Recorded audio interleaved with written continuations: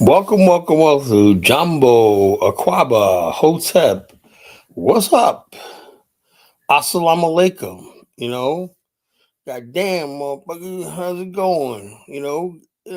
So a whole bunch of greetings to you tonight, however you want to think. I can say Hotep, if I can say Aquaba, I can say Jumbo, I can say Assalamu alaikum. However, I'm gonna greet you in everywhere you want to greet it to.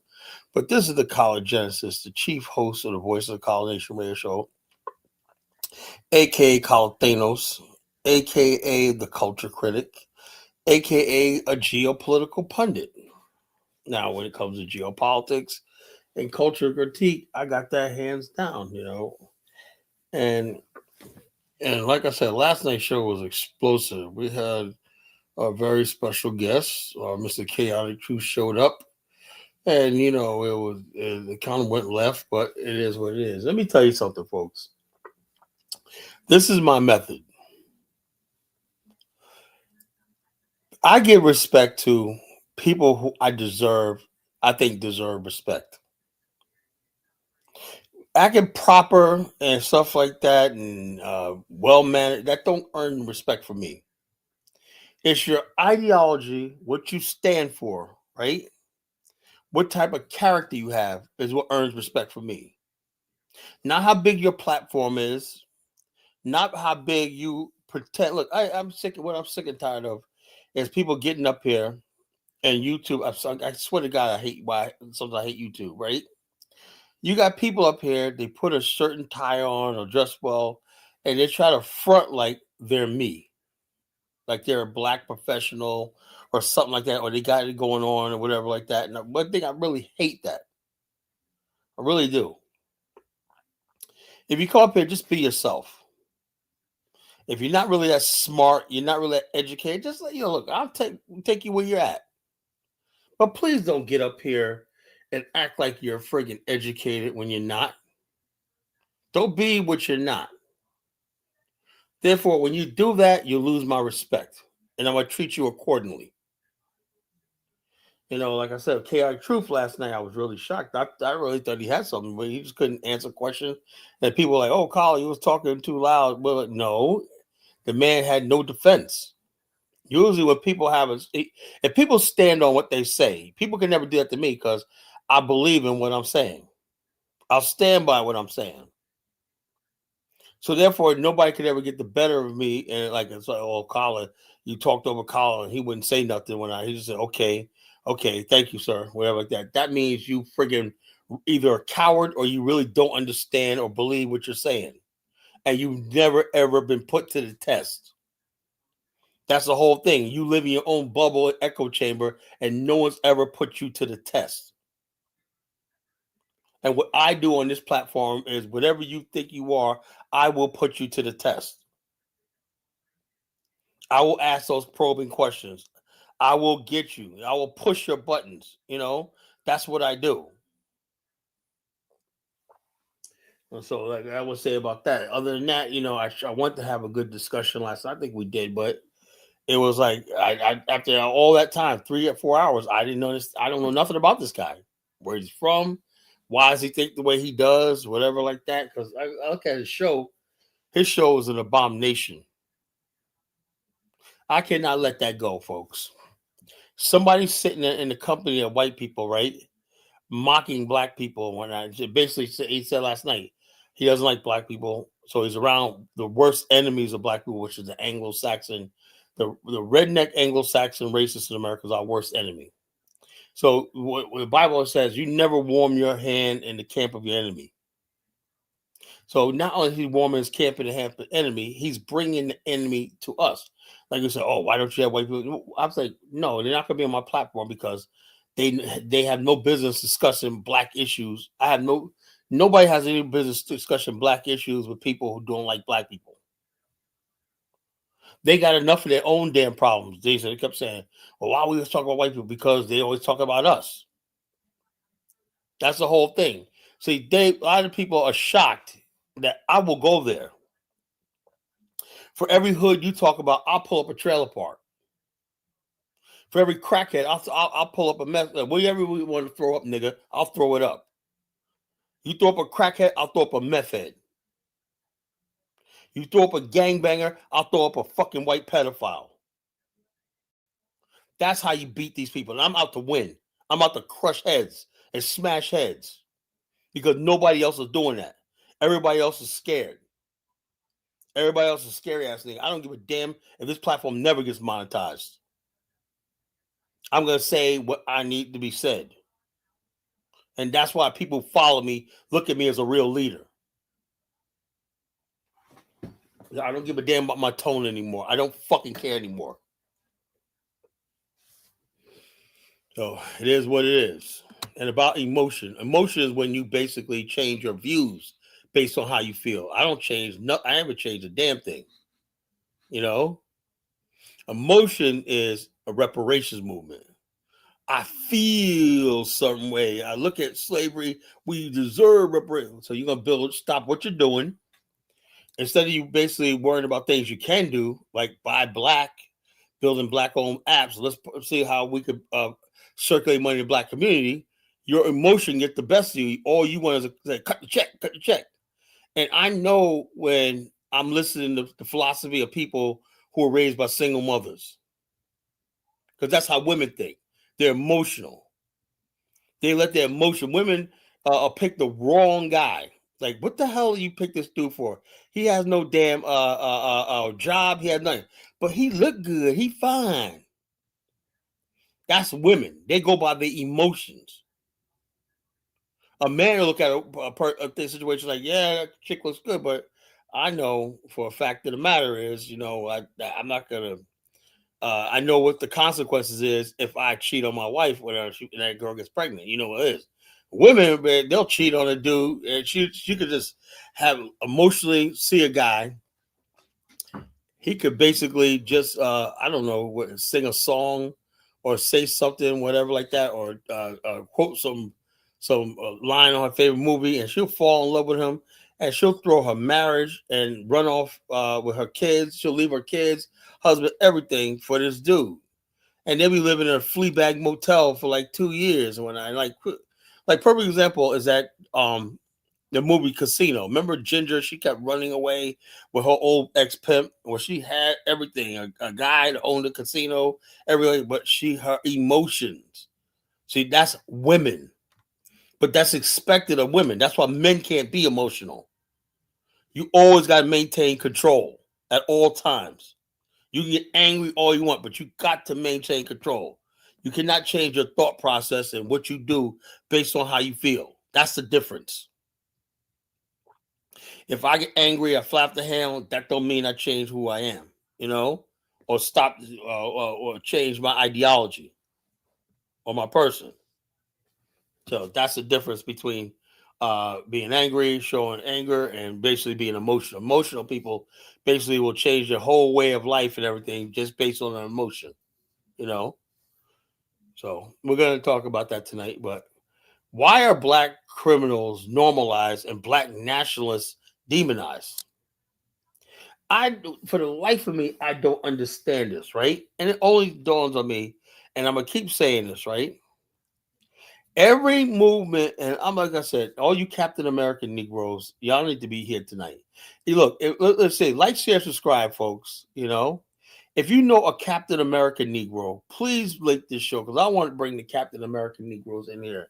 You flag saluting niggas, I want to bring y'all in here tonight for an ass kiss, an ass slashing. Every country you see on this earth, every successful people, right, have been led by people who are nationalists. What are not? It's either ethno nationalists, religious nationalists, racial nationalists, cultural nationalists, heritage nationalists. Have been led by nationalists. George Washington, Thomas Jefferson, and Ben Franklin were white American nationalists. Do you know when this country was founded that less than like 40% of people supported the American Revolution and the rebel cause? But the nationalists knew they were on the right side of history, so they pressed on. Now, you look at America, you would not know that 40% of people 60% of people were loyalists to the King of England. They're like, oh, I guess George Washington said something. That's how people are. When you prove to them that you were right all along, they come by your side. That's why I said when people say, Colin, why you talk about Africa? Because I know one day I'm gonna be proven right. But a nationalist sticks to his guns. He sticks to what he knows is right. And he does not waver. He doesn't give a damn like me. If you think you're gonna come up here and talk all this nonsense and you're gonna get me to change my mind, you are wasting your time. I 100,000% believe in what I'm saying. And I don't give a damn who knows it. So therefore, I want to ask a question, right? Why are criminals normalized? Why is it that it's okay for mainstream America to talk about fucking like this, like for FBA? That's what I said. That's the FBA, the losers. I mean, they're our short bus children, our special children. The FBA, they're our short bus children. I mean, they're the people in Black America that those are them Bebe's kids over there. FBA are Bebe's kids. Forever Bebe. I'm gonna find out how do you call them Bebe's kids. Fooling Bebe's. Bebe's. What can I say for A? I got one. But FBA are Bebe's kids.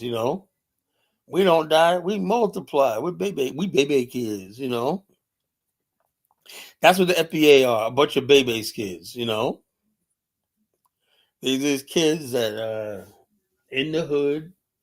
Many of them have they be like 18 years old, still got a third grade reading level, like King Divine here. But it's okay. We love them. They're our special children. King David rides a short bus to school every week, every morning, right? It's like King David, King Divine. I didn't know you was a retard. And what do you think? I'm an FBA. Of course I'm a retard, man. I thought, don't you know? I'm FBA. You know,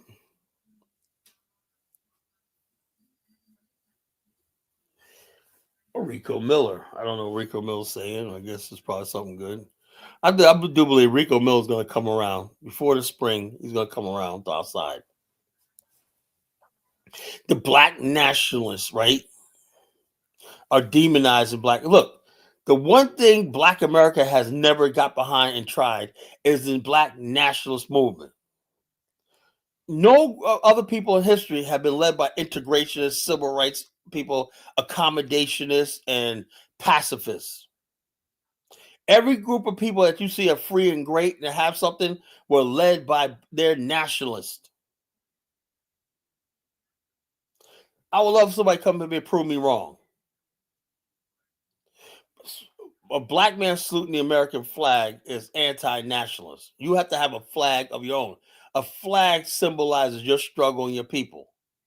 The American red, white, blue flag symbolizes another people, the Anglo-Saxons, who inhabit this continent. That's their flag. So when I see a Negro with a flag in his friggin' profile picture, it gives me pause for concern. The Black Nationalist, time for the Black Nationalist movement. And what gets me is this. I'm trying to give the Black Nationalist movement a real boost because I realize a lot of people who call themselves Black Nationalists were not Black Nationalists, they were clowns, over the years. They really are. Another thing I want to say is this. There's got to be, and it's all you people who are nationalists, whatever like that. I'm going to talk to my nationalist community, my Pan-African community, because Pan-African and nationalism go hand in hand. You got to be a nationalist before you're a Pan-Africanist. You got to believe in such thing as Black people are people in a nation, and deserve a nation to be a nation. Then you can have Pan-Africanism from a position of power and strength. There's got to be some sort of way where we have to have structure and hierarchy. Somebody can't look. This is what I'm going to start enforcing on this platform, right? Uh, uh, I'm with you, bro. No white immigrants. I'm with you, Rico. So we bleed on something. And Afghanistan will be an African American nation state. If anybody else comes there, they got to wait in line. They can be there, but citizenship should be for African American. That's what I believe. Um, there's too many people. The American flag is not your flag, fool. That's a problem. This is a problem right here. The there's too many people who come around our sites and they think because they get up on a panel and talk to us, they're one of us. No more.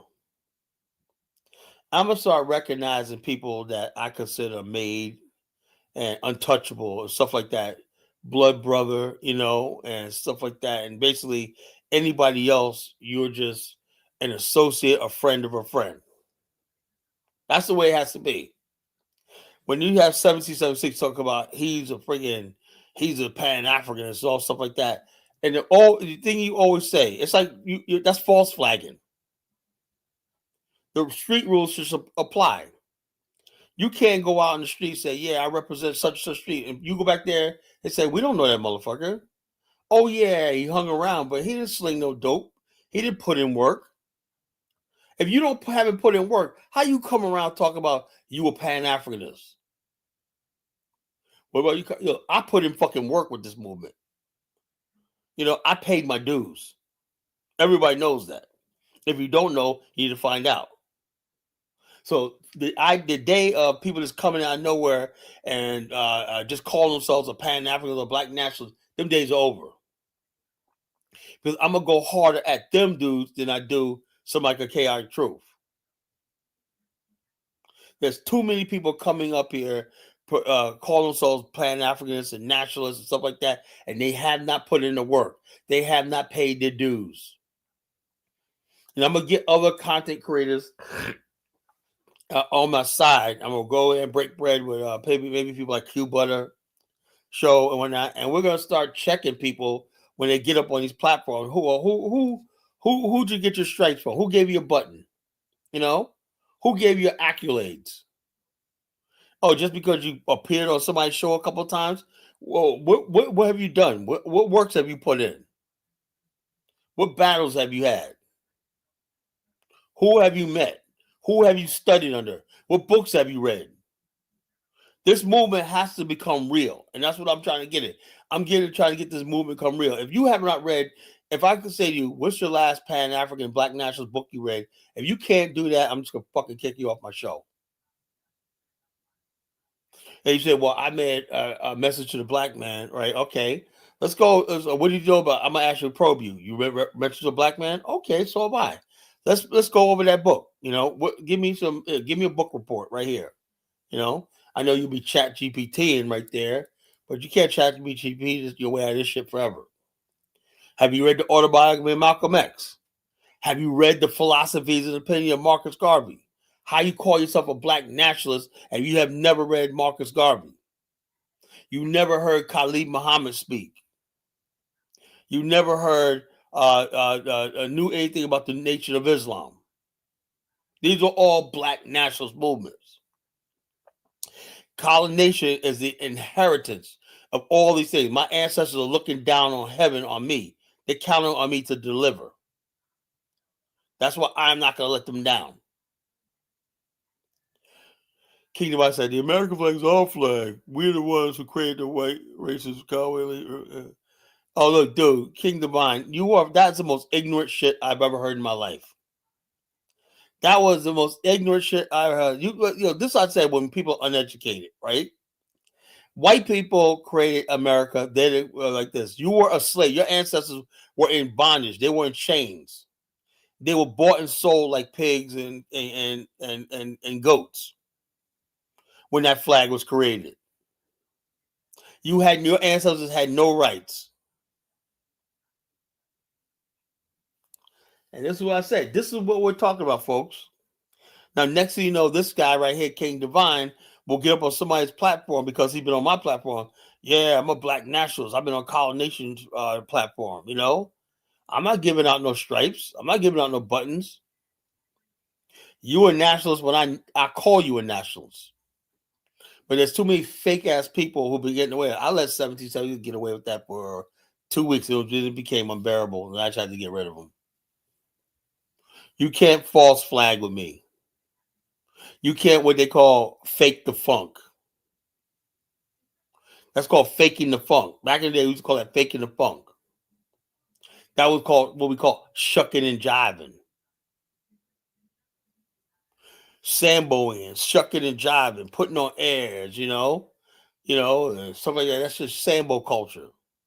You shucking and jiving. You ain't a Pan African, but you can say it because no one's going to check you. Now I'm here to check people. So it is what it is. King Divine, man. Like I said, and also when you see ignorant people like King Divine, you got to start checking people like this. This fool actually believes that black people, the Star Spangled Banner belongs to black people. This dude, man, is on crack.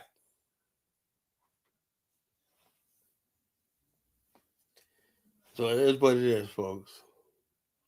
But the greater question is, back to the monologue, is why are people, the black criminals, the deviants, the fools, the bad element in Black America, the degenerates, are always praised.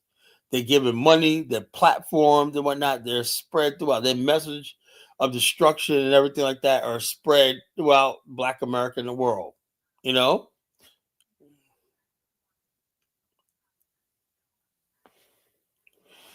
So the bottom line, I don't think you could be too ultra militant. I don't care. You can be militant you want. But anytime you got a society that will accept P. Diddy, 50 Cent, Jay-Z, a fucking drug dealer from Marcy, Snoop Dogg is always fucking high. This dude always fucking high. He's on every award show sitting down saying shizzle my nigga in his 50s. But it's okay. We're gonna see next you're gonna see Big Meech. He's probably gonna host the Grammys. Why not? Imagine you're gonna have Big Meech and 50 Cent 50 up there hosting the Grammys, right? Giving our word. Oh, you might see Big Meech on as one of the judges on America's Got Talent or whatever like that, or American Idol. But College Genesis? Oh no, I'm the devil. I'm a black nationalist. I'm the devil. You know, if I'm an inarticulate mushmouth, we're not charlatan, right? Why are you on my platform? Why are you on my platform, Aboriginal Thunder? Why are you here? That how stupid you sound? If I'm all these things, why do you listen to me? Why you come here? So, like I said, you got people like this here, and they don't understand. They fall right into my fucking trap. I say these things, I know it triggers them. They react, and I'm like, damn, well, you really feel like that. Like me, if I don't like what somebody's saying on a YouTube channel, I just scroll right past. I don't see shit. Don't anybody watch the Grammys or the Million Award you lost? Like just the Africans is what the hell King Divine is? King Divine, King Undivine, Philly Yard Vibes. I guess that's a Jamaican dude. Big up, bro. My Rasta brother. My Rasta brother. He related to Akon Fire. You feel me? You feel me? You feel me? Icon Fire. Where's Icon Fire, man? I know you listening, nigga. Call in. Aboriginal Seminole FBA Nation, you got to go. You said you're Aboriginal Seminole and FBA. Goodbye for good. I'm sorry. You are an abomination. You are gone. That's how we do around here. I don't play with that Aboriginal, Indian, we're not African crap. You are gone. I don't play with it, whatever like that. I'm not going to entertain it. So go elsewhere. This is a black nationalist thing. This is a Pan-Africanist platform. This is a platform for people who know who they are and are proud of their black African roots and heritage. That's the people I want to talk to. I don't want to deal with race traders. You race trains can go to hell for all I care. So goodbye. Goodbye. Have a nice life. Nice seeing you. You know. But you're not gonna stick around for the next few hours talking to me. It's not gonna happen. You know. There are no damn black Indians, right? The only black Indians were King Divine. You're black as the ace of spades. You're not no Indian, right? The only time there were black Indians were Indians used to own slaves.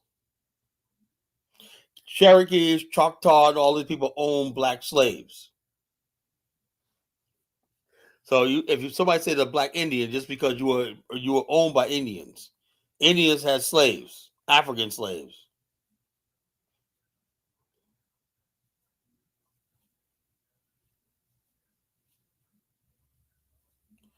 I'm a descendant of Africans. By Kennedy family legacy, yeah, you know. Oh, well, yeah. So Kennedy's family was bootleg. Yeah, it's okay if you're Al Capone. The Al Capone family got a lot of businesses in Chicago to this day. You know, Bumpy Johnson. I mean, look, you got Forrest Whitaker playing Bumpy Johnson. You know, the man who introduced heroin to Harlem. The man who basically built a $50 million a year empire, in today's term, like $200 million empire, exploiting black people. But he's honored with his own TV series, The Godfather of Harlem. We have yet to get a TV series on Marcus Garvey. We don't have a TV series on Malcolm X.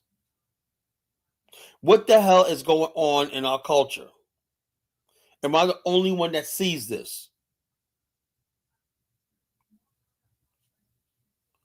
That's why I said, well, I tell people, do not talk to me about this culture right here in America, because I don't buy any of this crap.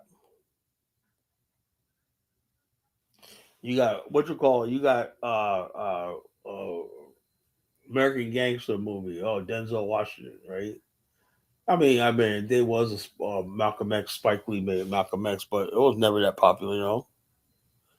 Malcolm X, actually, he was not a god, but he was a brother Malcolm, you know. But they have a TV series on Hulu. It's not Hulu no more. Somebody bought Hulu. I forgot who bought Hulu. I think Paramount, Disney bought Hulu, right? And basically, it was the Godfather of Harlem. You know, no, I think Netflix, but I don't know who bought Hulu. Netflix buy Hulu? Well, I don't know. Somebody tell me. The Godfather of Harlem, right? Bumpy Johnson was a murderer. He was a drug dealer. He was a pimp. He was all these things or not, but he's honored and worshipped, right? White people, the white man will let you. And I'm gonna tell you, I'm gonna give you a history of this stuff, right? In the 1970s, right, coming out of the 60s, right, there was two things going on in Black America, right? There's a there was a Black Nationalist movement, right? Because the civil rights integration that had died by late 70s. Black Power movement, Black Nationalist movement, right? That was Black militant. We want to build schools out of which the Black Panther Party was formed, right? Um, then there was ghetto culture. Like Malcolm X said, he acknowledged that there was a ghetto uh, culture. When we're left to ourselves, most kids back in the days want to follow the lead of Malcolm X. Malcolm X has so much power. Look, let me tell you something. I don't think you guys are ready for what I'm about to say tonight. This is going to be one of the most explosive shows I've ever done, right? So I hope you're ready for what I'm about to say. Malcolm X was the only one, since no one has since him, right, was able to have this respect and the ear of the brothers in the streets. That's why he was so dangerous.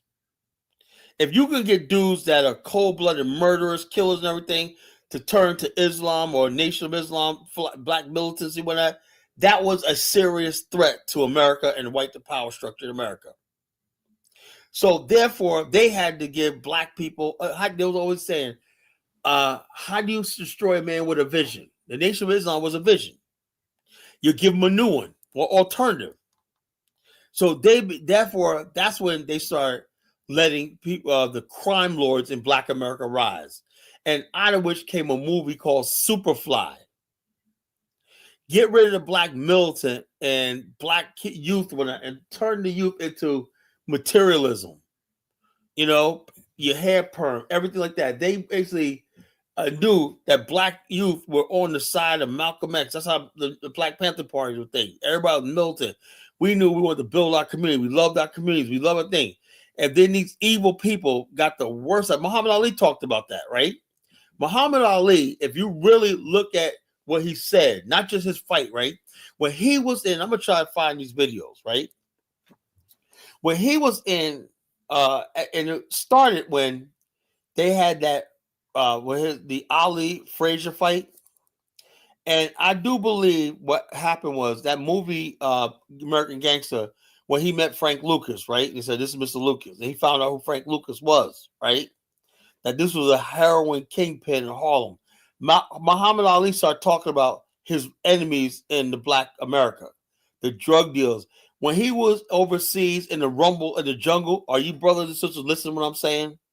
When he was overseas in the rumble in the jungle, he said, "Look, I'm over here and these people got nothing. They got dignity and poverty." He said, "But in Black America, we got a lot of bad people in our community that do evil things. For the longest time, we had a lot of evil people in our community, right? And what gets me is you had the good people, the nationalists, or the want to clean up. Newton wasn't a bad guy. The good people and everything like that want to do the college Genesis is not a bad guy. And then you got the evil people. White America always put their money behind evil. It was like that in the 90s, right? We had conscious hip hop and everything like that. I was a 5%er. I listened to 5% rap. Then out of nowhere, all the big our type of hip hop, our type of rap music died. You know, when we named our music hip hop, right? We gave it over to fucking white people and everybody and mainstream. The term hip hop is a mainstream thing. When we talk about black culture, street culture, rap music.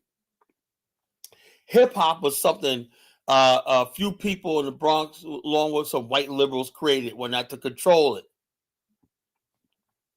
So when people say, "Oh, Kool Herc created hip hop," no, he created something that white people could identify because we didn't have a name for hip hop. It was just our music. We didn't call it hip hop. It was something we did. So therefore, 5% rap was not considered no damn hip hop. You know, they'll talk about 5% stuff, Sun Moon Stars. All that was gone for party music. And then in the late 80s, when they started giving record contracts, they weren't giving contracts to people who were talking about the beauty of the black woman and shit like that. You want a record deal, you had to be talking about bitches and holes and blunts. The worst element became monetized.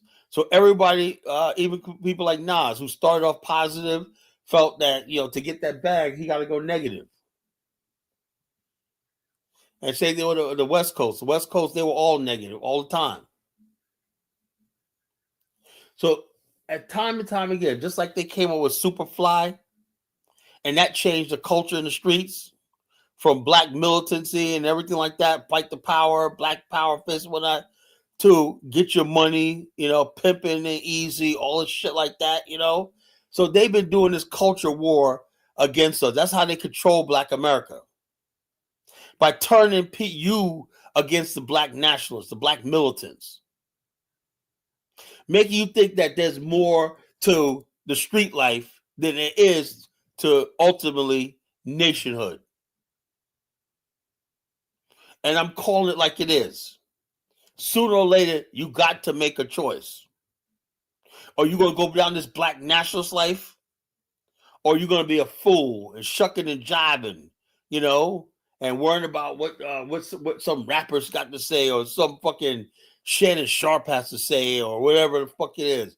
Shaquille O'Neal, those other clowns that they put out there for you. You got to make a choice. And to the white people out there, not all of us are a bunch of Shannon Sharps. I want you to know that. They really do think that, oh, they look at the black man on television. That's very deceptive. Because it look like black people are just black men in America. And I talk to black men every day, offline, whatever like that. Black men in America are not no any joke. I don't know who told anybody that. They're not no fucking joke. I talk to strong black men every freaking day. So if you think we're a bunch of Shannon Sharps, Shaquille O'Neals, and Snoop Dogs, you are sadly mistaken. I know black nationalism is going to make a comeback. And basically, we're going to finally have redemption and liberation.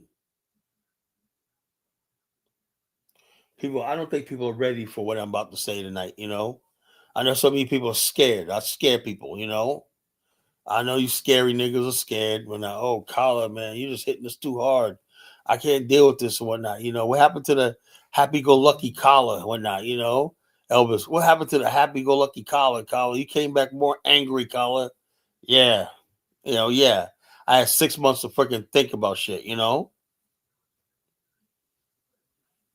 the Nation of Islam, for the most part, was a good organization. A few people at the top mismanaged money, but the Nation of Islam is always going to be, to me, the number one black organization that ever existed. The many people I will talk about it, I never forced to become a Muslim, but I consider myself fruit of Islam. I would not be here today if it wasn't for the Nation of Islam. The Nation of Islam is okay in my book. They taught me respect for the black woman. They taught me how to work hard and do all the stuff like this. They taught me to worry about the black nation. I like the Black Panthers, but the thing about the Black Panthers were they were young. And you know the sad part about the black? I'm glad you asked that, DK. Is the Panthers were young. These were kids, 19, 20 years old. They were misguided, right? They was misguided, and 12th man, hey, look, I don't believe in any freaking conspiracy about the Nation of Islam, I know the organization. Read C. Eric Lincoln's The Black Muslims in America. That's all you need to do. The Black Panther Party, unfortunately, by the late 60s, was hijacked by these social justice warriors, The Black Panther Party, they were okay, but they were hijacked by these liberals, these communists, these Marxists, and these social justice warriors.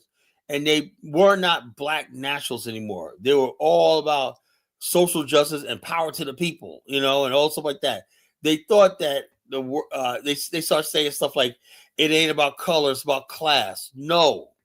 That's why 2026, black people feel like they're alone. We thought it was about class, not color. No, it's about color, and race. It always has, always will be. So the Black Panthers made a mistake getting with these leftists and whatnot, these white people and everything like that, and becoming like a mainstream Huey Newton, all these other people fighting for justice. But no, you have to fight for freaking Fred Hampton was a kid. I looked at his speech when he was a young man with no life experience. It ain't about the people. It's about look, you're in Chicago, right? He didn't understand. He was in Chicago. Chicago was dying off in the 60s, right? It was massive poverty, black and white and whatnot. Okay, how I solved that, we simply don't know.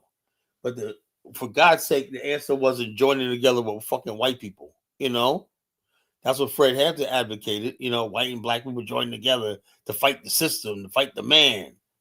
In the radical black movement, when they steered off from black nationalist politics of building a nation, nation building in Black America, to social justice.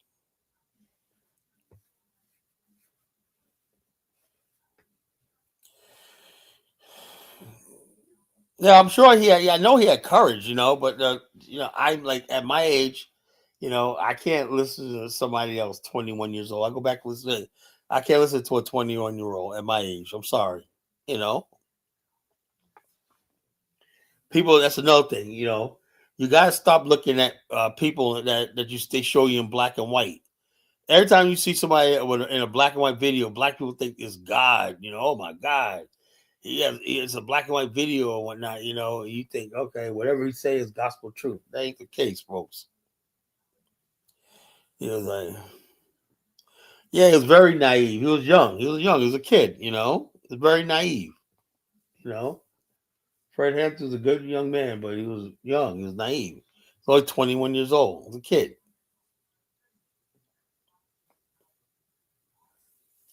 But yeah, so the question is, why are criminals and deviants, normalized and celebrated, but black nationalists are erased from history? Wisdom does have freaking have age. With age comes wisdom. You have to be out there. I don't know what you talk about N1B1. Age comes from life. I'm not the man. I'm 58. I'm not the man I was at 38. Those 20 years, I've learned so much.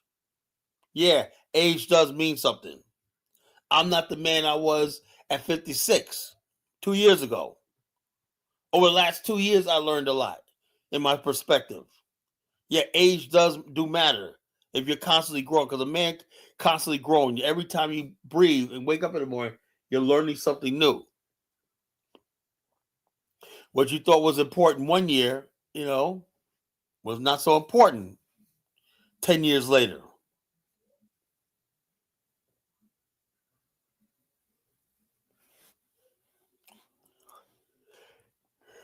That's the whole thing. Oh yeah, we young people, we got to figure it out, but old people, no. Young people do not have it. Young people need guidance.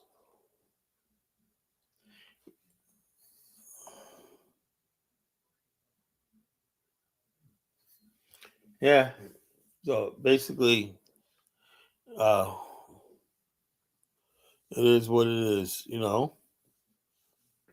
Had and Fred Hampton wasn't even a nationalist. He was really no threat to them. Well, he symbolized. Just look. I think a lot of it was the name, the Black Panther Party and stuff like that. When you look at Fred Hampton, he was very, very moderate. He was very moderate. It was nothing. It's this is a sad situation. He was very moderate.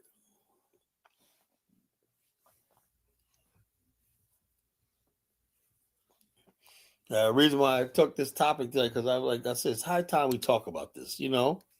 Why is the degenerates in Black America normalized, celebrated? Why do we have degeneracy in Black America so celebrated and normalized? But God forbid if you're a Black nationalist, right? God damn, if you're a Black nationalist, right? Something's wrong with you. Are you kidding me? You making white folks uncomfortable. That's what the fucking thing I hate the most, right? Is the black people tell me, Carla, you make white people uncomfortable. I don't care about that.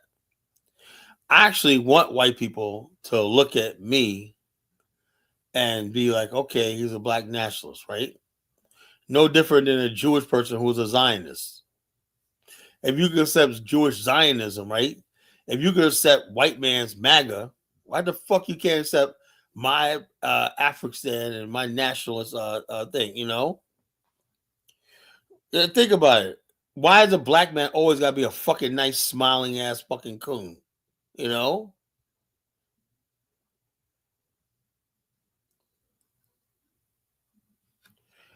you got people like out there. Oh yeah, Barack Obama, the worst thing that ever happened to us. Barack Obama, that smiling, long teeth motherfucker. That's what they think. Black men. We got to be Barack Obama. We got to be Shaquille O'Neal. We got to be Kobe Bryant. We got to be fucking LeBron James. Also like that. Look, I'm serious. I'm fucking serious. Every time you meet somebody white, you try to be cool with everybody, right? But they only come to you like, oh, like they're rapping and whatnot. I don't want to fucking. I hate when white people ask me about some latest rap song. I said, I don't know about that shit. Or they ask you about my team. I don't have a fucking football team. You know, And they're like, "Oh, you must be one of them black radicals." No, I'm just a black nationalist. I don't give a shit about what goes on in this culture in America. I'm a separatist. It is what it is, folks.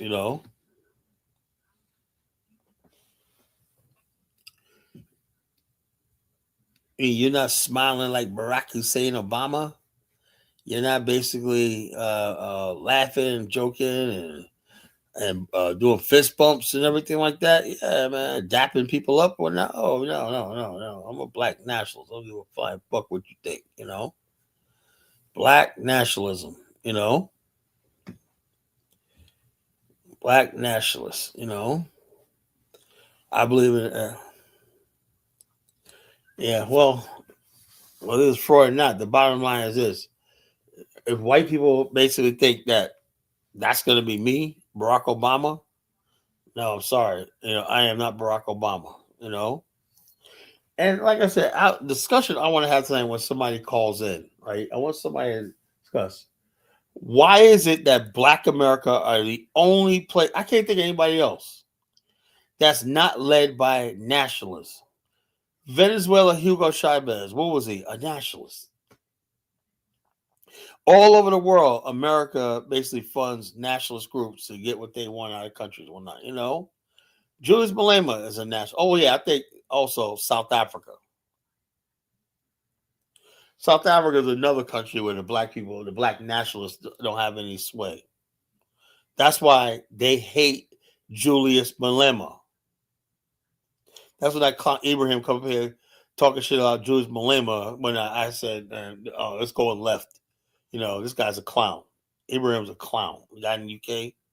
Well, Julius Malema is a black nationalist. Say what you want about him. I don't agree with everything Juju says, but he is a black nationalist. Do you understand where I'm coming from tonight? Do you understand what the collegians is saying? A black nationalist believes in a black nation, a black government, a black education, black school system. You know, you cannot have a friggin' country if you don't have black nationals. I want to see Nigerians become a black nationalist country. Yeah, yeah. South Africa, as beautiful as it is a ticking time bomb. Why? Because that black nationalist spirit is there. And it's festering. Malema is a friggin' Umar Johnson's a fucking clown. He's not a black nationalist. I guess he's a Pan African, whatever the fuck that means, wherever. A black nationalist wants a black nation. Sees black America, his people he comes from, as a nation. That's why I don't trust too many Pan Africans, right? A lot of Pan Africans don't want to see black America become a nation. That's like, oh, we're Pan African. I don't care about borders. I want to go to Africa and find my tribe, whatever. Like, no, get the fuck out of my face. You're a nation with the people you went through trials and tribulation with. I went through trials and tribulations. If your ancestors were picking cotton on these fields in America, you are my people. If your ancestors, if I go to the Congo, and I know our ancestors come from Angola and Congo, but those are no longer my people. My nation are the people that were enslaved in this country and brought here against their will. That's my black nation. Am I cool with a lot of other people? Yeah, fine. I'm cool with Ghanaians. I'm cool with Jamaicans. I'm cool with everybody else, but you're not my people. That's what it means to be a black nationalist. If you're a Jamaican, like I said, it's disheartening when I hear people like Ross Moisture, and Musa Moisture, whatever the fuck his name is, talking about he doesn't consider Haiti. He was born in Haiti. Wherever you say, that's where you make your stand. That's your people. That's your nation. And so Musa is a fucking traitor to Haiti, his land. I am a black nationalist. I am of a black American descent. And I want a black America to have their own nation on the African continent. So we're together. That's all. While we're in America, we work to that end. We build our communities there. We support black businesses and stuff like that. We get into politics that basically help our cause and build ourselves up and whatnot, make friends and alliances based on the fact that we are a people among ourselves, a nation. And also the most important fucking thing, we don't have any obligation to anybody but ourselves. This fake ass nigga running around calling himself a Black Panther about we're going to protect immigrants, all that's fake. The guy looks like a Puerto Rican to begin with. And this is what happens when we don't have black militants and nationals on the same page, vetting people. Anybody can get online and call themselves something. I said, where the fuck is Malik Zulu Shabazz? I lost his number. Where the fuck is Malik Zulu? You gonna let this clown talk for the Black Panther Party? This guy came out of nowhere. Like, is that the position of the new Black Panther Party? Y'all out there fucking talking about going toe to ice for fucking immigrants that don't fucking like us? We're Black nationalists. We only protect our own fucking community. Our obligation is not fucking getting out here on some social justice warrior shit, and following no celebrities and all that like that to fucking fight somebody else's war. The ICE issue is not our fucking problem. The Black nation is our problem.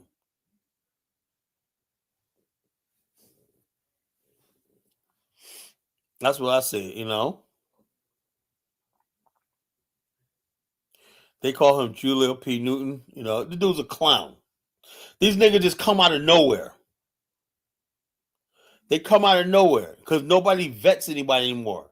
And we just let people get on platforms, running them out. We don't know where the fuck they come from and everything. We let people call like this, No, that's not. The Democratic Panther, but yeah, those are for your people. They know now.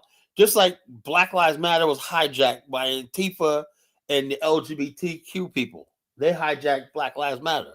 Now the Black Panther Party has been hijacked. So it is what it is, folks. This is tougher than you think. This age of social media has been tougher. That's why we gotta be adamant. I'm adamant about destroying people before they even get to that point.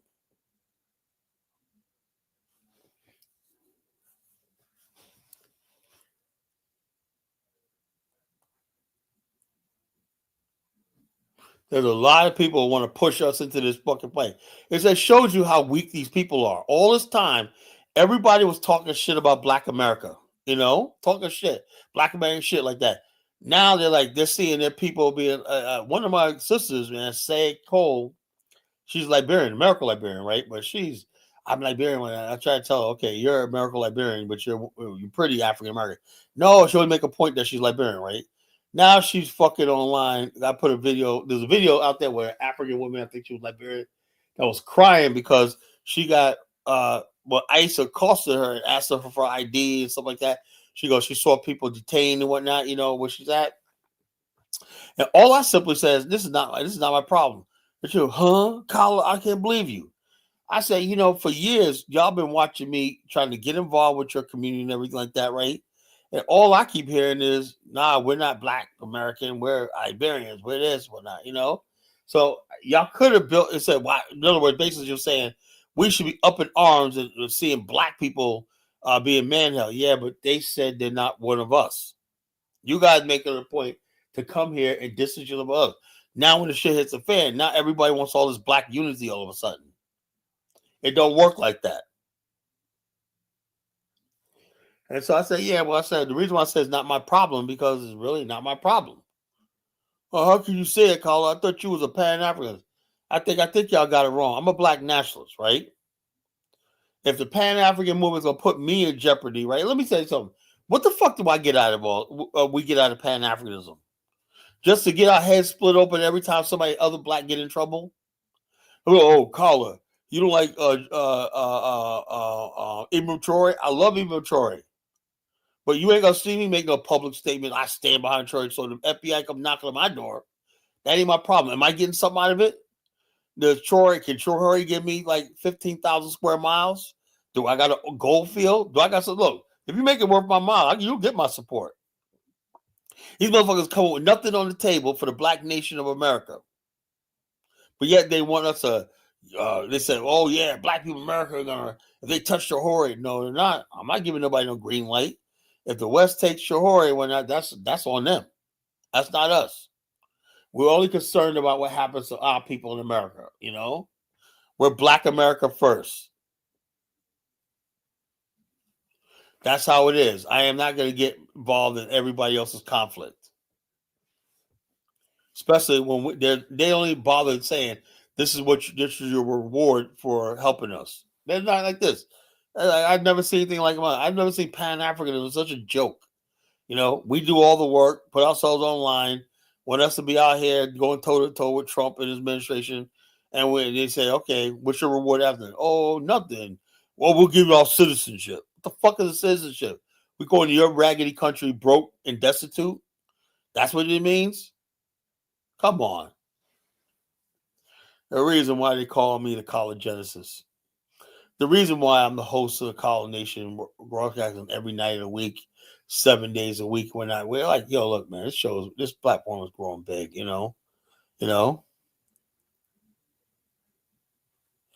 I know the FBI fucking watches me. I've already been told.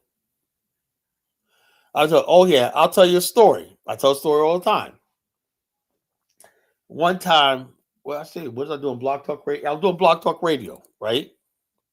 What year was this? 2014. Yeah. That was my last year on Blog Talk Radio, 2014. Ran from 2009, 2014, like 5 or 6 years. Anyway, I got this anonymous picture on my messenger, right? Not even linked to my to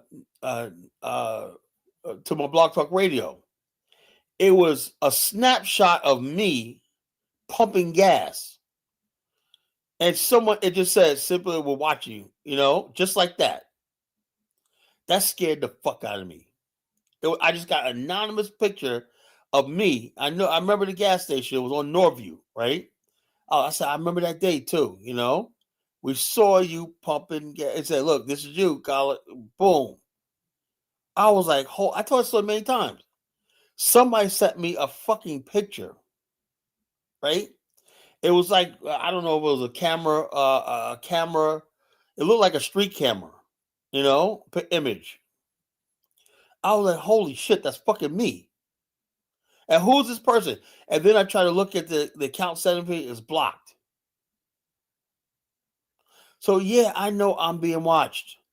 I've been told before I'm being watched. People are watching me. Government officials, the FBI got me on their list. I know that. But I'm not going to do anything to incriminate myself. If you think I'm going to get out there, yeah, man, let's rise up for Troy. Get the fuck out of here. Not me. You want to do that? Go right ahead. I am not fucking with this United States government while I'm on American soil. You got to be insane. I'll save my energy for when it's time to really fight. And it's going to be fighting for our people, not for some random cause somebody throws in my face, But yeah, so why are black nationalists demonized? Why are we the devil, But if you're a Snoop Dogg, you're a 50 Cent, you're Puff Daddy, Jay-Z, you can talk about your glory years, slinging drugs and whatnot. You can still do crip walking and whatnot and talk about gangster lean and all shit like that. It's all good. Coolio, Gangsta's Paradise and whatnot. They said Coolio, one of the best songs ever created, the Gangsta's Paradise, right? I'm saying it's so normalized. That's the number one song in white America and black America. Coolio's Gangsta Paradise. But when you talk about nation building lyrics, right? It should. A perfect example is this. Heavy D did a song that came out. What year was this? I try to think of it. 1998, I believe, right? It was called Black Coffee, No Sugar, No Cream. That's the type of girl I would say. It was a celebration of black women, right? That song was took out of rotation so fucking fast because people got offended by it. He was talking about black women, black coffee, no sugar, no cream. Basically, it's talking about unmixed black women. Heavy D, right? And I saw the change right then in the 90s, right?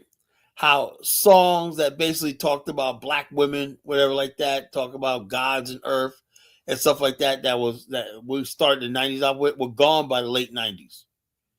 You could not talk about Bonita Applebaum and stuff like that, or my earth, my wisdom, and stuff like that.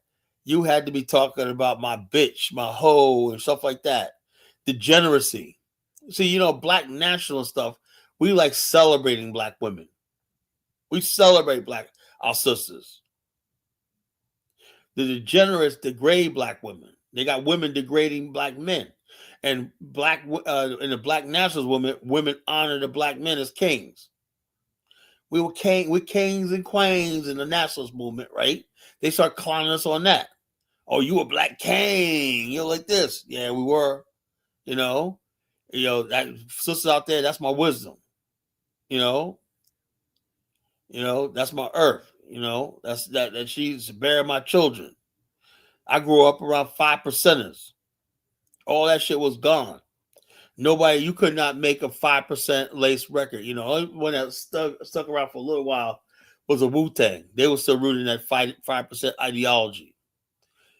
The media and thing and the establishment completely sanitized our music to get rid of 5% stuff, so we can talk about Cristal, bitches, Rolexes, Desert Eagle guns and whatnot, choppers, and all the destructive shit in Black America. Oh, you could make all the song and music about that all you want. But talking about nation building and stuff like that, oh no, that's beyond the pale. Black men coming together, black power, even mentioning black power, Or like I said, like when they were Public Enemy, their last song was "Fight the Power," "Fight the Power That Be." Remember that? All these people were just ostracized by the 90s, man. Public Enemy was gone. KRS-One was gone. Big Daddy Kane was gone. All these people were gone because they were talking about fucking 5% stuff like that, and black conscious stuff, So it is what it is, folks. That's our culture, right? You want to be a black criminal, you want to be a deviant, a fool, clown, and the bottom line is you get rewarded. And bling bends in the struggle.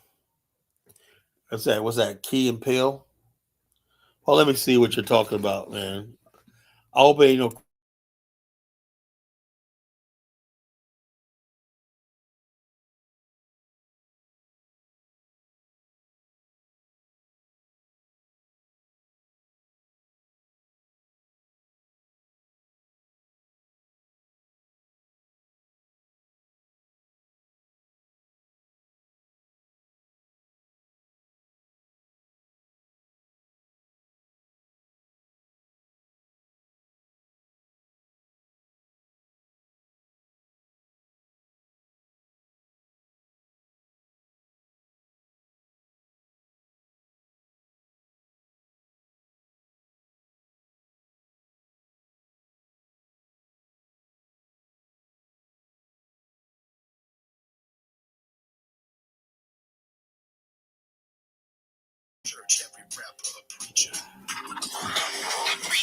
Yeah, I'm gonna play this all. I'm gonna play this over. I'm gonna play this.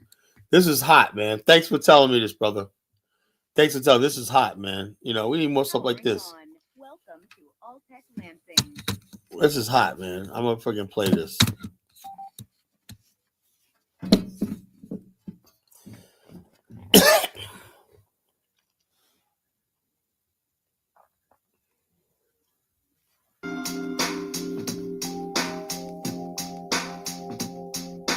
The struggle in the house, using words and rhymes to get through hard times. Yeah, come on. I came from the streets with nothing in my my pockets. No food, no books, no power in the sockets. Each battle I fight, a role model and a teacher. Hip hop, my church, every rapper a preacher. I preach from my ass, my verses, my sermons. The church is your mouth where I shoot my holy sperm in. You can take your role models, roll them on my meat. Bitches always on the menu when I go out to eat.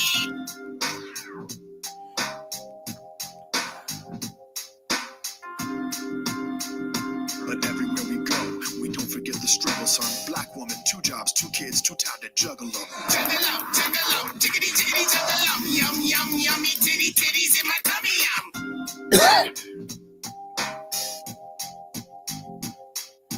Titties in my mouth, I got titties in my mouth, I got tig-go bitties from a bunch of...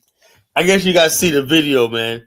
The bottom line, they're making fun of conscious rap versus ghetto ass street hood shit. You know, there was a constant battle between those two genres, right? The white man made sure that the ghetto ignorant shit won out because he put the millions and millions of dollars into the ghetto shit and tipped the scales. That's what changed our culture forever. The white man found the NWA, you know, as a counterpoint, as a counter to Public Enemy. This is what we're dealing with, folks. You know, my generation failed. The Gen Xers, we failed. I didn't fail, right? But it was like really, look, let me tell you something. I'm going to tell you my story, right? When I was a young man, right, I believed in the whole, yeah, we're black, we're power. I was like, I want to see my people liberated and whatnot, you know. Then basically I found out that there were forces out there, powerful forces that were working against what I was talking about.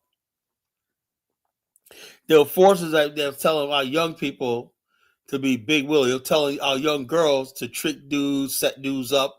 This was all going on and evil shit. There were forces out there that had young people at my age that had girls on the street turning tricks and whatnot, pimping and whatnot. Talking about I'm a PIMP and all stuff like that. There were dudes out there doing that. Like, look, I'm gonna tell you right now, folks. I seen the worst. I seen dudes give girls crack to get them hooked on crack, whatever. So they go out there and sell their bodies to make the money and stuff like that. I saw the change. I saw us go from a good people to a bad people. I saw it. That's why I'm so passionate about what I say.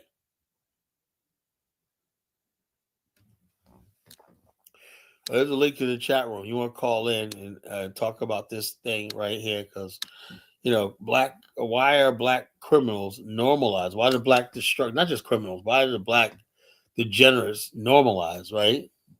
Why do people love the deadly clown so much, But black militants and whatnot, black nationalists, right? They can't. It's going to come a time where I think people are going to come to us, black nationalists, one last time for redemption. That's the only. I think black nationalists are the only thing that's going to save the day. Your integrationist, 80-something years of integration has failed. The integrationists basically won out because white America promised. Well, no, what I'm saying is this: hip hop gave all this stuff legitimacy. When you put something in music and it goes out to the youth and whatnot, So the bottom line is this: Principally don't understand because he's not a black American. He don't understand. So I get that. He's not one of us, so he don't understand what I'm talking about. And that's what you get with people. You deal with immigrants. They don't understand shit.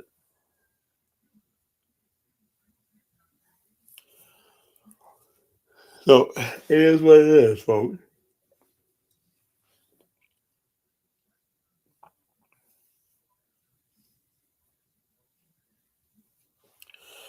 Well, I'm at it. Let me play some. Make the show go. Let me make some videos on.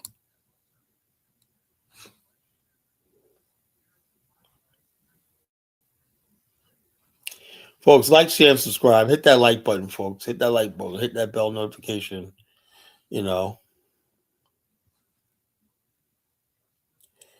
You know,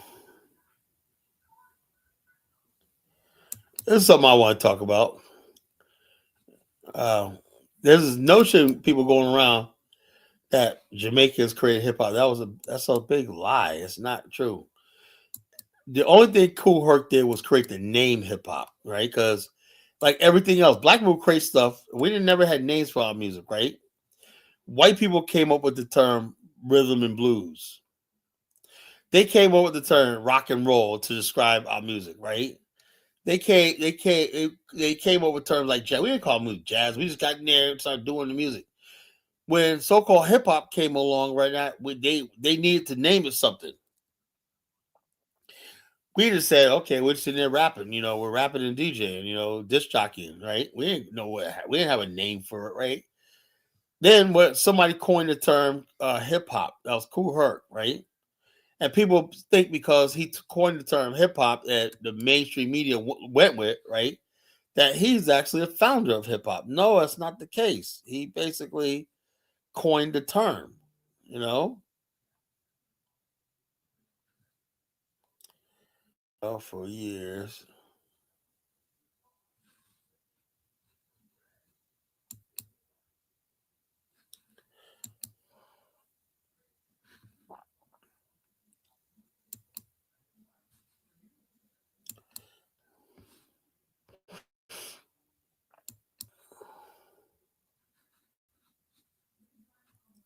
Before I get on here, let me get this guy, Mr. Al Morris.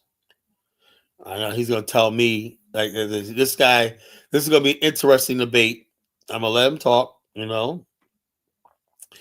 I didn't watch his mic check block, but Tariq, I don't agree with Tariq or nothing, but like the stuff I saw on mic check was spot on, you know. All right. Go ahead, Mr. Morris. What's going on with you, man? How you doing? I'm doing good. What's going on with you? Oh man, nothing much, man. Just making man. Got my beans cooking. Give me a little I hear you, man. black eyed pea, turkey necks right now. Black eyed peas ain't Yeah, New Year's. New Year's is over, man. You still eating black eyed peas, you know. New Year's is yeah, over, yeah. man. I check in with the navy beans, lima beans. That's my thing right there. I hear you, man. You're black. What can I say? You know, okay, what's on your mind? What do you think about the topic? Oh no, Now I was I just know you're a integrationist, conservative type of dude, right? no. I came. Yeah, we had the discussion about the integration, and we had that discussion before. But I was talking about Booker T. Washington and the conservative direction and all that type of stuff. Yeah, Now, so let me ask you a question, right? You seem like you're somewhat red, right? Can you yeah. name me a time in history that's successful that wasn't led by militant nationalists? You said, can I name a time for you in the No, history of the what? time in history, right? The Uh huh. French Revolution, you know, Uh huh. Uh huh. like this, you know, the American Revolution, right? All led Hmm. by what? Nationalists and Right. militant, Exactly. you know, Exactly. uncompromising, you know, a new nation is formed, you Right. know, a new reality comes out of it, right? The Chinese Revolution, right? The Right. Japanese Meiji period, right? When they formed the republic, that was led by Japanese nationalists. Why is it that the black man in America, right, are the only group of people that think being a conservative or liberal or integration or some sort of intellectual is going to do it instead of being nationalist? Why is that? Well, I would just say culture.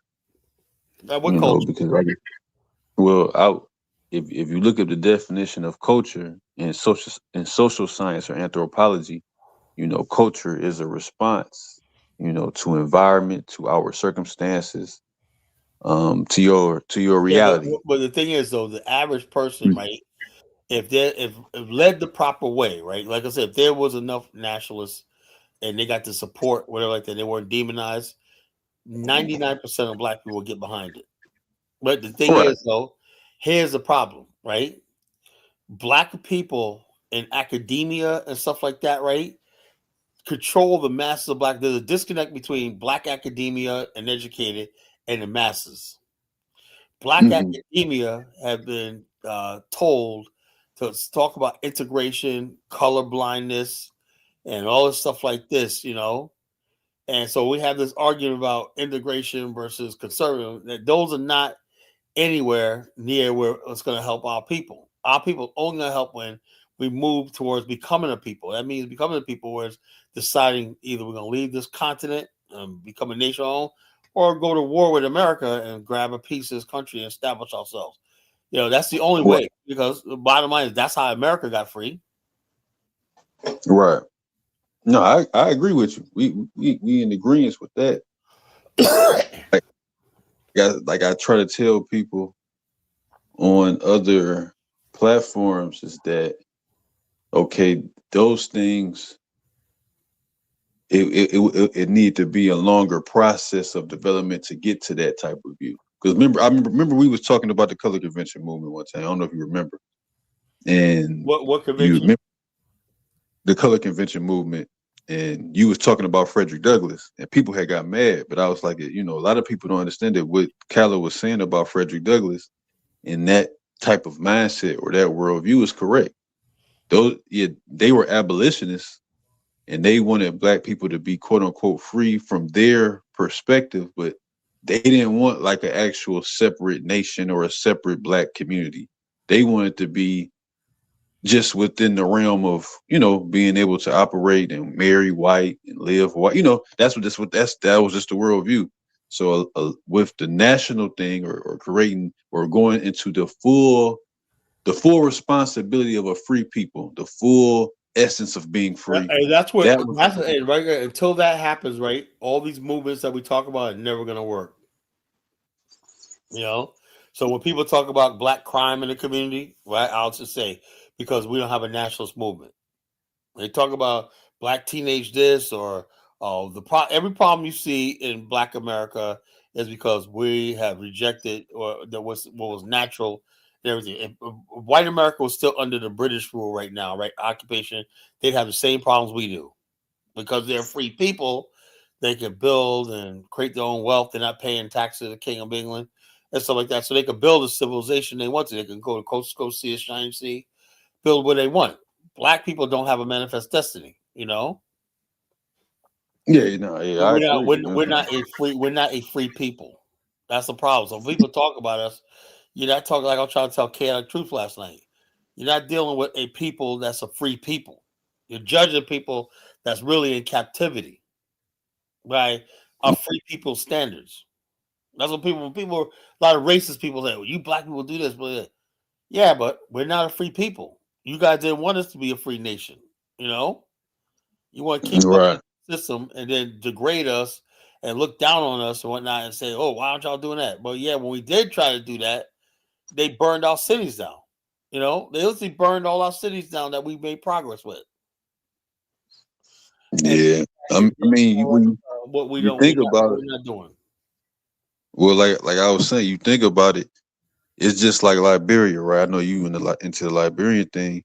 You had people that said, well, they would have went to Liberia if it was white folks there, you know, or you know, like it was people that said, well, yeah, I'll go to Liberia if it's white people there, or if it's white people kind of Well, like the running. percent of it was the people that went said there's no white people there. They left because it was so terrible in America right at that time. People were just you watch somebody that you was your neighbor, and next thing you know, he's strung up. You find him strung up on a tree pole, a light pole, whatever like that. You know that was America at the time. So going to Liberia was not as easy as you think. You know you had it cost a lot of money to leave when that Yeah, American government was not going to finance it. You know why? Because they still needed black labor.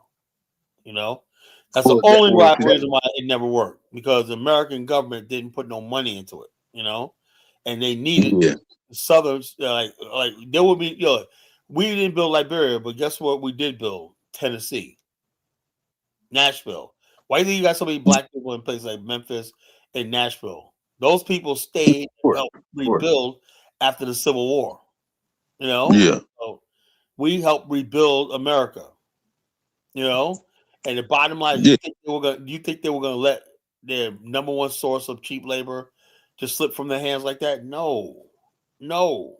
They look. They not only they didn't want us going to Liberia, they didn't want us going to Kansas and out west. They Yeah, want us exit the movement. flying to the south so we can be laboring and forever under white people. That's why you still, even to this day, white people have a certain level of wealth in the South, right? Because they're mostly the business people, the contractors, the master contractor, whatnot. Some black people have moved up as contractors, subcontractors, and doing well, But the main thing is, if you look at when a master plan is on, they're going to build a new road, highway. Like, let me give you a perfect example of what I'm talking about. There's a natural gas pipeline being planned going from West Virginia all the way down to like Georgia, right? And they don't talk about this on the media like that, but like I said, they basically along the way, the corridor of that, they're going to build new towns, everything, supply chains, warehouse, whatnot. Now, let me ask you a question. Did you hear anything about that? No, I haven't. Because the bottom line is they have a way of keeping all that to themselves. To this day, they're going to make sure no black people get involved. We're not going to be suppliers. We're not going to have because those terminals, when they do it, you got to have workers in those areas. Even when those terminals, you got to build a small town around it, to service that, where the workers are, You think anything of building towns where black people are going to populate? No, So the bottom line is this. Let me run this by you, and I asked this question to different people just to see what their response to this is. And this is what I say about maybe the conservative direction, or because I feel like this with the nationalist thing. And I brought up that mindset where you had people. I was matter of fact, I seen the video where this dude was reading from a book when black people first got free during that, when the Freedom Bureau was still in operation, right? And it was people that had learned about Liberia, but they said they wouldn't go over there unless it was white folks over there, whatever the case may be. But the thing about it, right? Okay, with the black conservative thing that was a gradual step. So, do you think, okay, if what the people down south was saying, okay, with this gradual, so okay, we got to build. So you came from this slavery thing, so we're gonna build you up in the independence where the bulk of the people say, okay, we can live under our own culture, under our own ingenuity. We never had that though. We never had that. Well, I'm saying gradually. I'm saying so. Yeah, the You're thing not is, gonna have it. hold up. Well, it has to be right and exact. You can't have gradual, because the white people never intended for black people to have anything. There was not no gradual. All that is people stringing people along, saying, "Oh, gradual like this," like Booker T. Washington. That sounds like a good idea, but the bottom line is this: white people still hold all the power, And the No, bottom I line is this. understand that. No, I understand that. I understand, but I'm saying it has to be. The thing about it is that okay, white people weren't the Han Chinese. They weren't the Arabs. They weren't the Turks. Where okay, you're not gonna have nothing. You're not gonna if you an oppressed people. If you the Uyghurs, if you the Hmong people. Well, they absolutely did do that. Look, do you understand? Do you understand how white people got control of the orange industry in Florida? Do you ever read Well, that story? no, I'm saying that. I'm saying okay, but I'm saying that in their world, we're gonna kill Martin Luther King. We're gonna kill Malcolm X. We're gonna kill Booker T. Washington. We're gonna kill those people. So it ain't no voice, ain't no fighting, ain't no 10% of the population gonna have no political position. Period. We're the Han, and if it's either you're gonna be up under us and follow our No, thing. my thing is this. My thing is this, right? White people, I don't care. What you're doing is you're legitimizing white people. I really don't think, one, they had any right bringing us here in the first place, and two, they whether we leave America or stay, it should be us. If people say stuff like they will go if there's white people there, it's because they're not educated. You have people coming out of slavery, they're not educated. Those people, you don't ask those type of people whether you just provide for them, you know. Well, no, I'm just no. What I'm saying, I'm my whole point of bringing up that person. I'm just saying that you had a mind. You still had a mindset that was cultivated from that was a response to your Let me ask environment you a question. that had to be walked off. How did Marcus Garvey create the largest black movement in history? Like 6 million people from the United States. Well, no, Hold on. What I I'm found saying, yeah, out, you what had I a found out percentage. was, despite the fact that the propaganda that nobody they had an interview with a couple of ignorant black people, right? Marcus Garvey movement, right, was all Hmm. about repatriation to Africa. He had almost 6 million people behind him. You cannot deny that. That was the truth. You know, my novel Journey to the Promised Land, right? It was about the voyage of 1878 from Charleston, South Carolina, right? That was the biggest Hmm. event in Black history, right? It was an exodus of 1878 to Liberia, Right. also in Liberia, right? My novel's based on that, Hmm. right? Right. That spurred the Garvey movement 40 years later because it was successful, you know. And then Garvey tried to build a steamship line. And not only that, he wanted to go to Liberia, he wanted to build. Black people wanted to go to places like Central America. They wanted to go to Haiti, Dominican Republic. They wanted to get there. You know how many black people had went to Paris? How many black people had went to Russia? You know how many black Americans had went to friggin' South Africa? You know how many black people had went to the Congo? They were all over the place. This idea that black people want to stay in America is a lie. You know, black nationalism has always been a dominant force in black people. Let me get this guy Kwame on. Go ahead, Kwame. Hey, peace, Colin. Go ahead. Uh, I ain't want to switch the topic, but Yeah, don't switch the topic. Like I'm on the topic right now. You know, I don't want to hear about the fucking Jamaicans and fucking that oh no, bullshit. no, no, no, I'm not talking about that. I was watching your live yesterday with Chaotic. Oh yeah, man. Oh, would that go too hard on them? Yeah, you went a little too hard on him. And that, that was my freaking point. I have no respect for them. And what I want to do is when I have people like that, I'm trying to break the spirit. But Colin, I think you could have, honed I his. am not trying to explain him. He's too far gone. All I want to do with people like him is destroy them. That's all. I People, hit. look, Kwame. Look, I don't know if you. I think you think I'm some nice guy, right? I'm not. But no, I'm just saying you I could am have not. gave him No, some. Kwame, I am not a nice guy. You know, I race understand that. traders, I want gone by any means.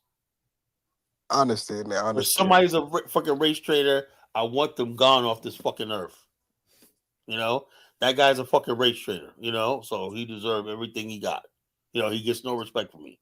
You know, now if you people disagree with me, that's fine. You know, I'll never do that to you or this guy Morris here because we may disagree, but like this. But if someone's an outright racist, shit he was saying and stuff I've been hearing him say on his show to black women and shit like that. No, you know, he does not deserve any respect from me.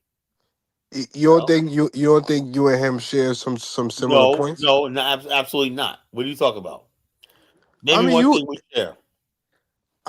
Chaotic feel like Africa is undeveloped. He feel like the West Well, is hold on. Look, hold up. First of all, he gets on here last night talking about Africa got 54 countries and they're gonna come over here and Africans are gonna replace Black Americans. So he talks out of two sides of his fucking mouth. right. You know, he talks out to me. I'm like this. If you're some way, be that, right? Don't talk out of two sides of your fucking mouth. 1 minute you're talking about. Then I ask him, okay, if that's the case, then why did Donald Trump suspend all the visas and shit like that from Nigeria? When I, oh no, why is it? I asked him another question. I said, why is it in my business, right? I got to call different companies. I got to get tech support, whatever like that, right? I'm usually talking to somebody in Dubai, India, or the Philippines, right? How come? When am I going to have the pride of one day of calling tech support, whatever like that, and I'm routed to somebody, customer service in fucking Nigeria? Right. But Kala, right? You always say the Western civilization is superior I to never said Western civilization superior, right? or I basically civilized look, or hold on. I said, civilized. hold on. I said, look, I said modern civilization superior, right? It just so happened that the West is the vanguard of modern civilization. Now you got Asia is stepping into that role. I'm looking more at Asia nowadays than that thing. Japan is to me more modernized and modern than Western civilization. You know, But so Kyle, don't why do you I? always say Africans eat with their feet, and you know, Oh yeah, well, I'm joking. I'm kidding, right? If I hurt people's feelings, I apologize. And I joke and whatnot, but I don't mean anything by it. I so mean, so why can't you don't feel like chaotic is joking too? I mean, no, he make no, jokes, chaotic is I don't. The thing that difference me, I don't hate Africans. He right? literally hates black people. No, I don't hate Africans. I mean, if you watch some of his shows, you know, Yeah, and I watch some of his shows. when he's And grilling the white whole people. thing is, hold on, Kwame. When you have white guys on your show that are racist, right? And you're basically throwing them red meat and so that talking about other black people and shit like that, and trying to basically admitting last night that he's trying to get closer to white people because he thinks they're gonna favor him. And that's a race traitor. I look in front of white people. You think? Do you actually my person? If a white person, I let a white person up here. Do you think I'm gonna let him talk about Nigerians or anybody else? Do you think I would do that? Nah, I don't know. All right, then that's the difference. You know, I I'm respect not gonna that. let somebody come up here and talk about another black person. That's not black. As simple as that. It's not gonna happen under my watch. And I'm Let not me. gonna stay and discuss black people's business with white people. When they got their own part, he kept saying, "Why are we talking about white people?" Because you guys, you spend all the time on your show talking about black people in front of white people. So let me talk about white people in front of you because I know they're listening. You know, Kyla, let me ask you a question, right? You don't think I see the title of your show. You don't think that's black people for like particularly the boule class and the underclass. no, Let me no, hold on. Let me lay my plate. I don't believe in class in Black America. There's no class. Hold on. Let me lay my plate, and then let me see if you agree. Right. For instance, like the boule class would demonize the black nationalists. Like No, that's a lie. hold on. Let me lay my plate. Like like the Malcolm X's, the Stokely, like the Pan Africans, like the Boule class don't they don't really are found, they frown upon like the radical Pan African, you know, All right, rep are you finishing RBG up? type Because of. are you finishing up? I'm gonna ask you. And then you got the underclass, which they are romanticized criminals. So in a sense, it's like it's like it's to me, it's like a power dynamic where these are all Let me ask black you a people. question. What would you consider Bumpy Johnson? Uh, well, a criminal. Yeah, but he was richer than all the fucking so-called boule, and he went to their societies. He went to their elite social clubs and whatnot, the country clubs, all shit like that. So, was he in the streets or was he not in the streets? He was in the streets. So, you know something? There was a lot of people, right, who you call boule, upper class, whatnot, that started off in the streets. You know, matter of fact, Madam Stephanie St. Clair, one of the richest black women ever. She's from the islands, right? She started the policy. She was a policy queen of Harlem. She was from the Virgin Islands. She started the policy queen of Harlem, and they basically end up opening the first black banks in New York. You know, so a lot of people, that start off as criminals became respectable people. Not respectable, but they moved into society and everything like that. So there was never really that so-called boule, bouge versus bourgeois. That was never, because everybody was Black America is different. There's people who were educated, but they were in the hood. They were in the streets, right? There were people who were not educated, right? But they may have friends and whatnot that are connected. You know, Black America is never one way. There was always this idea that there was a separate class of black people. Black people always, Kwame, right, interact with each other. You know where they interact with mostly? In the church. So let me ask you, You had Kyla. you had rich and poor and everybody else in one church. We're not in institutions, stuff like that. We've always been like that.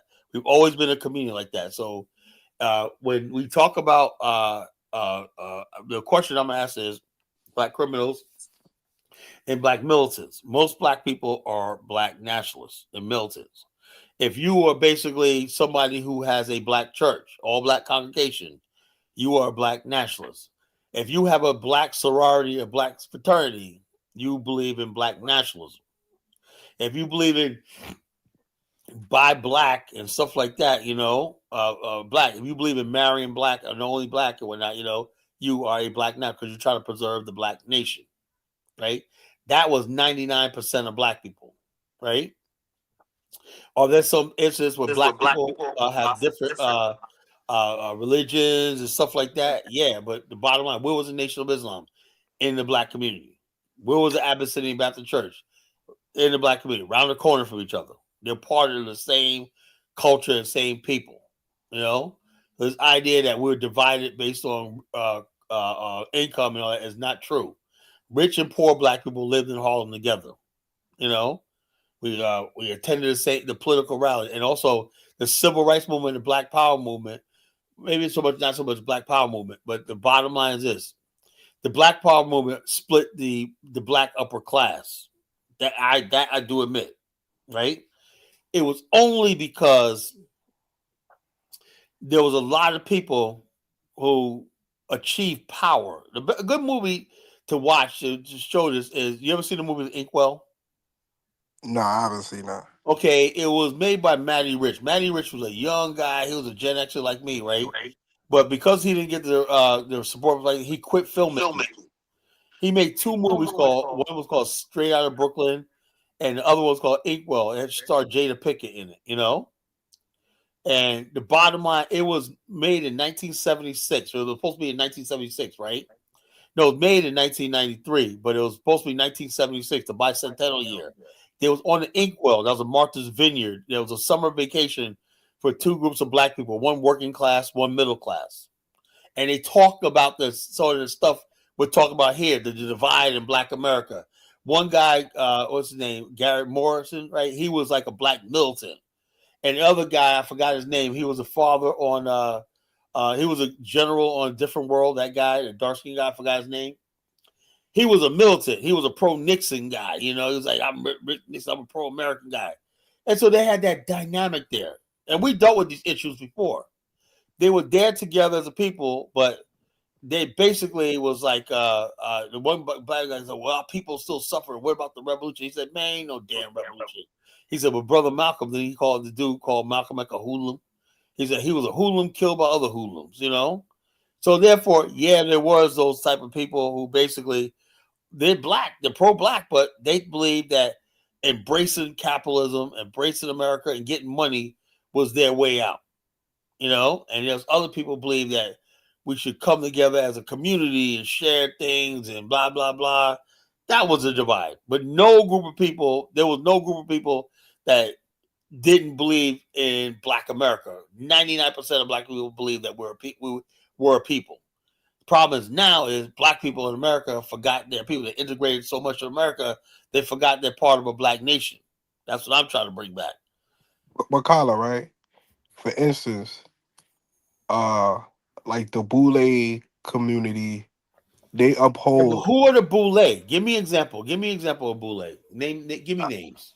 I'm talking about the people that they're more inclined to integration, uh, things like that. Okay, most Black people, right? The reality, Kwame, is when you have public schools, stuff like that, right? Black people, let me give you a perfect example I'm talking about. Carla, I just got 2 words. I couldn't even say my Okay, full well, let me sentence. say this. Let me stop you right there. I'm gonna let you back to your point, right?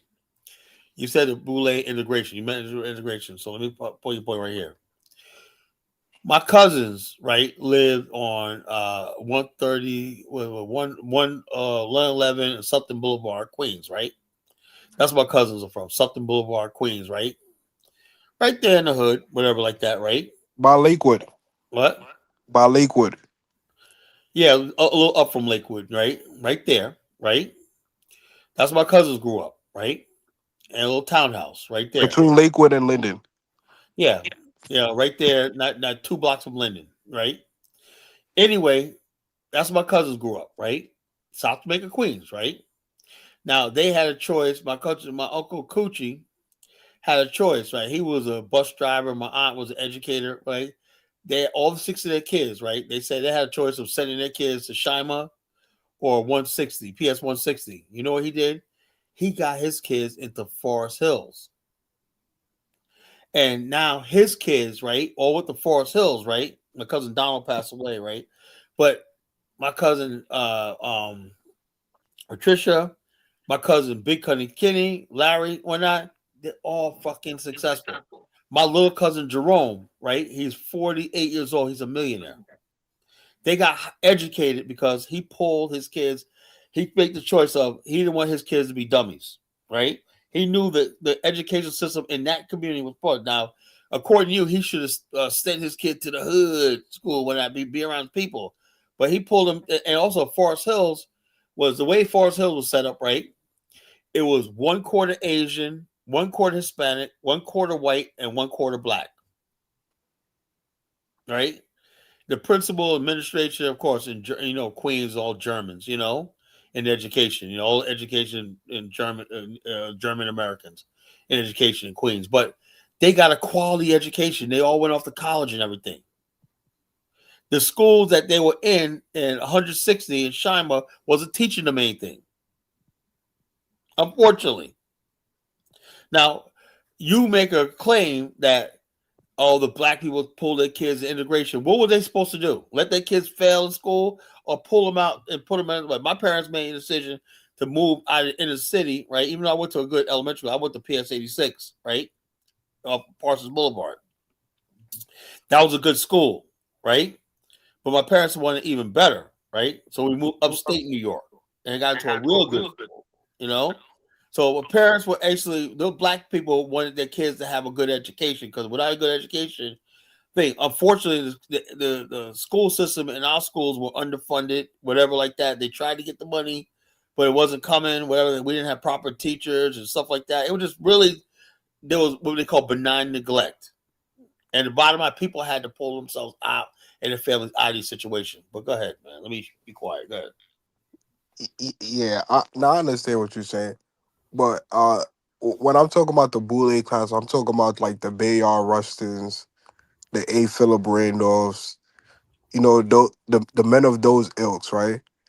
For instance, like we have movies about Bayard Rustin, like biopics about Bayard Rustin and Yeah, but those Ace. people did not really speak for Black America. Was about. Let me tell you something, Kwame. And you don't believe nothing I ever tell you, right? None of those people really meant shit to black people. My father always told me, he came to New York, right? I said, well, Dad, what would you think about civil rights? He said, man, I got arrived in New York in 1963. But was that the height of the civil rights movement and blah, blah, blah, blah, blah? He said, man, I came up here and worked as a longshoreman, right? I had to move in with your Aunt Betty, And then after a couple of years and whatnot, that same year I met your mother, right? We were dating. And then 3 years after I met your mother, you were born. I didn't listen to nobody. All I knew is I had to get out there and work because that's what a man was going to do. Because I had to feed you. I had my wife, a young wife, and a newborn son like you. I said, well, who did you follow? Blah blah blah. He said the only thing I followed was who was going to pay me a job. That's 99% of black people. All that stuff you talk about, who followed who and stuff like that, that was not reality. No, Colin. What I'm trying to say is, so why even mention these people? They were irrelevant. I mean, those was the the pioneers of the civil rights movement. Yeah, but hold up. Most black people were not affected by the civil rights movement. You understand that? My family came from North Carolina to New York City, right? Tell me what did the civil rights movement do for them? Not a lot in the northern states, but Not a thing. Not a thing. My father, he said back in the 50s, everybody was taking buses to New York or whatnot, resettling in New York City, millions of us, right? And so even when the South we came from wasn't even that segregated, right? When you see civil rights, when it was overblown, you only talk about the deep South, a few areas of the deep south, and they made it seem like that was all America and whatnot. People in New York were, in fact, black and white people were living in Queens in the same high-rise apartment buildings from the 1920s. Theodore LaGuardia, you have black people and white people living So in why they 20. were chasing them out of Roselle? What? Why they were chasing them out of Roselle? Who? The black people.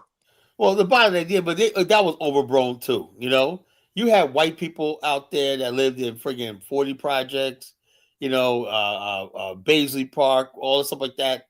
That was, you have black people living in those high-rise buildings on Queens Boulevard and Jamaica Avenue from the 1920s. And I was born in Mary Immaculate Hospital in Jamaica, Queens, right?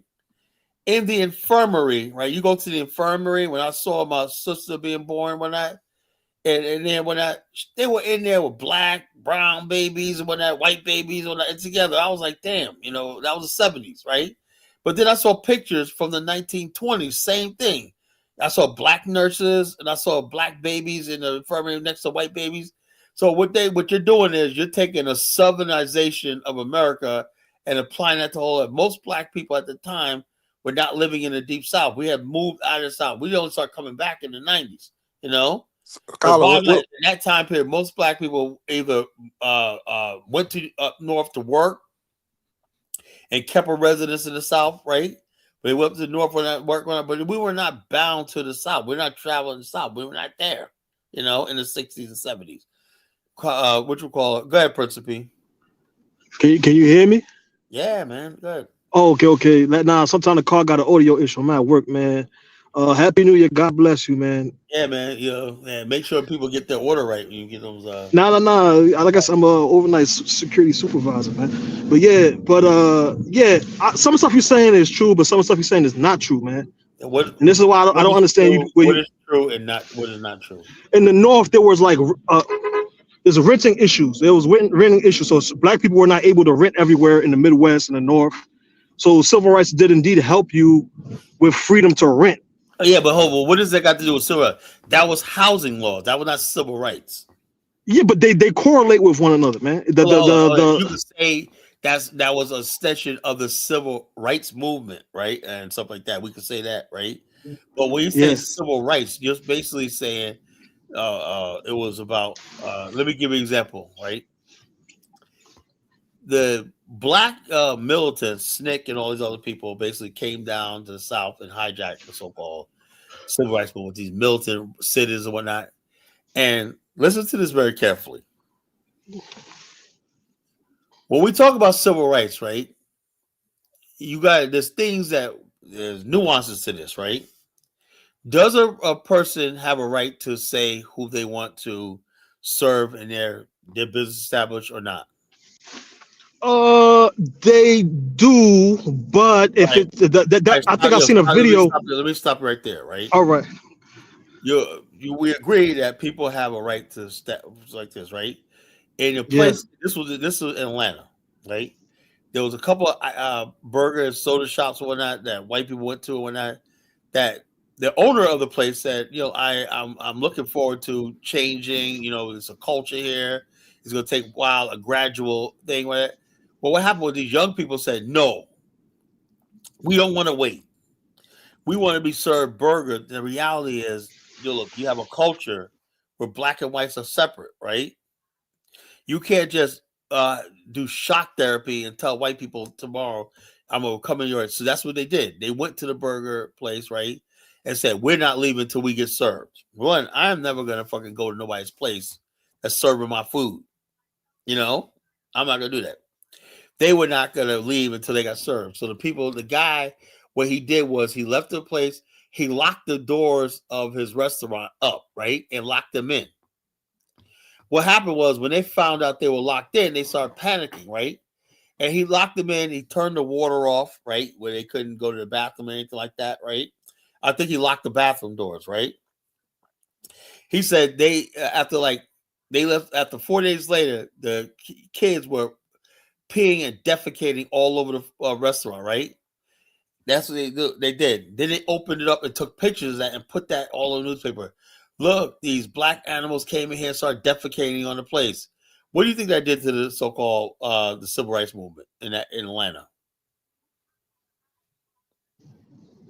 Yeah, but I know what you're saying. They utilize that against that Yeah, and movement. public opinion is everything. So public Yeah, opinion went against the so-called mantras and stuff like that for a long time, right? Because they didn't want to wait, and so they no, but pulled it away. what I heard about that situation, I think the mayor guy was, I think, Mayor Dinkins in Georgia somewhere, and I think he owned the food. I think it's on that. What's that guy named Brooklyn St. Michael guy that read the books and novels and stuff like that. And I think he did a review on that or reading about that, and he was trying to say that these kids were protesting institutions that were claiming in the media that they were open to all, but when you Right, call but to I'm go saying, there, hold they on. will My point deny I'm you trying to say service. about black nationalists, right? What about the fact that black people, right? That we had black-owned soda shops and restaurants and whatnot, right? Why did we Yeah, say let's make our stuff the best that it could be, right? And so yeah. the white people, we put our money back to what black people. We started making our own people. What was it about white people that black people simply had to be there? That's the integrationist argument, you know. Yeah, but they That's also the argument. demonize the people that want separation, right? So It's not even about it's a double edged separation. It's sword. not even about separation. Black people had their own communities at the time, right? Why didn't we talk about building our own communities up back then? Oh, they did. The separatist Hold on, you can't guys were the ones talking that. hold on. It's not even about separate. I don't even call it separatists, right? Do white people call this separatists? No. They just call where you live at, you just stay within your people. And that. The integrationist means that you want to leave what you are and go to somebody else and be part of somebody else. That's the difference, right? White people were not going into black areas saying, okay, let's integrate. Why is But it you always hold on. Can I ask you a going question to then? white areas? But because you said something earlier about Bumpy Johnson and the degree of separation between black individuals in the past, right? Certain people used to complain about living conditions in some of those communities. So when integration opportunity presented itself, they were some of the biggest integrationists, right? So you It's can't not say that even nobody. integration. Look, if you have housing, right? In New York City, I told you, in New York City, right? What's different like New York City is back in the night, even back in the 1920s, black people who had money and white people who had money lived in the same apartment buildings in New York City. Some, but there was areas where there was elite black people that live in proximity of poor black people, and they didn't like it. Yeah, They that's didn't true like too. But there the was an degree awful lot. of. Look, there was an awful lot of black people, right, who lived in high-rise buildings from the 1920s in places like Queens, New York. Queens is different, right? There's black people who live in high-rise buildings. When my uncle, never forget this. My uncle, what's his name? God damn, I forgot his name. Gene and Ike. My uncle Gene and Ike, man, two pretty boys. They were my uncle, my father's first cousins, right? Mhm, They were gangsters, right? They knew they mhm. hung out with the mob and everything. They lived in this nice high-rise building in Queens. I forgot what neighborhood it is. Right off Queens Boulevard, not too far from Queens Boulevard. Going towards where the railway station, nice tall building, real nice, right? And they lived up there and whatnot, but they were doing credit card frauds, and they were freaking taking the life they had, man. They were taking trips to Puerto Rico for lunch and shit like that, and flying back whatnot out of JFK, you know, and doing like robberies and shit like that of fucking trucks. They went out of the airport at LaGuardia. My point is, they were in proximity for the longest time, right? Because I had my aunt Ruth and all of them. They said when they came up in the 50s, and they were like apartment, they had white people on the same floor as them, you know, going to the elevator. How you doing? That that was unreal. So to put this idea that black people were segregated is not real. That was No, no, just no, no. I'm trying to say that like you black, I'm black, right? Your relationship to the black community is very different than the relationship with a white person in the black community, correct? So if you see a bum, not a bum, but like a gangster or whatever living in the proximity in your community today, you will take issue. You're not going to see him as a black man just living in the community. You're going to see him as a drug dealer bringing loud noise, confusion into your community, right? yeah, but the So thing is, that's but what I'm talking about. Bumpy Johnson was more destructive than any other black leader. But he lived in a quiet life, right? He went to church every Sunday. He gave money to the poor and stuff like that. But the bottom line is he was so destructive because he got so many people hooked on heroin and he was behind so many murders and shit like that, you know. But he lived a quiet life, you know, he gave money and whatnot, and he always looked presentable in public, you know. So So you think the other blacks didn't have issues with him? yeah, the black people have issues with him. Yeah, they did, you know. So But that's the what I'm whole saying. thing about me is like I Black said, flight existed, Colin. yeah. So what I'm saying is this: so Why do you believe black flight existed then, man? well, black flight was the fact that when black people got money, right, like my family, they wanted to branch out. My family, my mother and father got money. We basically looked upstate New York. You know, like we would look at black people would not beholden to any so-called community. Right? As soon as we got money, they moved other another place. My family in New York stayed in the Queens, right there on Sutton Boulevard and stuff like that in Glassboro. But the right line, we went upstate New York, you know, because my father had a good job so he could afford it. We bought a new house, you know, so we had money, so we moved our option. There was nobody sitting there saying we gotta stay in the community and whatnot, you know. And the bottom line is this: I always believe that in the Black Nationalist movement, right? You're a Black nationalist whether you live, you're the only black in your neighborhood. As long as you're connecting back to your community and stuff like that, you believe in it, you can be a Black nationalist. But you got people that basically live in a black community and they're still not part of it because they don't fellowship or do anything. Eddie Thorne said, "What exactly does my home for is? The white churches went to school, white owned churches, black people went to school." 12th man says, undeniable truth is that black people were black, being black individuals, is simply a purpose for a white oppressor. Like, well, when people come with this stupid stuff, like, yo, it's 12th man thing. Why don't you call it and explain that? I don't remember that shit. You know, I don't remember ever being oppressed. That's another thing. When people say stupid stuff like oppressed, not every, how was every individual white people able to oppress you? The white oppressor, you know. No, Black people I say think what he's other. saying, Kelly. I think what he's saying is that, and this is where I was trying to make my point, is that even though black people were given their physical freedom, how would I say it? There's always been a louder worldview of how what did they say when they used to say the white man's ice is colder. No, For the no, most because part. hold up. It's not the white man's house. His ice is the only ice. If you don't have nothing to compare it with, right? Exactly. Well, you could say that. You could say that also. You've always had people who've had. It's always been more of a pervasive mindset of being within the American mainstream than black people kind of building up anything independently. Well, Like that and mindset that's has why I say always. that's why I say. Like I said, I understand that, right? It's a survival mode, right? I'm saying those of us, and I'm like I said, I'm leading another Black nationalist movement, last great one, Black nationalist movement. I hope I'm the last, right? I'm saying not just when I talk about Black nationalism, right? I'm talking about more than just having a nation. I'm talking about Black institutions, you know, Black culture, Black mind, right? I'm saying that as far as the Black nationalists, right? When the United States is at war, that's America at war, not us. You see the difference? I could live in a white neighborhood, whatever like that. But the thing is, though, I don't consider myself. I'm a conscientious objector. If my kids in school, if they don't want to stand for the Pledge of Allegiance, they don't have to.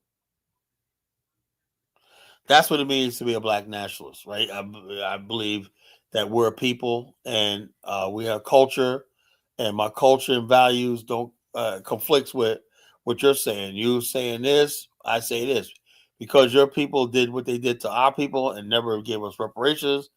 I never felt like I'm a part of this country. Let me give you another example. I have two ways of looking at Jackie Robinson, right? On one hand, okay, first Negro in the major leagues, right? On the other hand, black people had built up their own league, the Negro leagues, that was making a lot of money. You had people, baseball teams traveling, and each city had their own Negro league team and whatnot, you know. And that was black friggin' commerce, black people fellowshipping together. That's black nationalism, you know. But the mainstream media told us no, we have to shut down the Negro leagues to join thing. Now, what I want to ask you is, if the Black National wasn't that good, why was so many black people supporting stuff like the Negro Leagues? And no one even really cared when Jackie Robinson went into the major leagues. No one cared. People were like, no, we like to enjoy the sport of baseball, but we didn't care about him being in the major But leagues. you're contradicting, Carlo. You said that when he went, he made people believe that they didn't need the Negro League. Then you said that nobody cared that he went into the Negro League. Which one was it? No. I didn't say that, right? Jackie Robinson come from the Negro League, right? He made a breakthrough. Blanche Ritchie brought him in, whatnot, to say we got to integrate baseball. Why? Because at the time, what they were saying was we cannot have a nation within a nation. If we let this go on, if the Negro Leagues is successful, parallel to white America, right? The major leagues, right? What else can black people do? What about Negroes forming their own government, their own police? You see what I'm talking about? That's why they have to kill black nationalism. You know, it's all right. They don't care about you, black nationalists, so long as you ain't trying to build institutions. You know, they was like basically the just like historical black universities, right? They're like, oh man, they don't like that shit. You know, why do you think they fought for years to shut down Ebony Magazine, Essence Magazine? You know, black magazines, newspaper is always under threat. Black communities. We used to have all black thriving communities in America, you know. Now with the gentrification, they brought all our black communities up. Whatnot. It's like, look, another thing I'm gonna tell you, Principe. One of the businesses black men always got into was an undertaker, funeral homes. That's the one thing we always did since slavery in this country. We never let white people bury us. You know. There's an article I can show you, right, where white people have completely taken over the black funeral home business in America. Who fault is that though, Carlo? Well, Who because fault is we that? gave up. Hold up, because when we were black nationalists, we were conscious about things like who buries us and the black undertaker. It's almost to the point now where you're starting to see black churches being incorporated, co-op to white congregations. Who fault is that though, Carlo? You gotta be real, man. Like, there's a degree, like the same way the narrative is that the white man just came in and snatched people up from No. Africa, which is a It's the lie. whole thing. The whole thing is this: when you have weak leaders, right? Coon, buck dancing. Like I said, last night's show's title was "The Reemergence of the Sambo Culture." You know, the reemergence of the Sambo culture. TD Jakes, all these other people as part of that Sambo culture. The Sambo No, but thing. but I think he's actually investing in housing now. You see what I'm saying? He actually using his Hold on. platform. He probably has fucking white partners.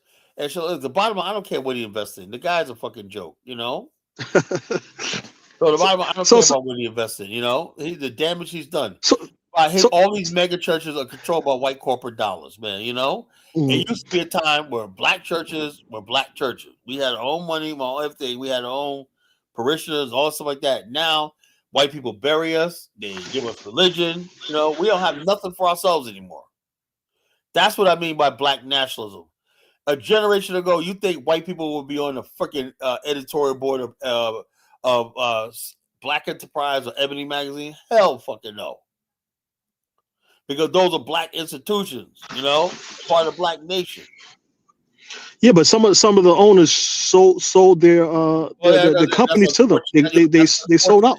Hold up. That's unfortunate because if there was a political will among black people, instead of people getting online talking a bunch of freaking nonsense, and we were organized, right? We were organized. Say, wait a minute here, such and such is making a move against Ebony Magazine. We got to stop this. We got the money. You know, you get your freaking people, the top people in Black America, like when a couple of years ago, BET. But the people at BET outpriced all these black leaders. They look humiliated. Tyler Perry, they were outpriced.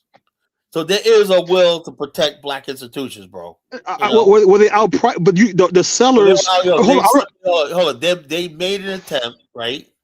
And I even think 50 Cent was trying to get in on it Mm-hmm. to buy BET back. Yeah, I remember that. it was simply just too much for all of them, you know. But I give them. No, but who was selling it though? At that time, who owned it? It was sold by It was being sold by Viacom. Exactly. They denied them the right to buy it. Man. And so it doesn't matter. Well, you're missing my freaking point, man. God damn, you thick. You know, the bottom line is this: there is a will in Black America to preserve Black institutions. You know, don't mean we're going to be successful all the time. You know, so what I'm saying is the Black nationalist spirit still exists in many cases. Go ahead, Elvis. All right. What's up, Kyler? What's up, panel? We got two Morrises up here. It's a powerful name, man. We're the Moors. Morris the cat. Look, I think when you're looking at, quote unquote black criminals being celebrated, some of these guys are celebrities, right? So, They are a hybrid between entertainers so and gangsters or past gangsters. So you have a musician like a Snoop Dogg who was a gang member, or even a Big Meech who was a drug dealer, but was heavy in the entertainment world in Atlanta, in the music world, So, well, let me ask you a question, right? That's oh all boy. fine and dandy, right? When will you see, let's say, uh, somebody do a biops on like you got Big Meech, they're doing what BM family, Black Mafia family, and stuff like that. You think in a million years somebody put money behind a Khalid Muhammad story, Dr. Khalid Muhammad story? Yeah, somebody would, but No, it's a bit. stop, Carla, stop. Carla, Oh, oh. let me answer. Let Let me me ask you a answer. question. Hold on. How come there hasn't been a Marcus Garvey story? That's what I'm trying to explain to you, right? It's a business decision, right? So people got to That's analyze a bunch of nonsense, man. That's a bunch of nonsense. if What I'm there's saying, enough hold on. interest in it. Even if you don't do a thing like that, right? Why is it that when you even mention people like Marcus Garvey, when people cringe, you're not even supposed to mention people like Khalid Muhammad and whatnot. Because things have changed, Carla. The Can prevailing, I answer that? bro. Can I speak, man? I just got on. Go ahead, All man. right, no. You guys are smarter, man. I would be in the back, man. You guys can. So my No, point no, I'm no. trying You to make, Principe, is this: you have culture that completely accepts as not just accepted Elvis as normalized. You got Snoop Dogg and whatnot come on to a award show high as a kite, whatnot. We'll smoke dope right there on live TV. When I do all this shit like that, right? It's normalized, right? But somebody like me, I say what I say. If I say the idea of, I believe Black America should have a nation of our own, the future of Black America is nationalism. I am the friggin' I'm sacrilege. I see people talk oh my God, you're the worst thing. How can you say something like that? You're anti-American, you're a patriot, you're a traitor, and stuff like that, right? And I'm saying to myself, only in America, only in Black America, the only time in history where criminals, morons, degenerates, whatnot, are normalized, right? Every other civilization that you see now, you enjoy, whether it's the state of Israel, whether it's Italy, France, Germany, all were made possible by nationalism, right? is People Elvis make still? you I want to believe ask. they're a nation, a people. Right. Can I ask Elvis a question? Is he still here? Yeah. Because Elvis said something. I didn't want to interrupt him, but he was saying something that things change on a national uh, level in terms of nationalism, black nationalism. What changed? Can he explain that to me? 'Cause that's why I interrupted. I'm sorry, but that's why I wanted to ask you. Yeah, people feel like it's the prevailing, especially in these spaces that we're in, right? That Africa hasn't reciprocated any kind of goodwill to African Americans, right? So they don't really want to be associated with that, the continent. Even those who are agnostic when it comes to Africa, right? They're not against Africans, but certainly they're not going quote unquote hard for Africa and trying to align themselves with Africa. So the mindset that people are not interested, or people just not as interested in Africa or Pan Africanism or being a quote unquote Africanist. It's at probably an all time low.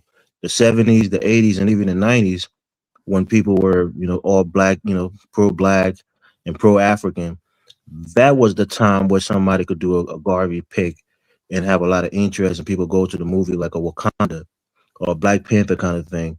But nowadays, people just don't have the interest. The old generation died out. They're quiet. They became the silent generation. Those who were pro-black in the 70s and 80s, most of them are older. They don't have the energy to go out there and really advocate for Africa. The likes of Kala, he's probably in a minority. So if somebody wants to make a biopic on a Pan-Africanist, they have to look at the bottom line and say, look, we might get a couple thousand people, even a couple 100,000 people that might see this movie, but it's not going to be a big blockbuster. If I'm putting 10 million into this to make a movie, I'm probably not even going to see 5 million back. So it's not a good business decision. So that's Well, the point I was trying to make. let's say you want to talk about movie, right? I'm noticing that the more platforms, black social media platforms that deal in foolishness, the more views they get. And the more you talk about black nationalist ideology, that's not black nationalism. That's not just go back to Africa or not. It's also the idea of black people being conscious. Like this one sister did a video the other day when she marked about, Donald Trump and them was trying to bring back Jim Crow. She was like, bring it. She goes, oh my God, that would be a dream come true. Guess what? All our black dollars, if we could only spend money in our black communities and whatnot, and we only have to be around each other, she goes, man, don't threaten us with a good time. Now, that sentiment is black national sentiment, But Kyla, you're smart, right? You know what comes with that? What? Sabotaging your communities, What do you mean sabotage? redlining you.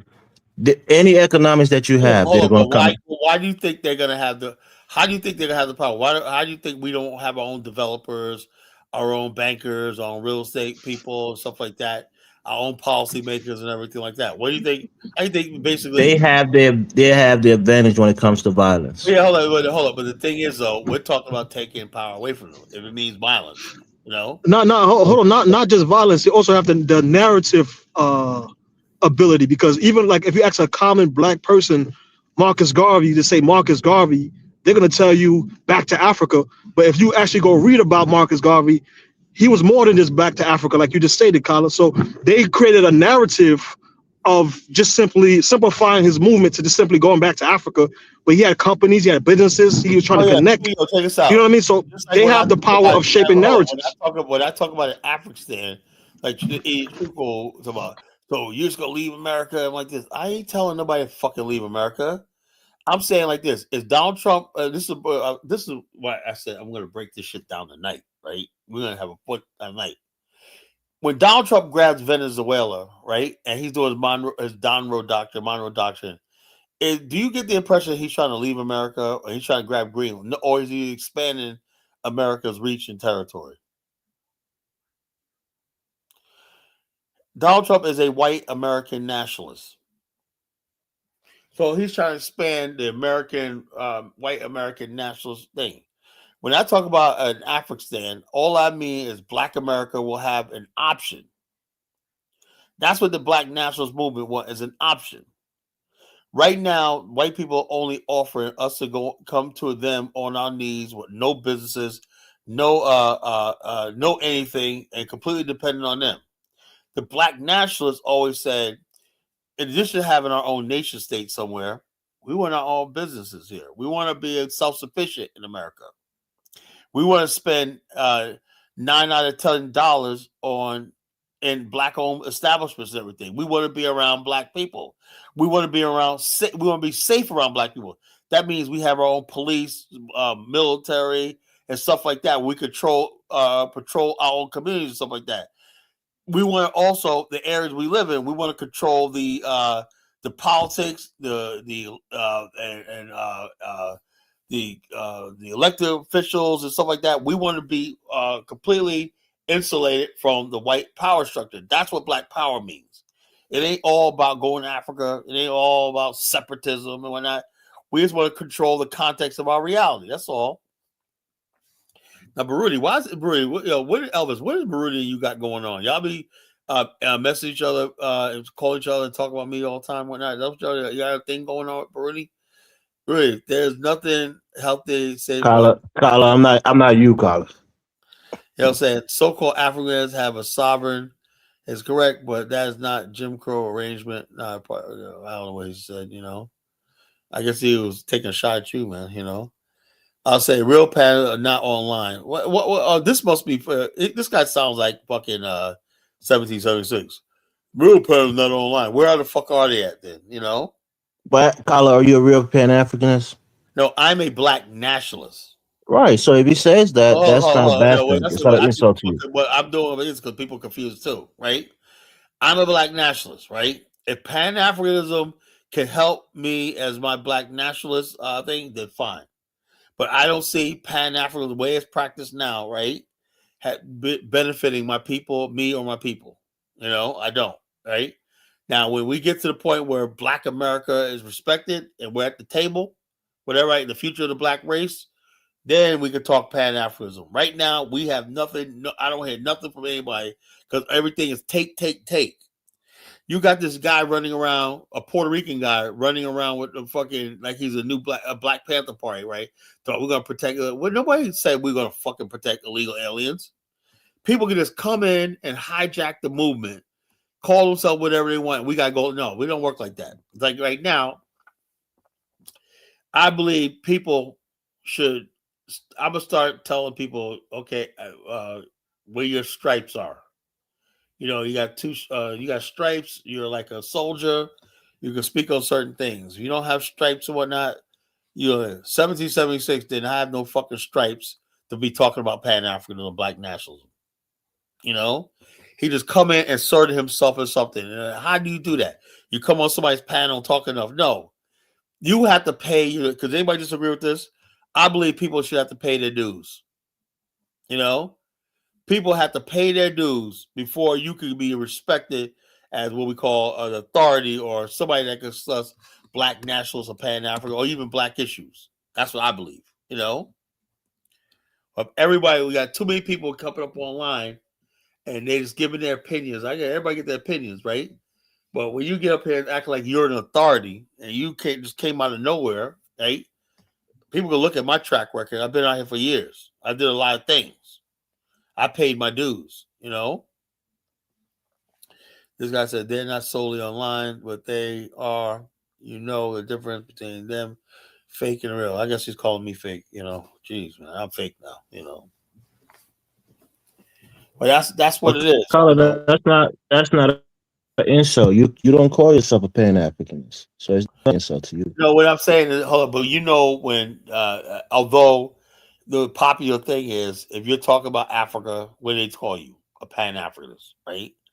If you say that we should build in Africa and stuff like that, and we should have an African, what are they going to call you? A Pan Africanist, right? Because there's no other word for it. Just like they came up with, Kool Herc came up with a name for a genre of music that nobody had a name for, and he called it hip hop. And everybody just went along with it, Right now, what I'm doing don't really have a name. You don't have a name, so people just call me a Pan Africanist. I accept that, I'm not, but that's until we find something that they can call what I'm doing, a name. It's just so bad. It's just I'm a Pan Africanist, I guess. Simply as migrants are not standing solid ground, they can be deported. Pan African strike back, Brandon referred to. He's taking shots at Brandon. Oh wow, that's tough. How do you go from fucking Pan Am Strike Back to be a fucking MAGA man? I don't get. I don't get that shit. That's because Brandon was never a black nationalist. He was never a black nationalist, right? That's why you could be a Pan Africanist, right, and everything like that, and then circumstances change, man. You back being a MAGA. When you're a black nationalist, that's completely unacceptable. Now, Brody says, Kala, you are a black American ethnocentrist. No, the hell I'm not, man. I'm a black nationalist, man. I am a black nationalist, man. Goddamn, people always moving the goalposts, man. Now I'm an ethnocentrist, so it is what it is. So you're an African American nationalist. I can say that. I mean, yeah, Yeah. I can say like this. I come from the Afram nation, the African American nation. And so bottom line is, yeah, I would like to see African Americans have their own land, government, and everything like that. And I like to see them happy, integrated into a pluralistic American society from a position of power. Both could work. That's the whole thing about the integrationists, right? They spent the whole 80 years trying to destroy black nationalism, right? Discrediting it. Because let's be honest with ourselves, the integrationists had the institutions. There was no black nationalists that ever got a hold to any major institutions in America. So therefore, we wonder why we're in a situation right now, because Booker T. Washington, though. everything was slanted, just like the conservatives say, institutions slanted towards liberalism. Kyle, What the can I ask black you a question? nationalist movement is their own version of Turning Point. That's what they need. Kyle, do you agree there's different variations of black nationalism and Pan Africanism? Hold on. What do you mean different variants? Explain. Like Booker T version of black nationalism is different than yours. Like he worked with the Europeans and stuff like that Well, look, to help build I his work with institutions. but the thing is, Booker T. Washington. Only problem with him was his version of Pan African was to integrate black people and serve black people to be like this permanent class of labor. And to himself, we did that, we'd be good. And he was wrong because the Atlantic No, Conference. but isn't that the narrative of the NAACP about him? When you read about him himself, he said that we weren't ready to quote unquote That part he attack the was right. society. Hold on. That part he was ready. He was right about, right? But the problem he was wrong about was when we were ready, the society, right? He was still going to be in a position of servitude because he never Mhm. had an offer other than friggin' advocating for equal rights and stuff at the table. The bottom line is this: he basically, if you basically have that thing where you're providing a good third of the skilled labor, right? You have the ability to build your own shit. But he couldn't see beyond that, other than being labor for the white man's. So that's why they loved him so much. The white man needed the black man's muscle and labor. And But he but basically, he also built the school from scratch though, yeah. But the bottom line from an is old that's church. fine. But the end game was to us propping up the white man's capitalist system. You know, that's the problem. That's not black nationalism, bro. You know, integration has prevailed over black nationalism. All right, whatever. Which is more a concept than a tangible reality. No, integration is only because integration is favored by the dominant society. It's like a carrot. You dangling a carrot out there with that. And black people have been that carrot of integration has been dangling in black people's face for 81 years. 81 years. It started with the damn what's called Jackie Robinson in the major leagues. Oh man, we're integrating, America's changing and whatnot. And then a couple years later, it was Brown versus Board of Education, and we thought we were on our way. And then we had the March on Washington. We had all these things that was told black people that integration was coming. Freedom is coming. We're gonna be integrated into America. And I can't blame them because remember something in the 1950s, who wouldn't want to be part of America, right? You had fast food chains opening up, highways, people want to drive, you had rest stops. America was a beautiful country, and you wanted to be part of it. If I want to be here, I want to be part of it too. You know, that's the conundrum. You find yourself in that. You want to be part of this beautiful country too. But when people, I don't think black people want to be completely separated. I think people think that black nationals want to be separated, separatists. Like we don't want to live in a reality. We're living in America. What black people wanted was their own institutions, their own safe havens and places of refuge. That's what they wanted. So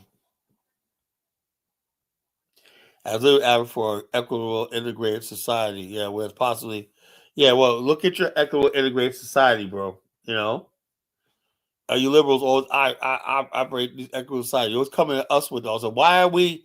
Oh look, 12 man QT3T. Why don't you guys take your integration and shit like that to the Arabs, the Chinese, or somebody else? Why you guys always feel like you got to bring that to us? Why? That's what I don't never understand. Why are we always the guinea pigs for all this nonsense they talk about integration? Why do we got to be the chosen ones? I read the book Booker T. Washington, Making of a Pan Africanist by. I don't think Booker T. Washington was a Pan Africanist. So I think that's a reach. That was a reach. So, so But Colin, can I ask you a question, man? go ahead. So integration doesn't mean the extermination of black nationalism. So why do you think the common person believe that Because that when, that when if people when integration people talk exists, about integration, what they're really talking about is dismantling black institutions altogether, and black thought, black mind, and stuff like that. In other words, basically, you know, black consciousness. That's it. That's the thing. You gotta understand something. What integration comes with is you're not black no more. You're an American, but you always gonna feel some sort of way when you read American history. That's what triggers it. Like me, was awakening happened when I first saw Roots at the age of 9 years old. Right. That's when I realized I was different from everybody else. You know, and as long as that's the case, so what they want to do now is get black people to erase our history. That's why they're trying to Trump and all of them are trying to get black people to forget their history. You know, I don't think MLK was all about integration. That's a reach. I contend that black nationalism risks undermining the progress of change. Well, if it means undermine so far, but I am not going to sit back and and bow down for some fantasy called integration. You see right here with his comment, that's exactly what I'm talking about. Black people are dying in America because of integration. Instead of us building up institutions and ultimately having a nation of our own, we basically are going by some stupid liberal ideology, some rainbow culture and rainbow this, and we holding hands with this stupid country society that's never going to exist and whatnot. That's the freaking problem. You know, It's a, yeah, look, bottom line is this: I'm doing what I'm not trying to undermine integration. I'm just pushing forward a black nationalist agenda. If it undermines integration, that means integration was never meant to be.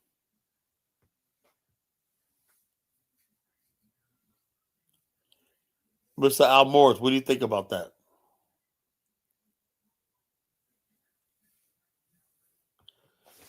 Did Mr. Morris drop off?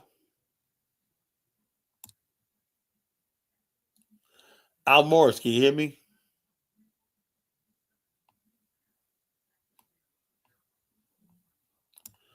Oh, my panel's dead.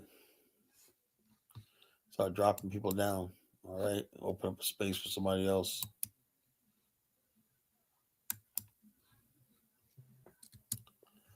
Oh, we want to talk, but man, as soon as we say anything, No, go ahead. Go you ahead. know, Talk. Look, you look, look. cut us off. I'm mute myself. But I just put a comment right here. This guy 12 man QT. I wonder what somebody had to respond to that. Go ahead. Well, he says in commemorating MLK and his efforts towards integration, I contend that black nationalism risks undermining the progress achieved in the nation. Black nationalism risks undermining the progress. I mean, I always say that black nationalists, regardless of how effective or ineffective they are, they will always be targeted as a destabilizing group to to national security. So that's why most black nationalist group, once you're out there, and you want to be known and you start recruiting other black folks, you're going to be targeted. You're going to be surveilled. You're probably going to be infiltrated, and your group is going to be destroyed from within. So it's difficult for a black nationalist group to have any tangible success in the United States of America because the government is always going to be headed by a white structure, and they're going to always see you as a threat, and they have the capacity and the ability to infiltrate your group and to destroy that group, from within usually. So I don't know if it's the right, you know, the right pathway for black people. Now, on the Uh, contrary, okay, go ahead. If you want to come in, no, you no, can no. jump in. I was going to ask you a question. I thought you was done. I'm for. Keep going, bro. Keep going, bro. I On the was going to ask you a to the question. Now I'm gonna wait. Yeah, to the contrary, like and I say this, and Kyle don't like it, but like Barui says, using Ubuntu or something else that if you might want to call it economic collaboration with the continent as your base, where you can build wealth using the resources of Africa, building strong relationship with African nations and African people here in the United States. Your real power should always be focused on economics and not militancy, because militancy will always, make you stick out like a sore thumb. And this country, security apparatus have the means to squash any nationalist group that is headed by black people. So I just see that as focus on the continent, focus on group economics, focus on improving yourself economically, and then expanding your base outside of the United States, whether that's in Africa or somewhere else. And that way, you can compete economically, and that's where real power is. If you have, great economics in this country, you can influence politicians. You can influence your own people to do things. You can provide for your people. So nationalism, I think, is futile, whereas economic integration or expansion of black people in this country is probably your best pathway, to true freedom in America. But go ahead, Prince.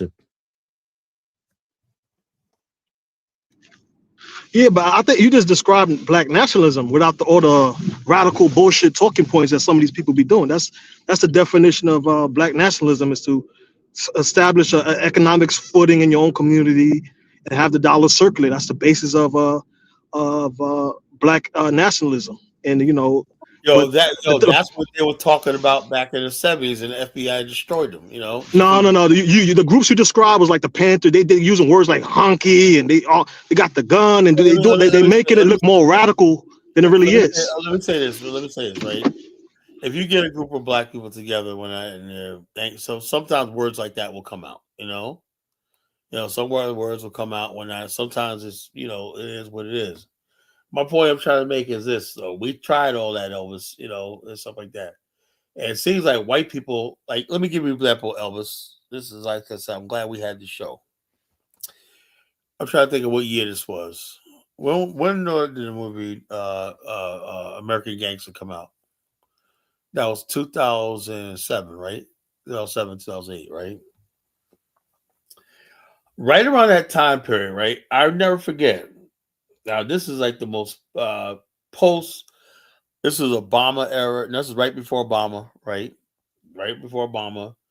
This is when the post race conscious Black America existed, right?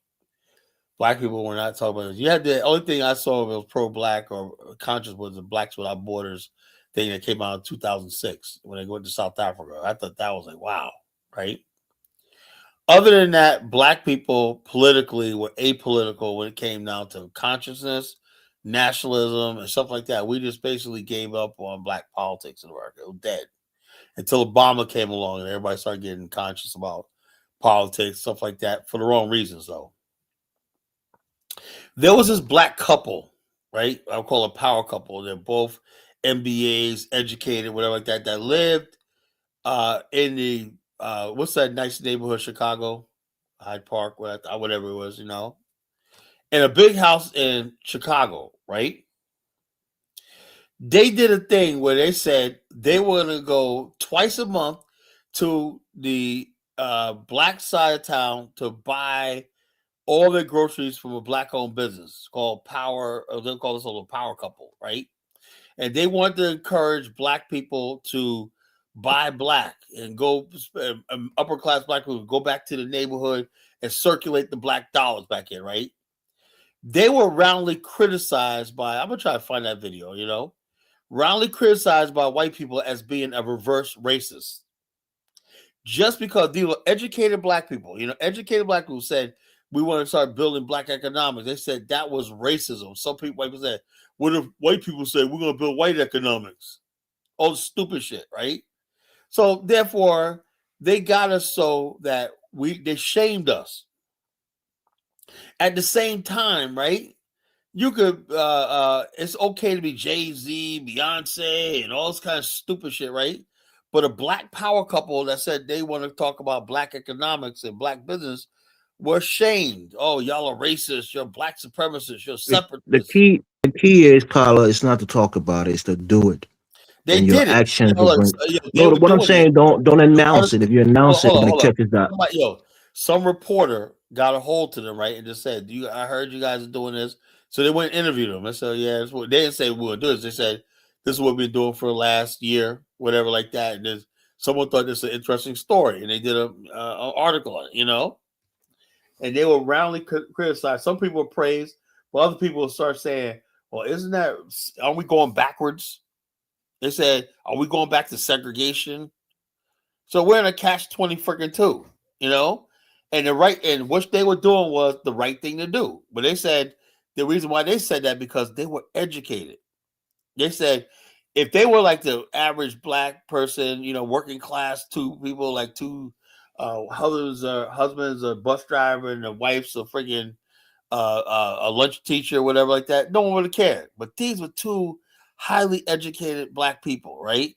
And they were like, why are you guys doing this? It wasn't even about they were black.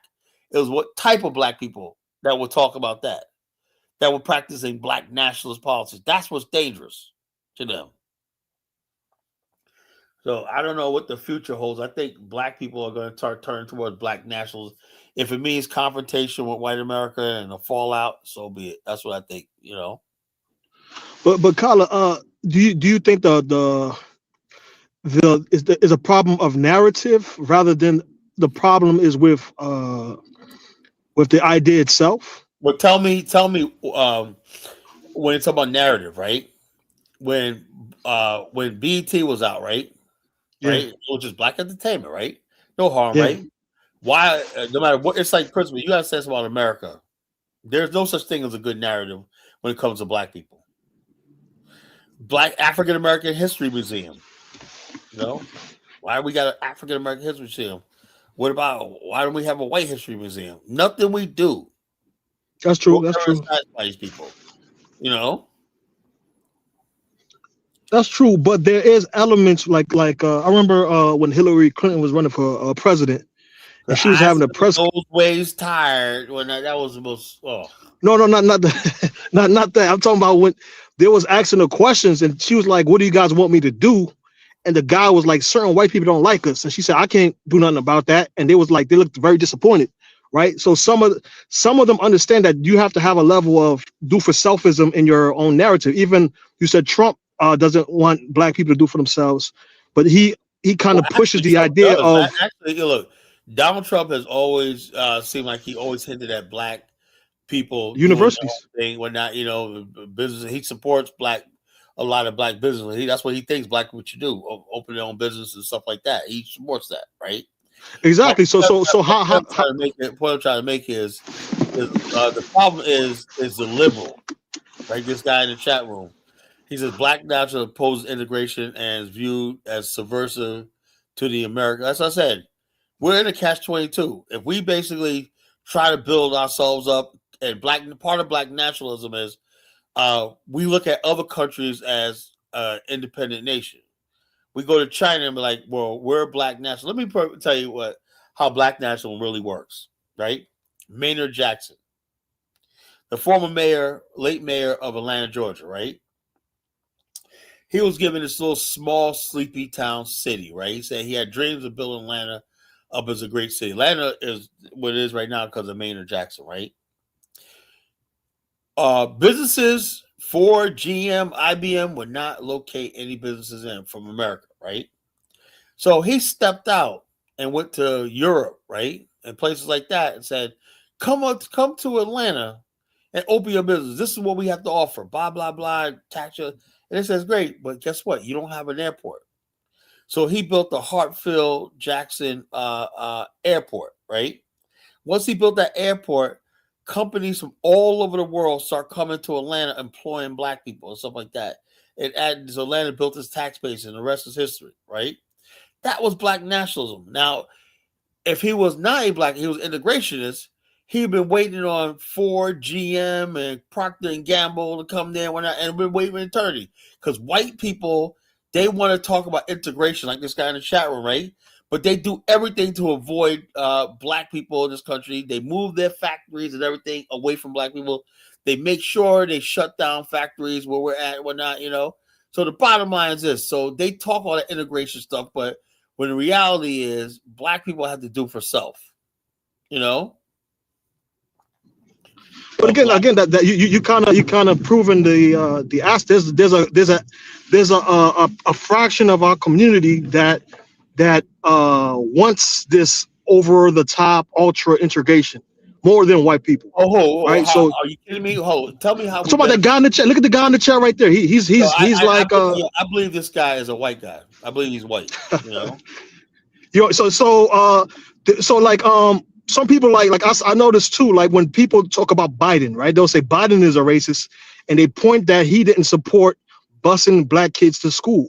And I see that you also echo that same sentiment, yet you say that you're a nationalist and believe in some level of separation.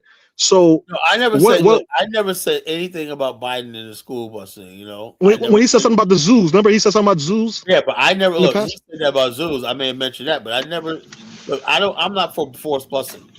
I never said that. I never was for forced busing. You know, I could care less about white kids and black kids going to school together. I don't really give a shit about that. As long as Hold on, but black Kyle, kids there's certain black people that believe that not being allowed to go to the same schools as white is being denied a proper education. I heard that before in hold on. real life. So Hold on. it's not all on white people. Is a white kid not being allowed to go to predominantly black school?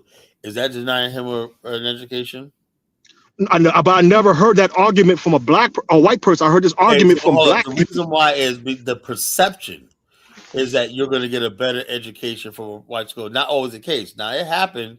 Like I said, my cousins went to Forest Hills. That was a case where like that. But in general, you can't always assume that the white school was going to be better educated, you know, than a black school. You can't always assume that. And a lot of Again, black go ahead. I'm believe sorry, boss. and black people believe that, and we had a lot of schools that were abandoned because black people, I ain't gonna get no education without giving their own schools a chance, you know. So Kala, let me say this, right? Or let me ask the question. The 12th man, right? He said black nationalism is a subversive ideology. As a liberal, I prefer global integration. I agree with that point. I don't believe in global integration. I don't believe And in it. yet, let me say this, right? And we had an argument, and you got really mad at me, but I'll bring up this point again. We live in a global world, right? A global society. And And hold on, Kyla. Anytime you're talking about business economics, you've been on a continent. You know that it's almost impossible to make real money, especially on a national level, without selling to other groups of people, right? You yeah, either got to sell to the Europeans or the Asians or whoever, or you have to sell outside of your own group or your own race of people, especially as black people on the continent. So global integration, you have to globally integrate, whether it's economics, whether it's technology, or other groups of people. So you can't be an isolationist as a black person and only want to do business amongst I yourself. know. Being a black nationalist doesn't mean you're an isolationist. I don't believe in that. You know, I do believe that schools should be African centered. You know, I do believe that black schools in black areas should be. You should know who Nat Turner is. You know, not a footnote on the page. You know, let me give you a perfect example. I'm talking about. You open World Book Encyclopedia, right? World Book is the first set of encyclopedias we got in my house, 1977. You know, no 78. World Book Encyclopedia. My parents bought that in 1978. World Book Encyclopedia. Never forget. I read Well, that's why I'm so knowledgeable. I read World Book encyclopedias from A to Z, every bit of it, right? I learned about every country in Africa. I learned about every country in Europe. I was just always fascinated about maps and everything like that. I've studied every country on the planet, every animal on the planet, every historical fact. I read the encyclopedia from A to Z in 2 years, right? One of the things that still strikes me is last time I went to the library and the library for research was about a year ago, right? I said, you know something, let me look at World Book because let me see, because certain things used to bother me when I was a kid, right? Certain things that I knew that would trigger me when I was a kid. For example, when I read about Japan, my favorite country in the world, Japan, right? And I read about Japan's this great country, Tokyo and whatnot. And then on the passage, right? They know they know niggas are listening. Like, yo, okay, you know you're reading it, right? This one article was talking about Tokyo and Japan. They talked about Tokyo has a low crime rate, right? And they'll say that the reasons for Tokyo's crime rate. The reason why Tokyo has such a low crime rate to America is because Tokyo does not have large numbers of minorities and non-whites. How do you think that made me feel at age 11? Bad, right? Did they really say that in the book, Colin? Yes, yes. So what does And that then, say about your favorite country that don't allow your kind of no. people It to was live? written by white people. That's World Book Encyclopedia. So what that did was made me angry towards the Japanese, right? And I realized years later that's what they wanted me to do. They wanted me to be angry and jealous of the Japanese that they had it going on, and I was a problem of. Then another article they was talking about life in America, and it was like the FBI basically said that crime in the black community is basically costing America and the black community is a real problem. We have to deal with urban inner city stuff, whatnot. I felt really bad reading World Book Encyclopedia because every time I mentioned, now this is a creme de la creme, you know. When I read about Marcus Garvey, right, he was given a 3-inch paragraph. Oh, he came here, he was radicalized, he brings him back to Africa. That was it. Boom. It shows picture, boom, there. But yet, he was the largest black organization in history, right? He was given one little tiny paragraph. The NAACP was given 3 pages, glowing terms, integration, founded the Niagara movement, and stuff like that. I realized as a teenager that this system is biased. They want me to think a certain way. That's why I became a black nationalist, because I knew the reality I was living under was nothing like the narrative they're putting towards me. When people talk about black nationalism, black nationalism has never been given the money, the time, the support, and everything, because we have black people that are nothing but tools of white supremacy. You know, black nationalism is the only thing that could basically solve and fight white supremacy is black nationalist movement. You know, the only thing that could stand up to white supremacy. You know, if it's done right. But we cannot have fools out there leading it. You have to have real say. Like me personally, I'm strategic, right? I realize that the only way I can have legitimate black nationalism, right, is I have to connect with an existing country. Say what you want. Liberia is a republic. So a lot of my black nationalism is going to be tied to existing republics already. So if you tell me I can't go to Liberia, then tell white people they can't go to Spain. They can't go to Italy. They go to Germany. If a white man can go to Germany because he has roots there, I can go to Liberia. I can go to Angola. I can go to South Africa. Africa is my mother continent. You know, so that's what I mean by black nationalism in the future. Beat them at their own game, like Asia. Asian nationalism is so strong. You know, you got Chinese that after 300, 200 years living in America who are now going to Beijing, China, getting apartments, living good and whatnot, you know, because of Chinese nationalism. You know, they feel a duty to help build China. You got Chinese people who are building communities all over the damn planet. You know, Chinatowns and whatnot, futuristic Chinatowns. They're not just like little seedy places. They're real upscale places. They're building all over the world. Do you think your mother continent should be developed, and do you think you have a part to Well, play I in that think that development? black people in America, right, since we're like a first world people, we should try to develop our own communities over there and help develop them on the continent, all together. I believe everybody in Africa should have a high standard of living and a way of life. I believe everybody should have running water, electricity, education, food, and all like that. I believe everybody should have that as a basic, you know.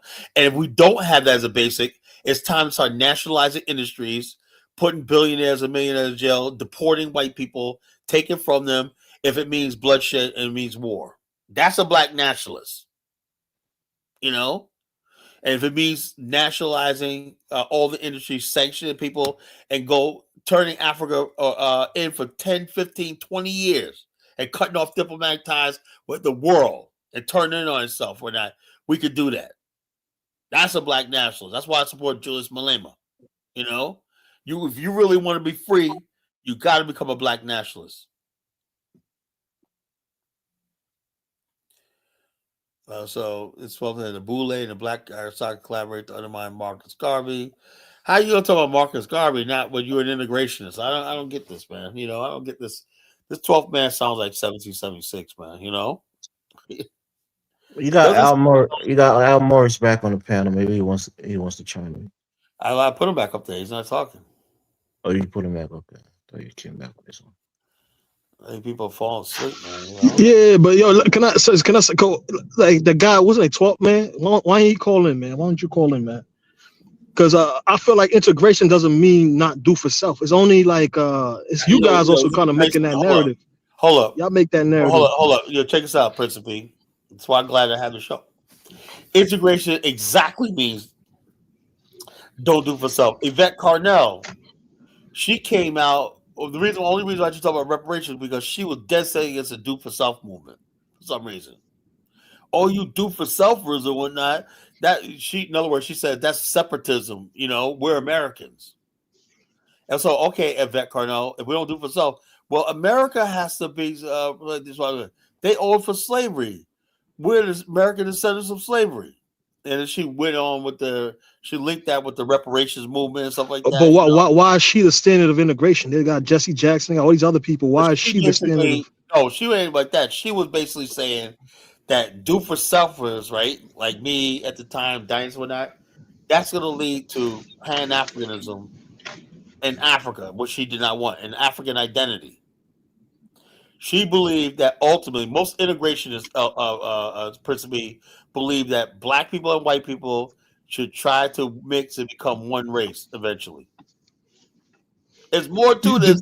What percentage of integrationists believe that, Colin? Most integrationists, that's what they really believe. Frederick Douglass said that.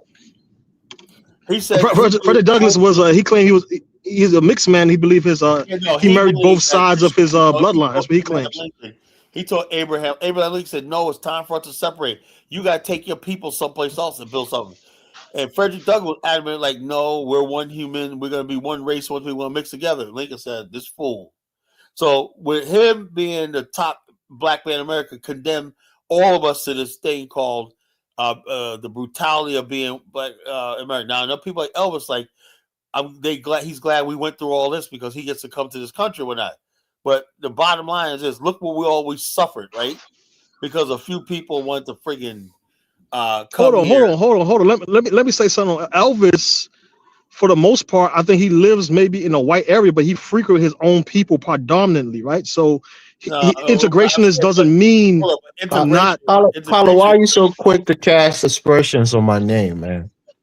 No, I'm not casting aspersions. I'm just saying you benefit from us suffering for this. We all do. You think your insurance company don't benefit from integration? Yeah, I know that, but I think if I had my own nation, I think we all rich if I had my own nation. Elvis, let me say something real quick, man. You got simp police driving all over the different states in the backwoods of America. You think he don't benefit from integration? Of course, we all do, man. Okay, in the short term, of course we do. You mean in the long term? What do you mean the short term? We all benefit from it. There's too many. It doesn't stop us from building our own black empowerment movements. Too many black people disenfranchised. Hold on. If that's the case, then why you got so many black people grasping for reparations? You seen that reparation movement in California? All a bunch of these were older, crusty looking black people. I'm like, damn, man, these motherfuckers look like they haven't had a job in 20 years. They're up there trying to get a reparations check. Man, we want our money. And then there's one dude right on TikTok, his old brother, right? He said he just played said like I guess he was responding to one of my comments, right? He was like, basically he said, if you don't think you need reparations, F you. I want my damn reparations. All you black people that don't want reparations, y'all satisfied, y'all got money and whatnot. But those of us who are broke, we want our money and whatnot. So F y'all. I'm sick of y'all talking about we don't need reparations. You don't need I need reparations. I'm broke. So I'm saying to myself, this dude looked like he was in his 60s, probably never had a job in like 15 years. Some black people are hurting, man, Principe. Everybody's Yeah, not but and hustle smart, man. yeah, but you go into reparation. Reparations is one battle out of many different battles. What about housing? What about other stuff? So when on that terms, I don't think everybody believe in living underneath white people, etc. People just want better conditions for Yeah. themselves. You trying to I could have built simplify it to just black reparations. people having our own developers, business people, and market, creating our own housing market ourselves. Yeah, but that goes back to the lead. Like even when you talk about hip hop got switched up because the narratives got switched up, and there's a market.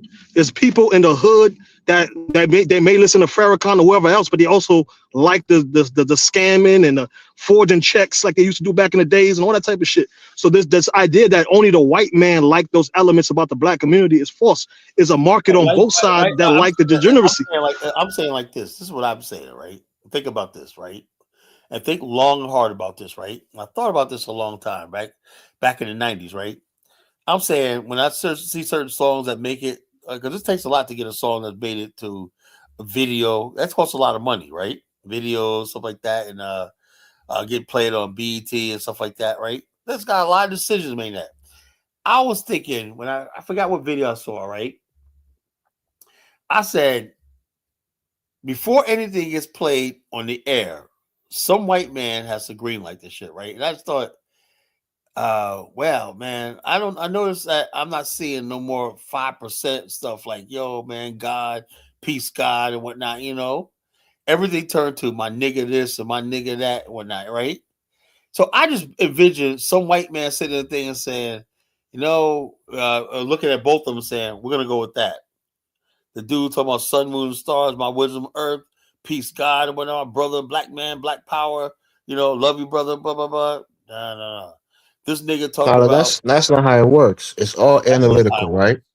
No, it's all analytical. They look at the numbers, they look at what's hot, Yeah, but they what's could getting a lot more y'all traction, and get those this are the things supply that they side promote. economic because they know you could give marketing and promote something. People buy whatever you put out there. You know, that's No, how hot hip it's hop was back the then. market. The market decides. Yeah, but the Market bottom of forces decide it, Carla. what I learned about hip hop back in the days was if you put something out there, right? Something out there, people buy, especially white kids, right? They were eating up when Rakim came out. I used to have white boys reading back and say, "Yo, man, where's Eric B and Raheem?" When I said Rakim, they said, "Man," I said, they white boys." Well, I knew this, right? Even white girls, they love things like KRS One and all the 5% stuff and the Black Power stuff like that. They used to love it. When you back in the days, Elvis, right? When you went to a Public Enemy concert, who do you think was in Madison Square Garden and the Nassau Coliseum? Public Enemy's concert was 99.9% white. Public Enemy. What you call white people were listening to that. It was like that. That was spreading among white people. That was making a thing. White people listening to, like when Public Enemy said "Fight the Power" and he said that about Elvis. He changed how people thought about Elvis and John Wayne. He said, "Motherfuck him and John Wayne." White kids were into black militant shit, right? They were ready to embrace that shit. And then here's along comes fucking Eazy-E and fucking Ice Cube and fucking Too Short from the West Coast, so where everybody started talking about gangs and drugs and bitches and hoes and whatnot. Trust me, I know what I'm talking about. I remember that shit. But hold on, Kyle. They also infuse elements of pro-blackness in their music too. Yeah, but you can't talk bro black and then talk about killing niggas and shit like that. And like Cypress Hill was the worst one because they played the first song. They were the first time on mainstream media where somebody mentioned death or killing. Like Cypress Hill had a song, "Well, how can one just kill a man?" Whatever like that, right? And that and MTV said we're gonna go ahead and play it, right? And that changed the whole dynamic. Everybody was the song was big, and everybody was on a race to see who can be more violent and shit like that, you know. So let me read Brood's comments. Yvette Collins said that "Do for Self" wasn't the best overall for so-called evidence because the government can provide. Yeah, she said that the government should be able to do that, right?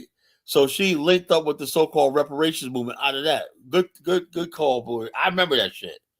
You know, she didn't like the "Do for Self" because we were tied to the Nation of Islam, we were tied to the African movement and stuff like that. You know, and also like that. She didn't like none of "Do for Self." Look, before Yvette Carnell came on, everybody was talking about "Buy Black." Everybody was talking about "Buy Black." We had black owned apps and whatnot. You know, we was talking about "Buy Black" whatnot. Now, it wasn't even we didn't care about where it was from. If you were African American, nobody cared about this. It was just black. She came along, and now everybody just like, oh, you don't want to support a business because it's African. You don't want to support a business because they're Nigerian. You don't want to support a business because it's Jamaican. They cause a lot of division in our fucking race. You know, so I remember something like that. I am not a fool, folks. I remember everything. So it is what it is. Elvis, man, you had a lot to say about last night's show. Wait a minute, Flexed Up is basically in the freaking Afrosphere, he's talking about me and Liberia. Let's see what he has to say. Hold up, let's see. He called Liberia Justy. Wait a minute here. Oh man, oh, I can't find it. What'd you say about me last night? Oh yeah, about this. What's his name? Chaotic Truth. Give me Uh-huh. your synopsis. Yeah, I mean, I think again, you're a grown ass man, so I can't tell you how to debate. But I think your approach initially with chaotic truth wasn't the most effective, and some of the things that he says that's derogatory and will cause a lot of people on the panel to turn against him because your panel or your channel attracts a different kind of audience. You didn't let him spill all of his his hatred and vitriol. You He didn't was allow him to holding do back. that. I was trying to get him to do that, but he was holding back. Because you filibuster him when you was trying to say, you know what, I got him about the black people destroy communities, and I was trying to go in there. You just came in because he was going there. He was saying it that black people, even high class neighborhoods, they they're rife for crimes and all kinds of crazy shit. But you kind of just jump in there and you went in a rant for like a good 10 minutes. So I think overall he's on the chaotic truth is on the wrong side of things, but you could have let him fleshed out his you know racist or bigoted views about black people And, and my maybe whole been more effective with knocking him him down. is, like I said, with him, I was trying my best, and I think I did to break his spirit. You know, because he was clearly scared. I could tell. I know when I'm talking to somebody and they're freaking nervous and they're scared. They're not sure of themselves. Yeah, well, on his show, what I was shocked was because on the show, he sounds really confident because he got these people boosting him up. These people that he has on his panel boosting him up, and that's an ego. Boost him up. But he's coming on here. He's like, "Oh man, this is not my thing." He didn't know how to act on this platform.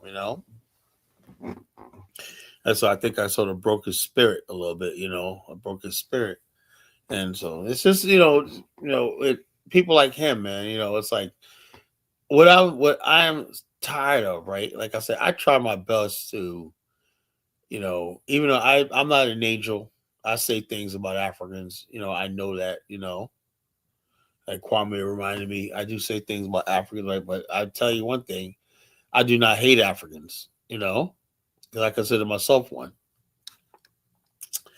But when you got people like him, basically, with the replacement theory that Africans are gonna come over here and replace Black Americans, we're doing so well, we're educated. Well, that's a lie. It's a lie. I don't know where this comes from. I don't know where this comes from. That that people think they could just you get a race of people that's been here for 400 years. That's a college. When I played the top 20 black businesses yesterday. His face was like, I saw the look on his face like, damn, you know, like damn. I said, yeah, that's what you're talking about. When you go in there, they talk about Black America. That's what you're talking about. $11 billion corporate annual revenue, one business, $11 billion, 20,000 employees. Black owned, and he didn't have nothing to say. So I'm like, so here's the reason why I play that video because I said, yeah, black people are doing well. He said, no, they're not. Show me where black people are doing well. And I played that. I said, you mean tell me you call yourself college educated, you don't know about these black industries and everything like that? When I was back in the days, in my 20s, I had a subscription to Black Enterprise magazine. All these companies, businesses you see on the top 20 black businesses, I've known about. I've studied and followed for years. I knew about Hightower Petroleum since when I was in high school. I heard about it. So when you know your people, and it just like I said, it bothers me when people spread lies and that's how I'm going to attack. All I'm doing is trying to set the record straight. Because now, once you know the truth about my people and me, whatever like that, now you can criticize us, right? Do we do this? Okay, yeah. Maybe we need to work on that. But when I am not going to sit back and answer lies. That's what this one girl did on the show. Him and Afrodamus was spewing out a bunch of lies. And I guess she didn't know how to defend herself, right? They was talking about crime and your welfare, this and the other thing. She didn't know how to really defend herself. She was like, well, some people need welfare because of blah, blah. You don't say that shit, You don't say that shit. You just come back and say, I'm not on welfare. And the bottom line is this. There's more white people on welfare than us, and throw it back in their face. But she sat there and was like, trying to, oh, yeah, well, blah, blah, blah. The government owes us or some shit like that. Because it's like, I'm like, dude, oh, my God, girl. And they sat there and ate her up. And I felt bad for her because she probably don't know how vicious. And then they start calling her welfare, whatever they'll call it. It was just really ugly. Really ugly. And that's the reason why I was acting like that towards yesterday, because I was still mad about that shit, the way they was treating that girl. Yeah, but you didn't allow him to present his idea. I don't care about his opinion. Yeah, but so my thing is not about him, it's about the audience. You gotta rip him up in front of the audience. If he really has something to say, he would have said it. When I said, he just kept saying, okay, that's cool, I'm fine. And what he should have did when we did that, he should have dropped off. But he stayed up there, so he was asking for it, So the bottom line, he came up there, and I don't know. Bottom line is this: when you act like that towards a woman, you don't get any respect from me. And the way I get that, but I'm saying they kept muting her, they kept dropping her down, and stuff like that. It was just really, really ugly,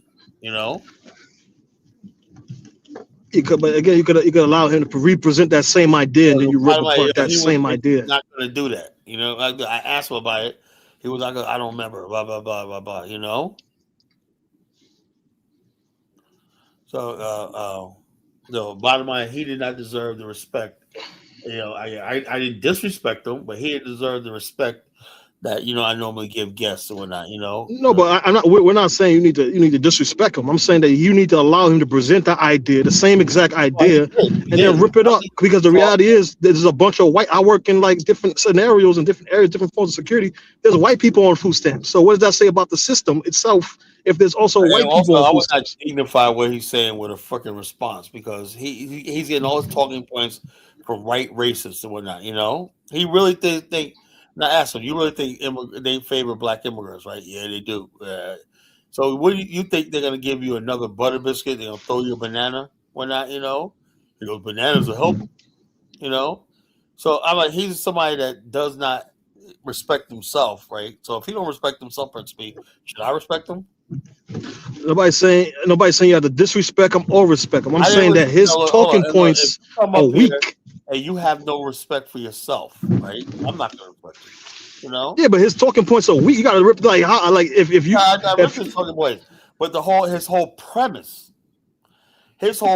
is that he believes black people are a threat to white people,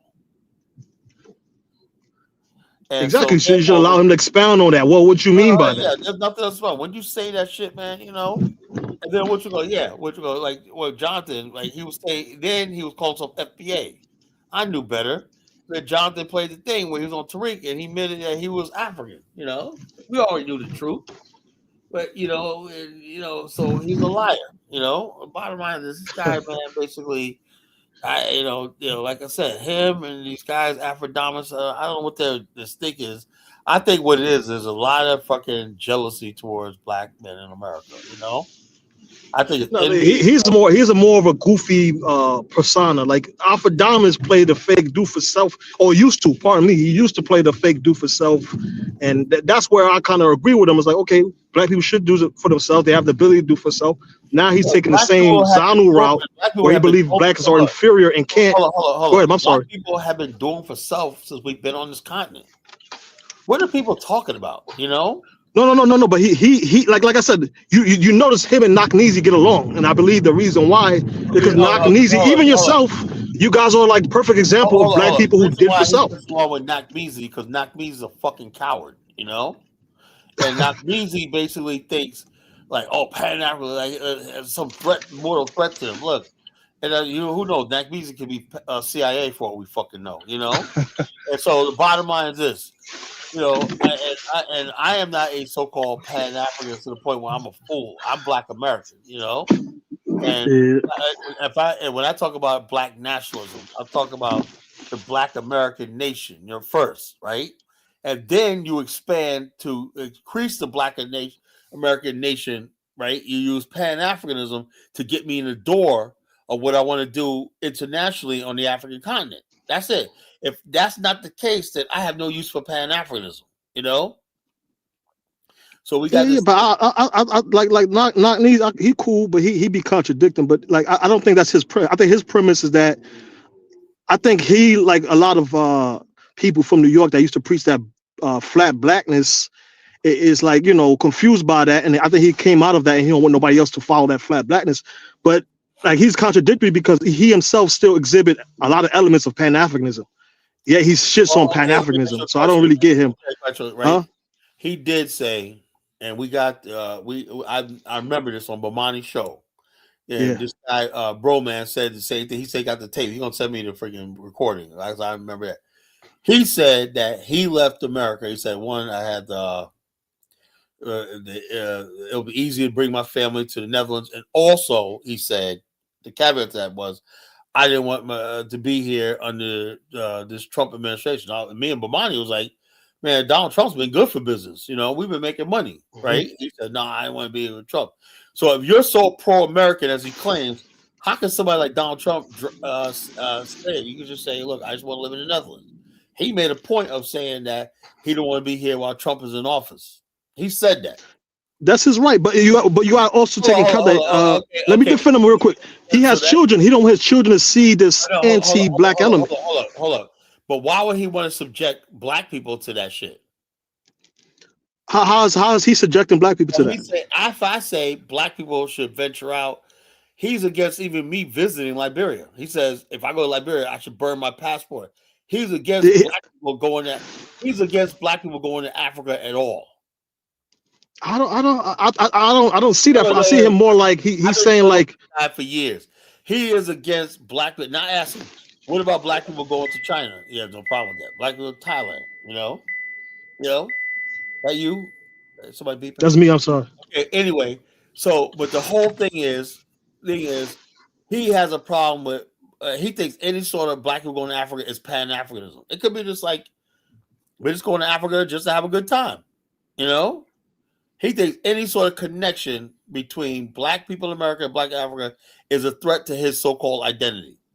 But he goes to Africa. He frolics with Africans and Caribbeans and Netherlands. He went to Africa fucking one time. He stayed there for a few hours. Was there one time. I don't know his personal life. I'm just saying he went. He So went and he there, said he yo. was Look, received he went well. So there, I yo. don't Look, think that's his narrative. he went there one freaking time. The Yeah, but guy. he was received well. Why would he not So, want other look, people? I think he don't want people to go under flat not blackness. I think anything, right? he's big on Hold on, anti-flat hold on, hold on, hold blackness. on. Look. I'm just going by what people say. If you got the American flag in your goddamn profile, right, you're a fucking Yeah. racist to me. How you say you're a nationalist? How's that Hold a on. race trait? I'm not a nationalist with the fucking American flag. Do you So understand so that? I get that. But you still believe in a level of having a home both here and there. Oh So yeah, but how you're not an I do not believe any black man should have the U.S. flag as anywhere near them. I believe that's no, but that's your right for oh, you to believe that. that flag represents white America and white people, the English colonists who settled it and built this republic. But hold on, Kyle, every time I bring up the point that black people fight, you always tell me absolutely. You the guys who helped establish America. So don't you guys also have claim to the same flag? I never fucking told you that. Who told you that? I never told you that. So you guys didn't fight to have your own rights here? Did white people give you all these rights, or did you fight? Hold up. First of all, you can't fight to have with something that's already fucking yours. That's what you don't seem to get. Or you fight for your right. How you gonna fight for something that's already fucking yours? The white man took from us what was already out. It was not his right to take from us what God gave to us. That's an abomination called America. They want credit for giving us back what was already fucking ours to begin with. You like they gave you freedom. Look, they had no right to take in the first place. That may be true, but the fact that it wasn't that is the truth, and that's what I'm standing on. They had no absolutely, right. but the fact that your people, like you always tell me and Elvis, your people fought for these rights that we have here, right? My people didn't give a fucking damn about this country. Never have. Oh God, come on, you're not being honest. I'm just telling you the truth because I know my people. It's passed down even from my grandparents. My grandfather was like, "Yo, fuck America. We ain't American." My grandfather used to say, "We're pilgrims. We're people without a land." Yeah, but he's still America, right. That's a real black America, bro. Now we go do all this stuff like that on paper, and we know how to play the game. We got white people fooled, but we're not fucking. We don't give a fuck about this country. I beg to differ, man. Even you yourself said that you want America. I'm telling you how we are. You know, you only as somebody looking on the outside because you're from Haiti. You don't know us. Oh, absolutely. But I grew up in Brownsville, Brooklyn, New York, man. You could grow up someplace, but you don't know us. You know. Oh, so why so many a lot of people remained in America post slavery? Because we had because no choice. Hold on. Okay, so hold on. Look, you understand something? We had no fucking choice. It was trap. America is a fucking trap. Malcolm X said, 1964, he said, America is nothing but a fucking prison. Again, but there's still a level of desire to remain in America by even Malcolm X. Hold up. There's people just basically trying to get along, right? I look, black people basically, even though we live in America, that don't mean we're of it, you know? Nobody said you of it, but I'm saying even though the concept of a nation within a nation, your nation is here. Hold up. That's what you guys do, right? You foreigners do, right? You guys come here, right? And you don't mind being, outside the political. It bothers us, the fact that after 400 years, we feel like foreigners in this fucking country, you know? But you have politicians in the White House, in the Senate, in the Congress. So how are you an outsider? But what the hell does that got to do with anything, you know? This is Martin Luther King weekend. Your people, Martin Luther King and all these other people before him fought for you guys to have more. Man, I don't give a flying fuck about Martin Luther King or you see that? I really don't care, you know. Is that not a level of ungratefulness? Like your people folk. I don't give a damn. How be grateful for something that's already fucking mine? You know, my freedom and everything is mine. I'm ungrateful. That's true, but they deny it. They denied you that. They stole something from you, right? And you get it back, and the next thing you know, you're gonna say, "Aren't you grateful? You should be paying homage." I give you no, motherfucker. No. I ain't saying pay homage to white people. I'm saying pay homage to your ancestors who fought for you to have all these rights today. I can be like this. I can acknowledge them, right? But the bottom line is, I didn't agree with his philosophy. I didn't agree with integration. You don't. But I'm saying you benefit from it. You have the Hold on, hold liberties on, to hold buy on, hold homes on, if you hold on, want. look. You have the liberties Bottom to. line is, you understand something? You guys benefit from it. You come from your country. Absolutely, People absolutely, actually doing really well in Jim Crow. My family. exactly. And you built on that. Today you probably just as So the rich as bottom line your is, father and your yeah. mother was. So But the that bottom means line that you is, stood on their shoulders. get it. You'll simply get it. I mean, the bottom line is this. I'm a black nationalist, right? I don't give a shit about America. I don't care, never have, and I never will. I don't care about this country. I don't care about its flag. And I hope they all listen to me too. You're saying that, but do you really believe that though? Yes, I, 100% of it. In order for you I think you don't really fully believe that. method or strategy Let me ask to Elvis. Elvis, do you offset believe I believe that? some of the events or a repetition of the events that have taken place here in Los Angeles. I mean, from what I've heard, Kyler, you said it, but your actions, may belie the fact that you don't care about this country. I think you find comfort in America, Oh and yeah, you look, I can think look. that you I can find deserve. comfort Hold on. Let anywhere me I go. finish.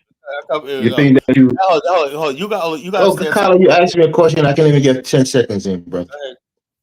And I think this is just my thought. You can rebuff me after I'm done. You think you deserve that comfort because your people suffer. So going to Africa, having a nice time, but knowing that you can come back to the comforts of this country, making a Well, decent living in listen, America. Elvis, if I had a choice, right, I would come. I would go leave it. If I could, I would go leave this country and never come back. But I know I can't do that. Of course. So that's the I know I can't comfort, do that. right? The comfort is Okay, being able to make a hold living up. here. What I'm telling you is, right, I'm angry at the fact that all I'm saying is this. If you guys don't believe nothing I say, black people in America, right, despite everything, the Black Nationalist movement said black people should have had a choice like any other human being.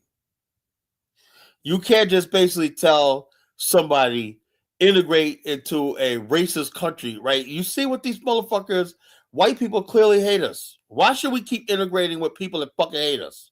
You know? I'm not turning the other cheek. You know? Either I'm part of a society, a civilized society, or I don't want anything to do with it. You know? White people clearly do not like us. They don't want us here. They hate us, whatever like that. And I'm freaking at the point now where I'm tired. You know? Carla, do you believe that really? Because you say you have white people in your phone. I I don't hear have that, but much I'm white saying, people in my phone at all. I know a few I white don't people. believe that. Hold on, I You do. said you. Look, the bottom line is this: I'm looking at what's going on in this country. I'm saying constantly seeing these white national schools growing up talking about training to kill black people. But I'm like I said this other night. If they really want a war, let's just give it to them. I'm ready for that. You know? Are Yeah, you ready? but what percentage of white people are white I nationalists have in the no extreme idea. form? Like look, Muhammad Ali said, I can't distinguish when I look at a snake. I can't know what snake is good, what snake is bad. What's that? This snake is good. No, you just gotta say, stay away from all snakes because they all can bite you and die. But he was talking in terms of building in your own community, not that all of them were What I'm saying racist. is this: you keep talking about this. Look, I don't think one race of people. I don't think white people. Let me tell you something, principally, right? If I Yeah, say I don't want to live in a country where the people ruling it don't look like me, they're not like me. yeah. Which I look at America's foreign policy, American domestic policy, both sides of the aisle. I don't agree with. I don't agree with liberal sides trying to fucking trivialize gender and marriage and whatnot. I don't agree with the racist side on the Republic. I think the freaking the liberal side worse, but both of these freaking sides of America, I don't agree with. So shouldn't I That's your have a right. choice to live in my own country where my own values are thing like that? You know what I'm saying? You have every right to do that. I'm trying to say that no one is stopping you from What doing I'm that. saying now is since I don't have that, right?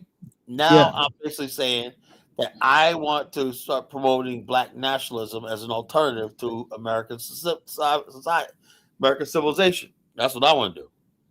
but are you also playing in the hand of the narrative? Because you said in the beginning of the show, there's a narrative that the whites are trying to paint to make you think that nationalism is something negative by you being so like Let me ask you a question. anti. How is that something negative? So, because some people may love the flag, but they agree with everything you're saying. So now they're gonna, if there was a clip Like I of you said, just saying that alone about the flag, like I said, it would turn a lot of people off. there's some black people in America, right, who Yeah, are flag saluting, red, white, and blue, true blue American patriots, right? I wish them yeah, all. I have people like I admire, like J.C. Watts. He's one of my conservative heroes. You know, you had Colin Powell. You had a lot of people that were pro-American. Charles Payne. He's like a black conservative, whatever like that. And the bottom line is, I like these guys, right? But yeah, there's another side to our culture, right? Which is people like me who are black nationalists. You know, yeah. But you don't strike. if these guys, if the other side, the integrationists and the pro-black, pro-American black people, if they were really secure, like a Nakmeezy, he's insecure about his position in America.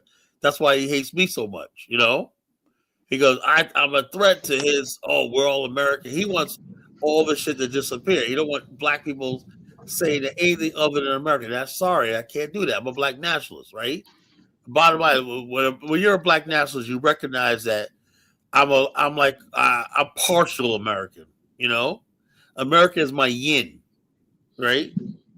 And nationalism of wanting my own land is my yang. It's yin and yang energy, right? America is definitely yin energy. You know, negative, yin, black. You know, yang is positive, white, flowing. You know, forward. You know, my forwardness has to be nationhood. How can my forwardness and my yang be fucking with America? That's what the problem with 1776. His yang is America.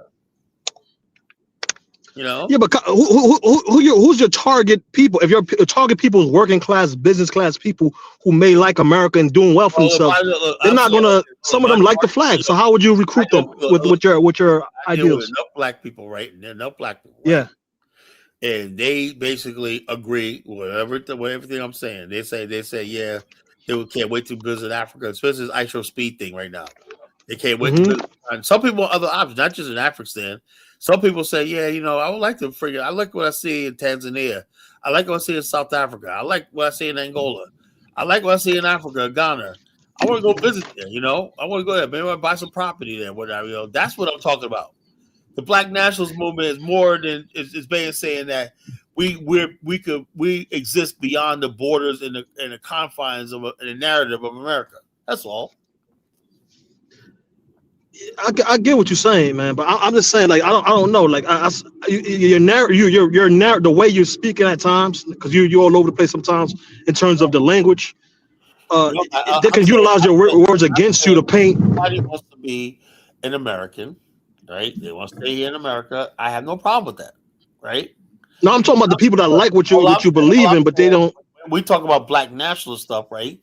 I want to Yeah. talk about black people doing things outside the cons. That's nationalism, where people are together no matter where they go. Part of black nationalism could be black people, the black community that lives in Europe right now. Black American people live in Europe. Yeah, there's a growing black American community in Portugal, in Spain. There's a growing black American community in Thailand. You know, let's put all these things together when I say, look, we exist beyond America. You know. And so that's what Yeah, the but Black Nationalist movement is all about, you know. I still think you're not understanding what I'm saying. The narrative, you have to have a more, because the European is calculative with his words for a reason, because he's trying to shape a narrative that's either it may bother you, but it don't come off as harsh. So you have to find the holes in his. I know what you're saying. You're saying that the Europeans are going to demonize me and make me seem like I'm this monster, and Yeah, for saying stuff like that for the like a 2-minute clip. Like I said, what I do is with my show and stuff like that, I'm ready for that, because all people have to do is have a debate with me, you know, and the way when I present myself, my case, whatever like that, you know, I'll win, you know. But what they do is they do ad hominem attacks and these drive-by hit pieces and whatnot, and they use people like Ki Troop and Aphrodamus and all these other people like that to do their bidding and they misinterpret what I'm saying and exaggerate what I'm saying. They use the people like the Nakmeezis and all these other people to fucking interpret what I'm saying. Then when somebody sits down and has a real conversation with me, right? And if a white person starts by saying, you know something, the problem is most white people don't know us. That's like with Muhammad Ali, right? When he said, I don't want to fight. They're like, oh man, you're supposed to be a champion, the people's champion. How come you not going to Vietnam? He said, look, man, my religion, whether they don't like that. And also, the people started to realize, wait a minute, there's black people who think like Muhammad Ali. There's lots of black people who think like that. Why the fuck you sending me over to your war? Then people start to realize, yeah, man, just a few years before, black people weren't in Major League Baseball. This is something new. Black people be integrated to American society. And so, therefore, of course, man, I think we're going too fast. We're sending black people to a Vietnam War, and we didn't even treat the black men who went to World War I and World War II with respect. And we want these people to be silent while we send them to fight some Asian people over there. And they start listening to Muhammad Ali, and they start listening to Black Nationalist thought, because he stood up. Right now, white people don't hear us because all they hear is black people should be happy and grateful for whatever they got. And that's pushed by a lot of black immigrants. A lot of black immigrants push that narrative. Oh, y'all to be grateful for everything. The white man, Ross Moisture, right? To be grateful for everything. What do you think about Ross Moisture abandoning his heritage in Haiti? That's his right, man. That's his right to do. But like when I hear him bash Haiti itself, that's a problem. That's why I think sometimes I somewhat get where, with time, when the more he speaks, the more I get where Not Easy is coming from. Like it's your right if you want to be soft-handed. I'm very proud that the houses received them well. That's a beautiful thing for me. But when you bash Haiti, when you go to Africa, they see you as a Hausa of Haitian descent. Hold up, look, man. Or Haitian of Hausa descent. My whole thing is this, right? My ancestors from the Congo. I'm no longer Congolese. Yeah, I kind of believe that. That's why I believe I'm of Congolese descent. I'm not a Congolese. Who I am, right? The ripping of my ancestors from the Africa, the Holocaust, the Mafa, the Middle Passage, and everything like that. The shackling of us, the seizing of us, the breaking of us on these hells of North America, right? And the fact that these people in America is who I had to bleed with, fight with, and die with. These are now my people. Absolutely. So in many ways, I'm not one of these people that basically want to get out of who they are by getting the DNA test. Oh, I'm a Fulani now. Let me go through the. No, that's some goofy shit. You are what your circumstance is. If you can't handle that, that's too bad. No, but you can. It's your right if you want to reintegrate into that tribe. That's your right. You cannot integrate in society. You can't do that. How so? Because the bottom line is you're no longer that. You had the experience. Hold up. You had the experience of like that because you've never been to Africa. Because you don't know. I'm never gonna go to Africa and integrate fully into an African society. It's not going to work like that because I'm not that. It doesn't work like that. You always gonna be like you got some black people in America, right? They go to Ghana, they thought they could do it, and they're angry. They're like, "Why is this happening?" Blah blah. I had friends of mine, a girl Lucy that was in my group.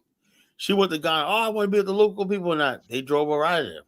She didn't. No, but you what you're saying is kind of weird. I'm talking about my definition of integration is not losing your whole self. Like I'm Haitian American. I'm not a Haitian from Haiti. You think Go ahead. That's exactly what it is. If you talk about living in a society, right? You got to do your own thing with it.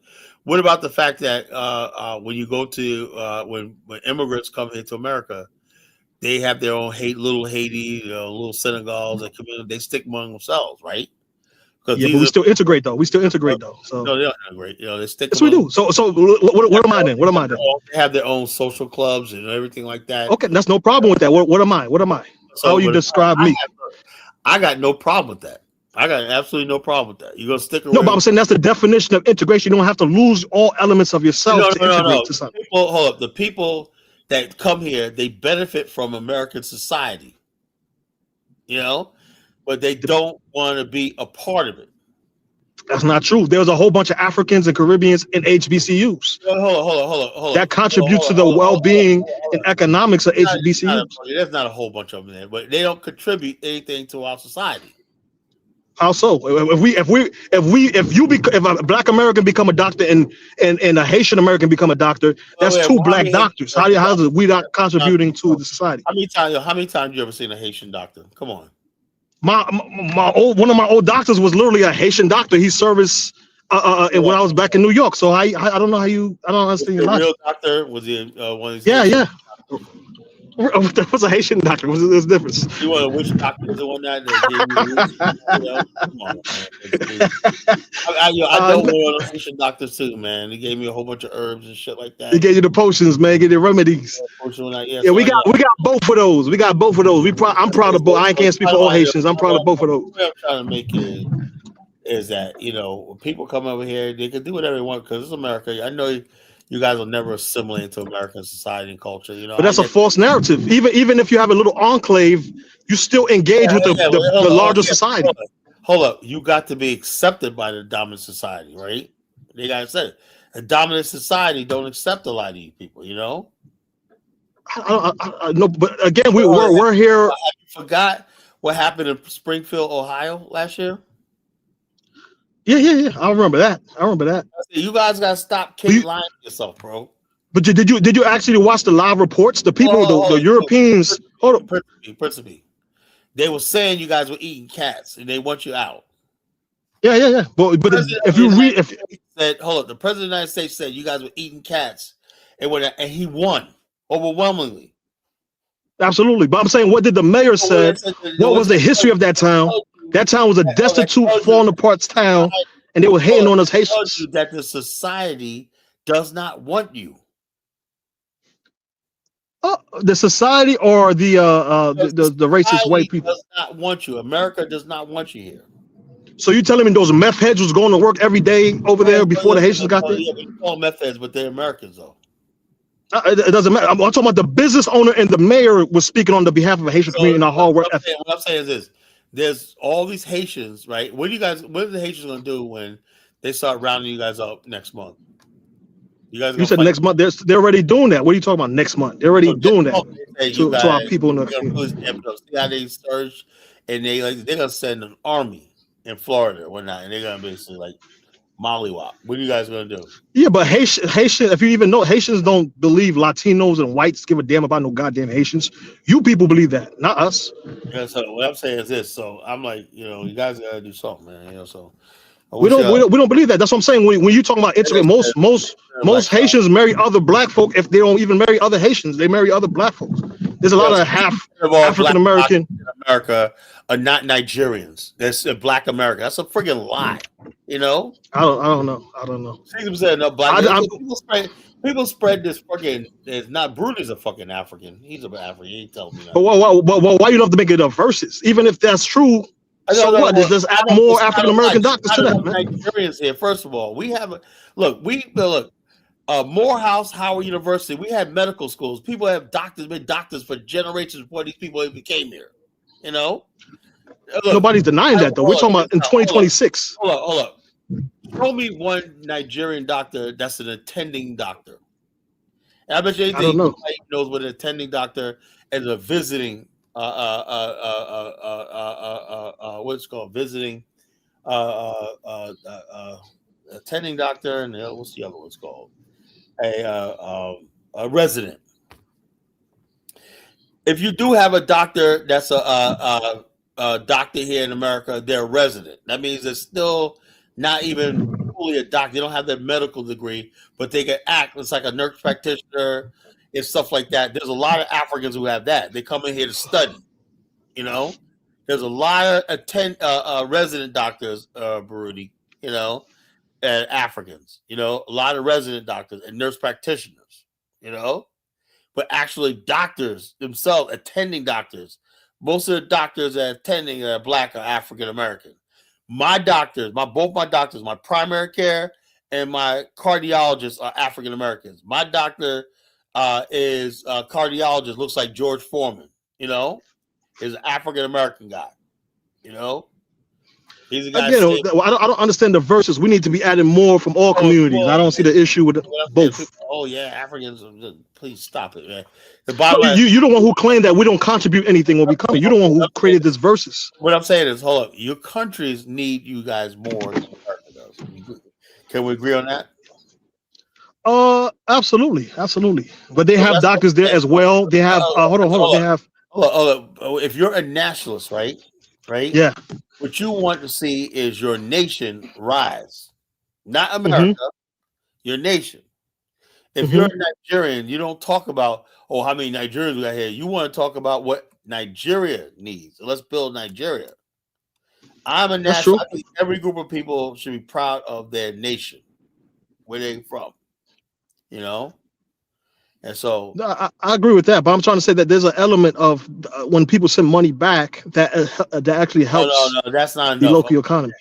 Matter of fact, I had a freaking Liberian guy on TikTok, right? He said $30,000 back, and his family ate the money, right? He's sitting in the thing, his house unbuilt, whatnot. I'm Hmm. laughing. They do that over The there, man. bottom line is this: he said all his family blocked him on social media because he's like, man, what they do with the money? If you're, let me tell you something, folks. If you're living in America and you say somebody got you send them money to build something, you're a freaking fool. You're a fucking fool. You know, this guy said $30,000, man. They ate all that money. You know, I think they put up one wall and whatnot. You know, I was like, damn, man, that's fucked up, man. You know. But that happens all too often, man. People sending money to Africa when that. Look, let me tell you something, man. I love my African peeps, but I ain't sending them motherfuckers a dime, man. You know, come on, investments in Africa. Don't do it. Don't do it. Do not do it. Don't do it. I look at what Bomani went through all these years. Bomani has lost so much money in Ghana, and he still loves Ghana, man. He done lost fortunes dealing with Africans in Ghana and whatnot. You know, but he had a prejudice towards Liberians before he got there. He assumed because Ghana is dusty that Liberia must be made more dusty, but he was actually surprised in many levels. Elvis won't like this that Liberia was actually better than Ghana in many aspects. As far as him doing business and professionalism and shit like that, get shit done. We had a better tour in Liberia than he ever had in Ghana. The hotels are actually. He Yeah, said, that may be an actual fact. The reason is Ghana are more protectionist when it comes to people, getting opportunities within their country. yeah, but the bottom line, There's this. he just Hold on, lost Carl. so Let me much get money. let me get 20 seconds to say it. There's this thing in Ghana that every job that can be done should be done by a Ghanaian. So the Ghanaian gets first That's on stupid. That's stupid. everything within the country, right? So that's why he might find it hard to do business in Ghana. Yeah, and Even to also work in people Ghana. in Ghana, man, they just don't keep their word. Like which one? You got Bobcat, right? The dude Bobcat over there, our boy Bobcat. Even though I think Bobcat's, I'm not gonna say it, he's probably listening. But anyway, anyway, the Bobcat has turned into an FBA. Living in Ghana, he lives in Ghana, but he's an FBA. He's so anti-African for living because all the fucking money he's lost. They get cheated. People don't do work, or they say they got carpentry skills, and they fuck his house up and whatnot, and we're over the money. I said, "Damn, man." He said, "People can't do things like use a ruler and whatnot, use a hammer properly, whatever." I said, "Damn." He said, "He thought it was gonna be like America. He's a carpenter, this bullshit." He said, "Man, it's like, damn." So But Kala, that's the thing too. When y'all be going, y'all just go and trust anybody. Like I think the no, reason why not me. No, Like not me. I'm anything, you talking have to do your about due Liberians got a lot diligence, of Carl. skilled labor. you gotta Liberians you got a gotta you real skilled labor. no, but Okay, I'm I'm, saying I'm, I I'm think the gonna reason. confess. I'm Go gonna ahead. confess something here right now, right? And again, it's fine, Carla. You say that, but I've done it. My mom has done it. Right now, I have a renovation project going on in Liberia, right? In Tinka Village, right? Now it's no, hold on, Carla. It's my Where's it half at, sister, Elvis? right? I want to go see it. Where's it at? Hold on. It's in. I'm sure you heard about Tinka's Village, right? Tinker's Village. It's my half sister, right? Oh, Plus good, my man. I'm going mother's. there. I'm gonna go there. Yeah, hold on. Where's it at? In Plus Monrovia? my mother. Oh my gosh, Carla, yeah. Plus my mother's sister, right?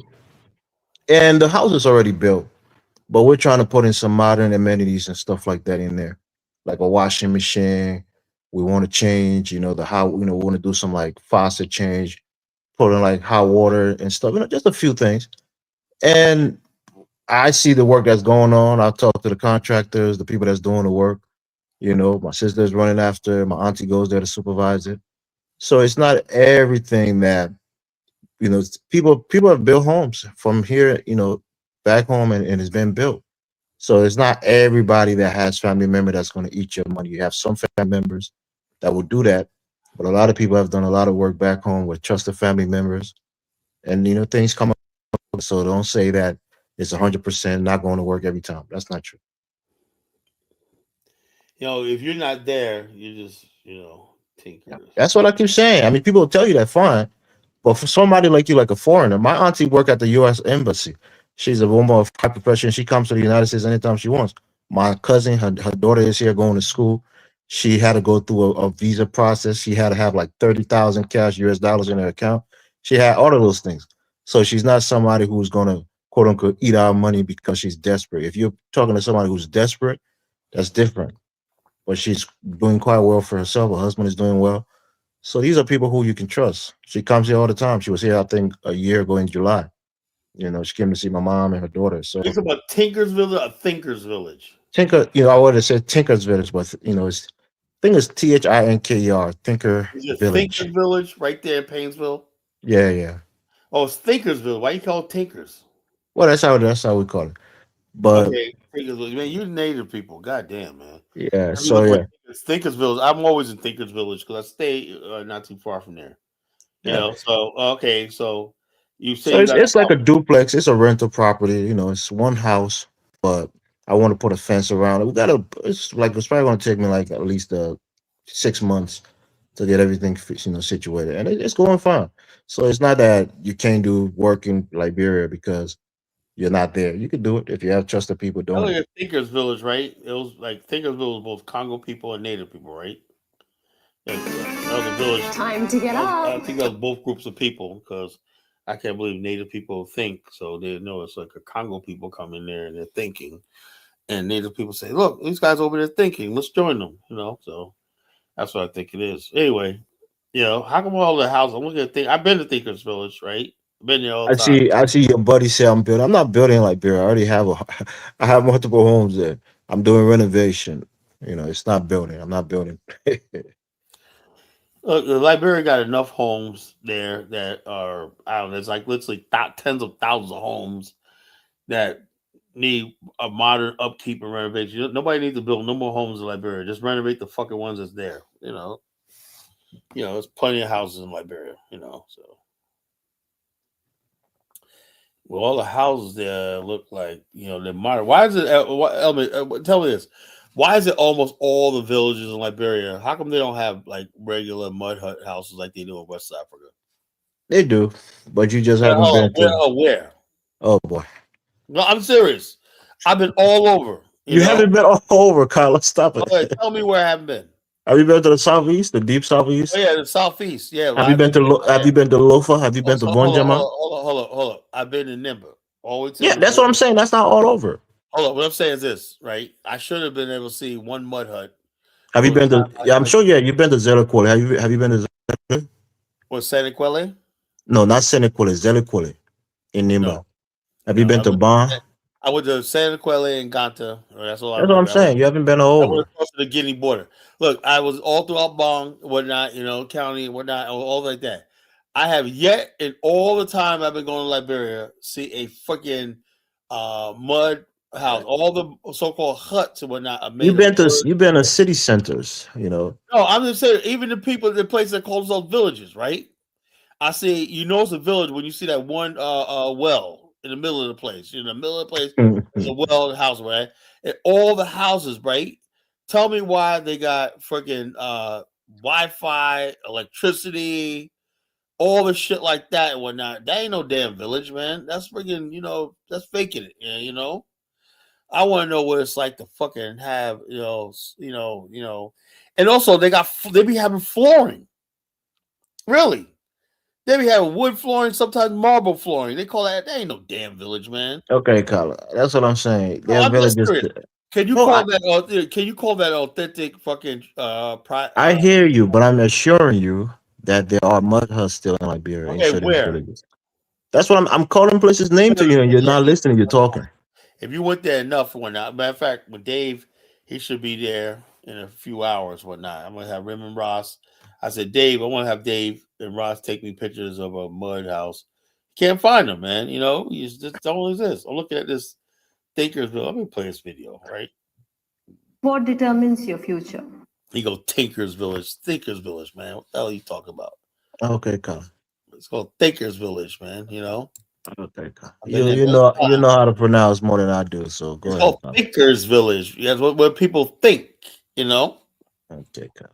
that's what people think. People go to think when people think. You know, because like I said, matter of fact, in my novel, right, the last scene of my novel, right, the students were at Thinkers Village. They had a really good omen about the century before when I was really good. Y'all gotta get my novel, Journey to the Promised Land, right? The last Colin, chapter. I hope you're not seeing mud houses that's been plastered and you think that is a concrete building, right?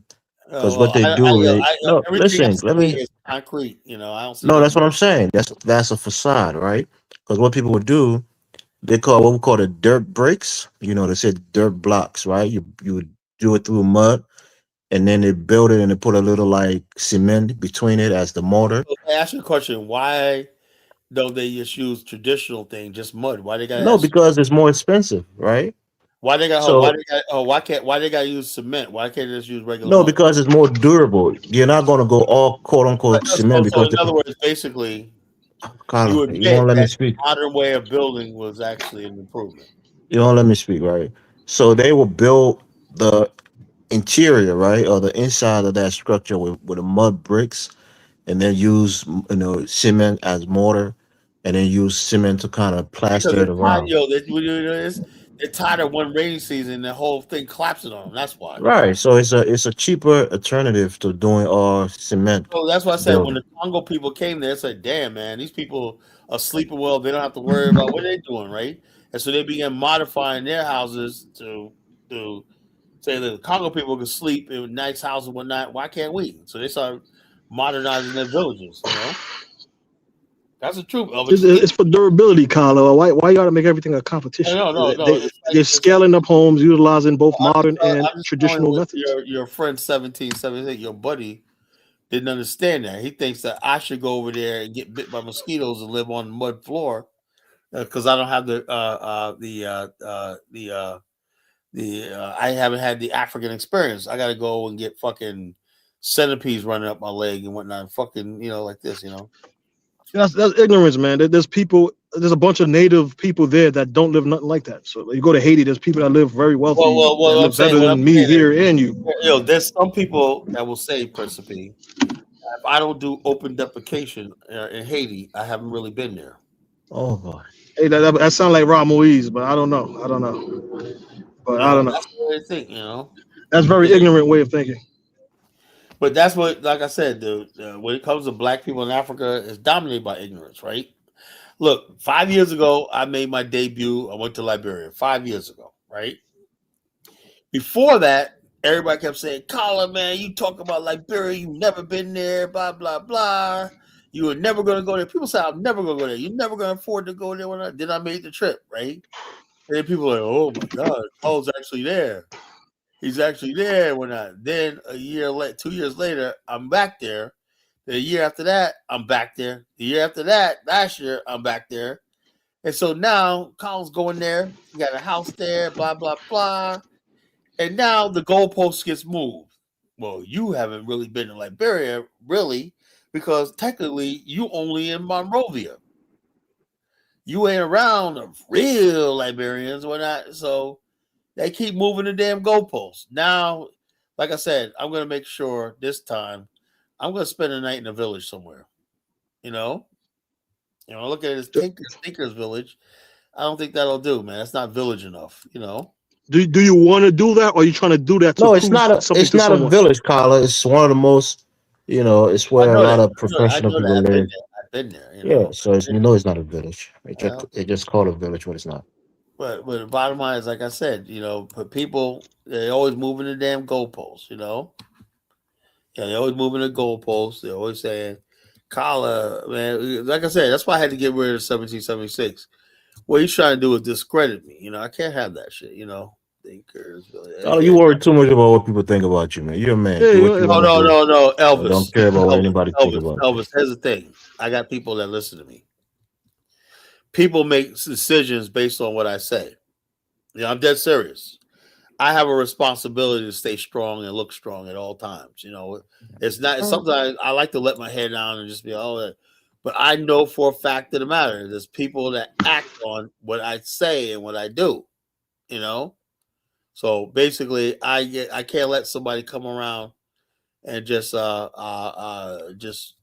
me off and whatnot like this because people are like, are you really real, Colin? I thought this. People do that. People like it's like you have a Oh, you're but aren't you kneeling to his talking point? If you, especially you, go off on everybody talking about the need to quote unquote merge traditional with modernization, right? That's your concept, right? So why is you, if that's not what you want to do, no, you don't no. What have I'm to do saying, it. no, You I'm have your saying like own ideal. my whole thing is Christopher, right?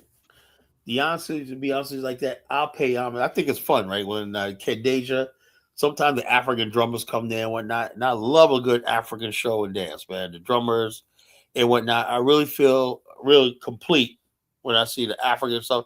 I buy a lot of African art. Liberia has the best African art, right? I buy a lot of it. When I come back, I have people that I bring work back from, right? I love the African art and stuff like that. I love. I want to get a mass of all the tribes in Liberia, right? I want to have a whole wall of all the tribes in Liberia, right?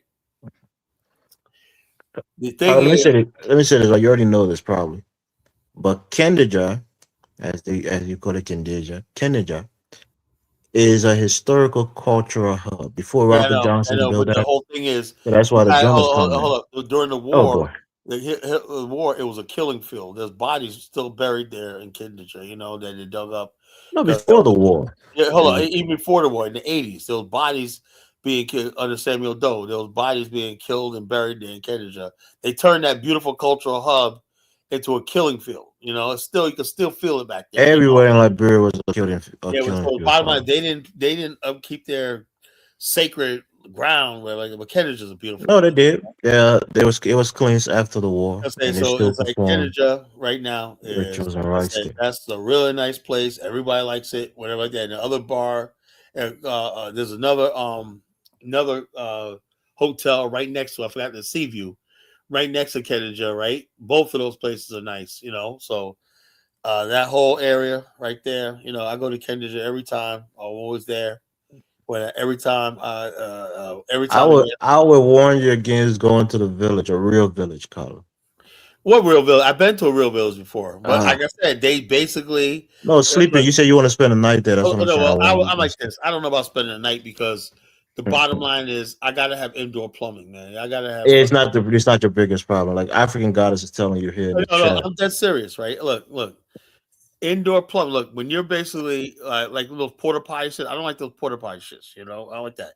Imagine you go to a latrine, right? And you see everybody standing on a latrine. Oh, they have the open latrines in some of the places, right? Everybody's taking a dump at one time. Well, you go to the train, right? They haven't cleaned it out, right? And you got poop coming up to your ass, whatnot. You're like, that's a little something beyond my pay grade. I can't do that right now. That's what I was saying about Mari Shai. She talking about living in a village, man. I was like, Mari Shai, man, you don't want to go out there to a latrine, man, and you go take a dump and whatnot, and you got the thing splashing up on your ass and whatnot. You don't want that, Mari Shai.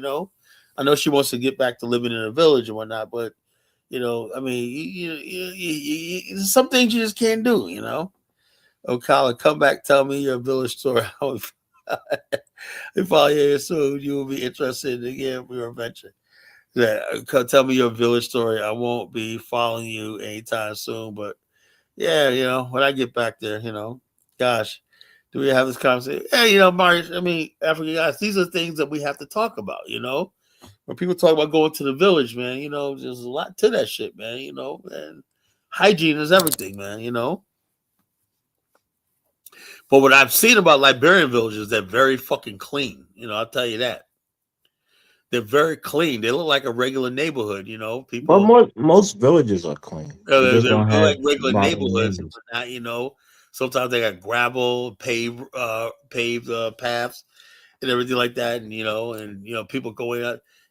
Like I said, they'd be villages, right? But they Yeah, got because they don't have the modern contaminants like plastic. A lot of plastic a lot there. of the ones I've A lot seen. of They waste. got brick. They're made of brick and mortar. They look like huts, but they're brick and mortar. That's what I saw.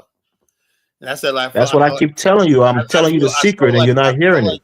I felt like I was cheated, man. I want to see a It's mud. mud houses, but they use a cement like plaster to No, put around it, so you don't see the those exposed are mud. breaks. It's shaped like mud houses, but they was all cement and all It's plastic. not all cement. That's what I keep telling you, Carter. Jeez. You know, so I say, so I'm like this. And the only ones that time I see mud houses when they have those little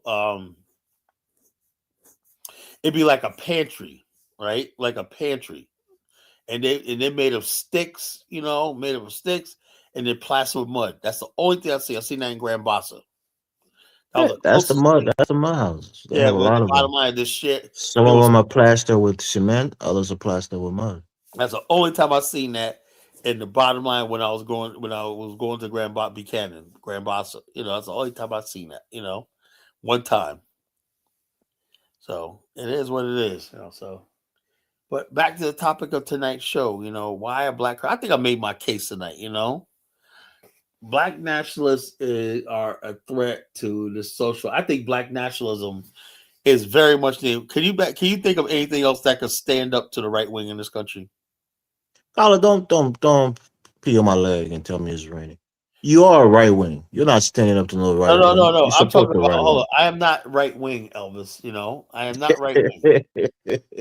I'm not right. I'm talking about. Oh, look, not just right wing, but also the left wing in this country. Left wing is just as dangerous to the right wing. Oh, okay, Carla. All right. Yeah. That's what a right winger would say. Yeah. So no, they are dangerous, man. Okay. Anybody that could be the balls of blocking ice on the street need to be dealt with. Like goddamn, Okay. that's All that right. fucking crazy. Yeah, what 76 just said, even worse.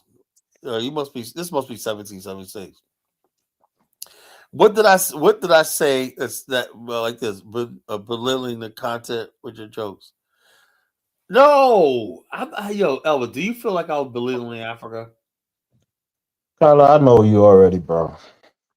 No, this doesn't sound like I was asking some genuine questions, man. I That's was true. not That's really. that's that's why a lot of people on the Look, show but check think this out. Talking about a latrine, you gave Carla, me. you can't even let me speak, bro. That's why you see sometimes we're quiet on the panel because it's like, Yeah, what's the point? That's why a lot of people think you're unfair to 1776 why? because his rhetoric, there are people who are like that. You have to understand certain people have certain characters, right? The guy is making certain points, and maybe he's infusing a few jokes in there. Some people find it amusing, which is fine, but you never give him the chance to really Well, articulate his what point. about when he says stuff like, that to me it was beyond the pale. He says it's a great day to be American. We just took over oil in Venezuela. We're gonna get Greenland. We might go to Argentina. Are you against that, Carla? Yeah, I'm a fucking against that. Have you said anything against it? Look, I'm saying like this. Anybody knows me. I said, look, this is what I will say, right? I would say, render unto Caesar that which is Caesar's, right? Now we're clear, right? Donald Trump's aggression and stuff like that has nothing to do with me. I'm a black nationalist, right? So you don't care about it? Hold on. Do you remember the time when the Iranian? You probably don't, right? The I really think Iranian, you're talking about that. the Iranian conscious crisis. Remember that? Of course.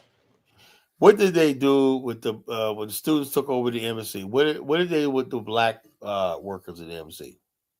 Yeah, they let it go because you know. Why? Well, they said they had no issues with them because they're black, and in their Because mind, they we don't are consider them a to be black Americans. people.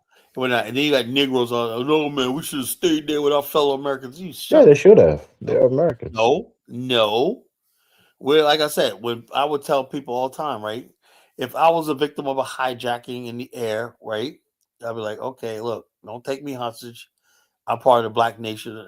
Black Nation. I'm not an American, but Don't take me when in other words, my beef, your beef, whatever it is not with me. You know, you think I should go down with a fucking America? After everything, get the fuck out of here. America wants us to sacrifice our lives, but it doesn't want to give us the respect and benefit of being American. That's a that's a balls on these people. They want us to die for this country, do all stuff like that. But hey, the best of what America has to offer, that always has to be white.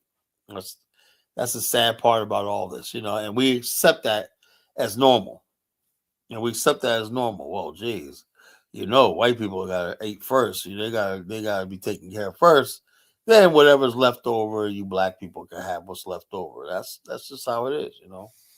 It's a sad situation. I think black nationalism just gives me fucking sanity. Because like I said, I really believe in what I'm saying. And I believe more and more black people come. There's a guy I saw today. He's basically trying to build $100 billion Black African American investment fund. I am all for this guy, man. I'm going to join his movement. I don't care how. We need more people. There's several other people like that doing the same thing, but I don't know if these are all the same people. Whatever he says, this guy's a financial expert, whatever like that. He said we could do that. $100 billion Black African American investment fund, right? Imagine that. Then we got money to invest in Africa. He says we did our homework. We could do this. We got the means to do this. There should be many Black American investment funds. That's Black nationalism, Elvis. An African American investment fund. An African American hedge fund, African American banks. All that stuff is Black nation building. And so therefore, this is what they don't want.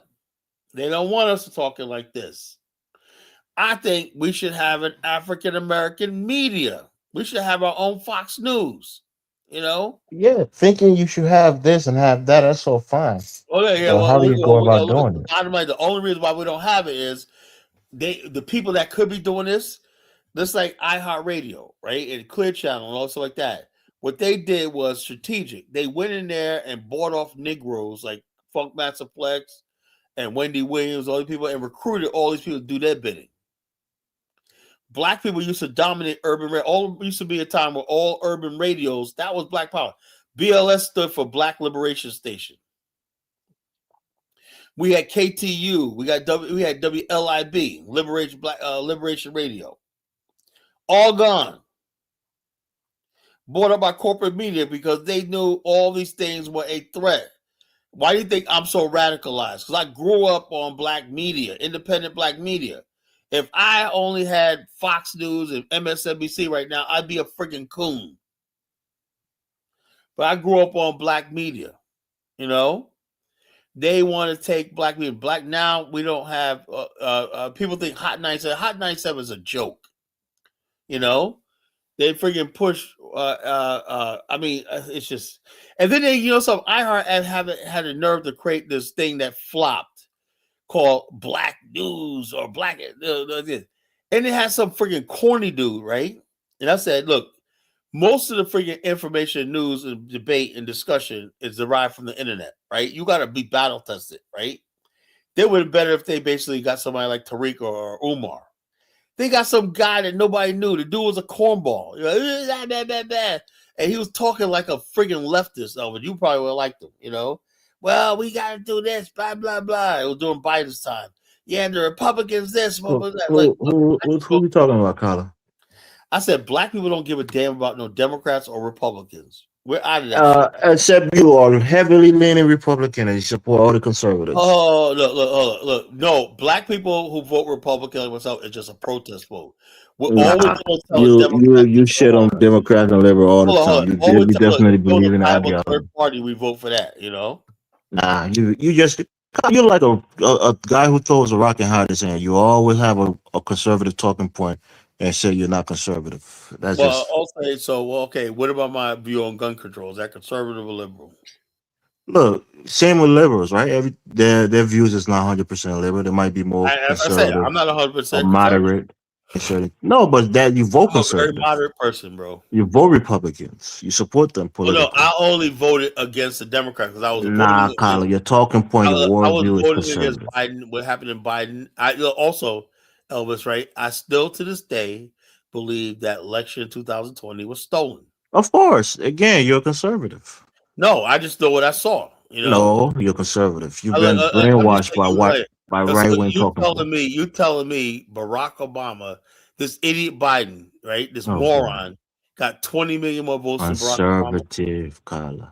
No, hold on, Elvis, can you look at me in the face and say you think Yes, and let Joe me Biden got give 20 me 30 million more seconds to votes? explain it.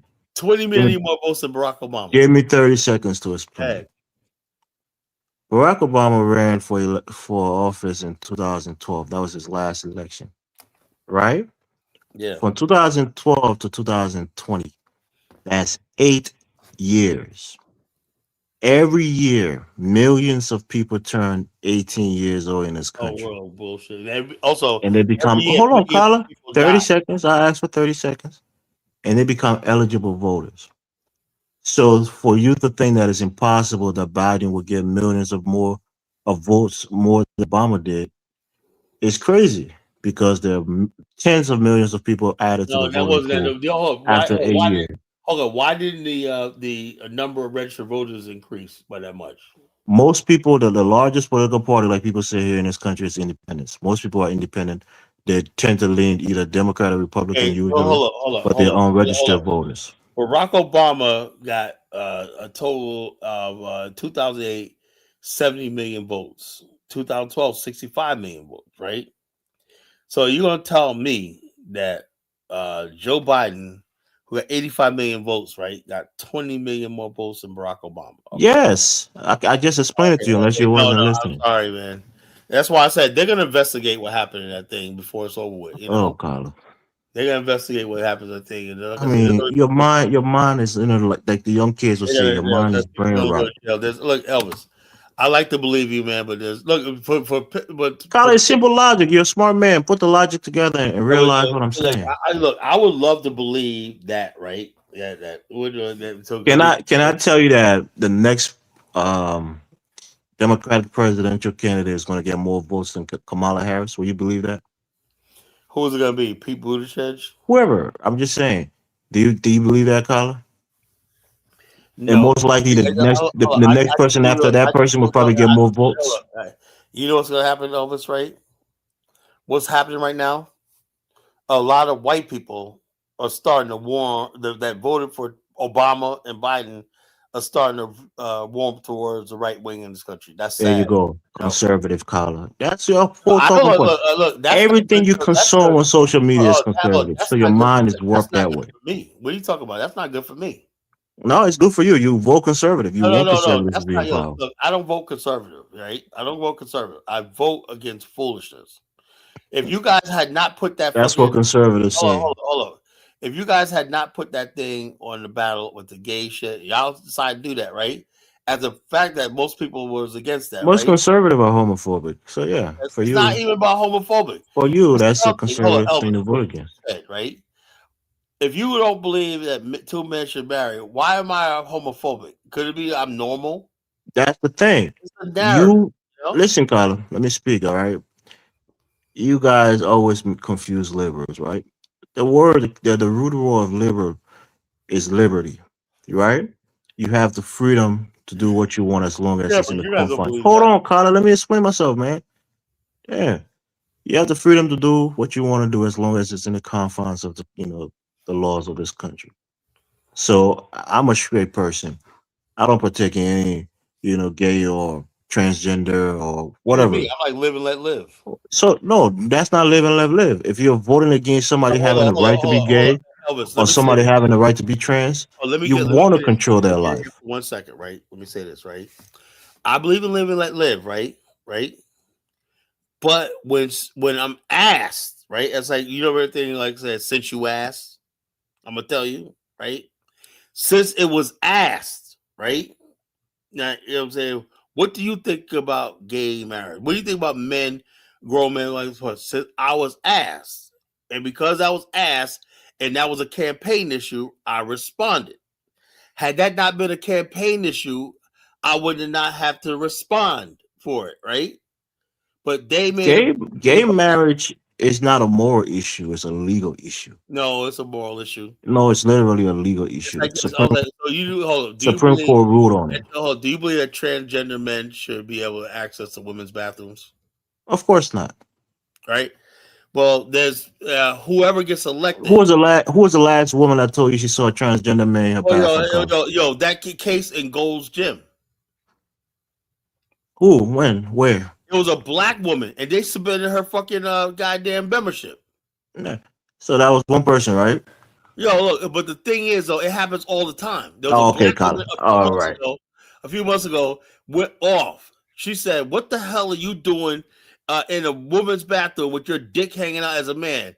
I said, "What that is a woman." She went the fuck off, and then us all of a sudden, people behind her. But Gold's Gym decided to suspend her membership because she was harassing this fucking transgender. Whatever. This is shit. And so, therefore, Have you ever encountered it, Colin? Anybody no, you know? no. I look, and the bottom line is, I'm saying like this: if I ever seen, honestly, I have two nieces. I love to death. My nieces, they were so cute. I was at the house. My grandnieces. If I was at a restaurant and my niece was in there using the bathroom, and some man walked out of there, I'd fucking kill him. Of course, You but know? the point here is, let me speak, Colin. Let me speak. Elvis says I don't want to do that, right? Fine. I'm saying the law should handle its job. No, right? that's what I said. Let me speak. The amount of people that's transgender, you can use your chat BTPT or whatever, and just ask the computer what the number of transgender people in this country. It's probably less than 0.001%. That's right? too much. It's still too So much. the chances of you ever encountering somebody like that is very, very minimum. It's not impossible. Well, actually, I saw one. So it doesn't have any bearing on your life whatsoever. It's not impacting your life in any kind of negative way. Freaking white guy. He looked fucking ridiculous, man. Right. So if you're voting based on something that has no effect on your life, hold on, look, I'm saying like this. As like I said, Elvis, it's like since you asked, right? Nobody asks. You just want to put that out there. If somebody asked me, remember the situation about the Alaska pipes and the polar bears up there? Remember that? I'm way the fuck down here, right? To the Alaska piping heat the tundra because of polar bears, and they found out the polar bears liked it because of this. Okay, there was a big issue. Should we stop drilling and having pipe up there because of the polar bears? Okay, but since it became national news and I was asked, I weighed in on it. I was like, well, I forgot what my you talk about that's your only issue. When, for example, hold on. That was in this election, Colin, in man. this last election. Colin, I think I want to drop off, man. You can't even let somebody speak, bro. This election, that was my last. The point here is the tax policy in this country affects you more on a daily basis, especially federal taxes, right?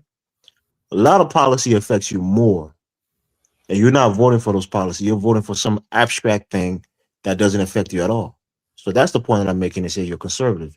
You use that one subject because you think you have some moral high ground on it. You think I was using that as an excuse, and I really. You said that's the only reason you voted for the conservative, right?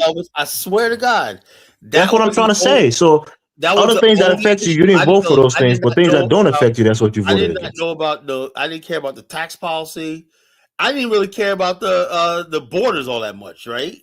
Also, it was a Venezuela, the situation in Chicago with the Venezuelans, right? That was an issue too. That was an issue. That in this fucking, since you asked, right? I thought the audacity of a grown man like that set me into a fucking rage. And the only way I could really lash out was with my vote. It's unfortunate, that's how I voted. I live in Minnesota, right? And many people consider Minnesota to be a liberal state. Again, like I said, I don't see that shit.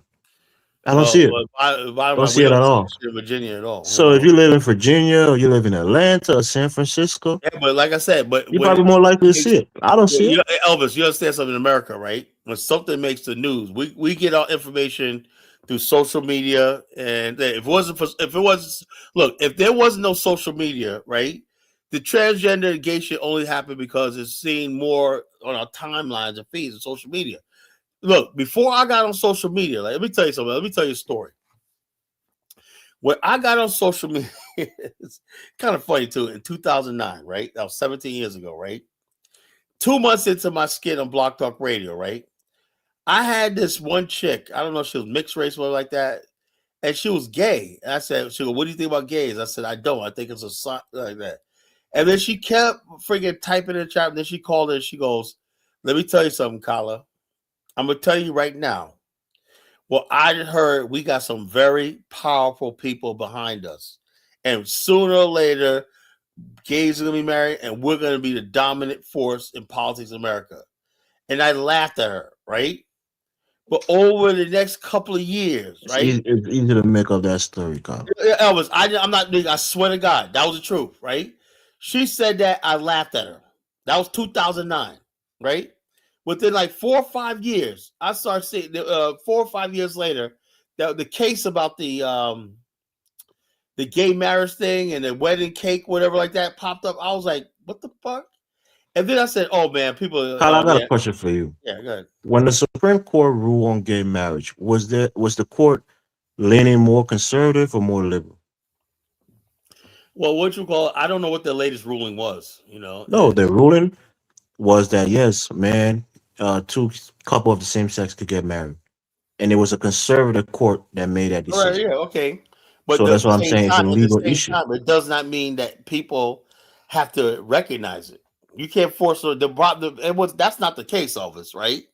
You liberals don't seem to understand what you guys call yourself liberal, right?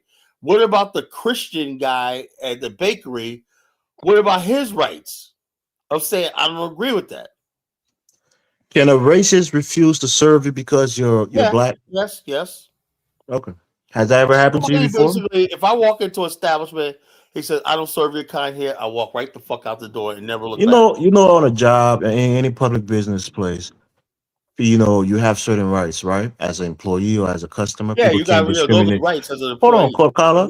People Nobody, can't discriminate you against right, you based that's on an your race, employee. You know, those your are federal sex, rights. your I agree with that, right? sexuality. Listen, I'm But saying it. Your sexuality, your creed, right, yeah, as an right? employee, because you're vulnerable. But when you walk into somebody's establishment, you don't have to walk in there. You know, your employment is You're just your twisting the laws livelihood. now. Hold on, when you walk into somebody's establishment, right, you don't have to. You could choose to go someplace else. You People know. can't as a customer. Somebody can discriminate Yeah, yes, against you you based on can. your Yes, you race. can. No, you can. If you walk into a business like me, person, somebody walking in my office being belligerent, say, "Sell me some insurance," right? I could be like, "Sorry, I'm sorry, man, but you got to go No, you're not someplace else." discriminating You on know? them because of their race. No, You're discriminating because but of for any the reason, I belligerent. can refuse service. You know, I don't have to give a reason. No, not if you no, yeah, that's if you're hiding a reason. But they said that they had a specific reason that they weren't going to give. And what did the court say in that case, They Colin? What did the basically courts? What did the court say?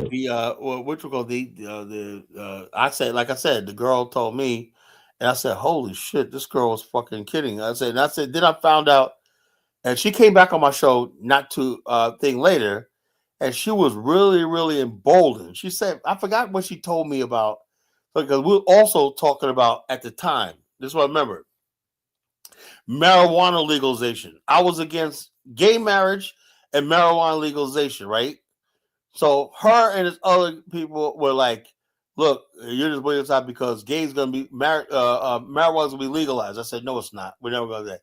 Gay marriage is gonna be legal." And I said, sure enough, both of those things were legalized. I was like, "Holy friggin' shit!" It's not rocket science, Carla. It's No. not. Yeah, take away the internet, and when those two things would have never spread. No, because people who are in tune in politics, they know how the country, Oh no, leans on man. certain things. Most people don't smoke. No, how many The people smoke? country is more How many people liberal when smoke? it comes How to many social people? How many issues. people in America smoke dope? Many people may not smoke it, but they don't think they should be Very little. criminalized. Less than 3% of the population smoke dope. So why the fuck would you have to change the law? That's why they do polls, right? Have you ever seen polls on if marijuana should be legalized or not? Yeah. No. Hold on. Majority of the polls said it should be. Elvis. You know you're talking to me, right? Most people like myself believe it should be decriminalized. I don't believe you should go to jail for smoking and whatnot and selling it, right? But that does not mean we condone it. There's a difference. What do you mean? In other words, Yeah. basically, when somebody says we're going to enter into business and perfect like this, Elvis, right? On television right now, listen to this carefully, Elvis, right? I know you're a smart guy, but I'm going to make you even smarter. Thank you, In Carla. 1976, I believe, 75 actually, when I was a kid, right? We used to see cool Newport, Marlboro commercials on television. But then in 1976, the same year that they gave us a 55-mile-an-hour gas speed limit through the fuel crisis, the OPEC fuel crisis, right? A new rule came up that celebrities would avoid smoking on camera on movie sets, and there will be no more cigarette commercials on broadcast television. Right? Now, the problem is with the marijuana, they want to be able to. Now, if you could do that with cigarettes, right? Marijuana has 20 times the TNT in potency as a cigarette. Tell me why the marijuana people got so powerful that you might see I think it's marijuana TGH, Carla, not right? TNT. Whatever, you know. So the bottom line is this: you might see marijuana commercials on fucking commercial TV. Why? Because of the movement. They don't be like this. Like, let me give you an example. Gay marriage, right? Now, what if you want a man and woman that are brothers and sisters, right? We have a rule: you can't marry somebody your blood first cousin like that. What if a man wants to marry his first cousin? Should we uprule? Two people love each other. You can't judge, right? Carla, you asking me about incest? Oh, no, hold on. What's it? People incest, homosexuality, whatever like that. People view it all the same. It's in the Bible, right? Oh boy. You see how the slippery slope you go down? What do you talk? So your idea of it not being legal is one based on religion? No, I'm saying the fact that if you basically open the door for gay marriage, not homosexuality, right? What you do in your private home, your own business, right? But when you make society condone something, right? What else can society? What about a man marrying his freaking daughter? Oh God, jeez. So you don't think about stuff like that. Already the Pandora's box is being opened with these people, these freaks out in Seattle, Washington, and whatnot. Oh my gosh, man. Let me get Prince P on. Go ahead, Prince P.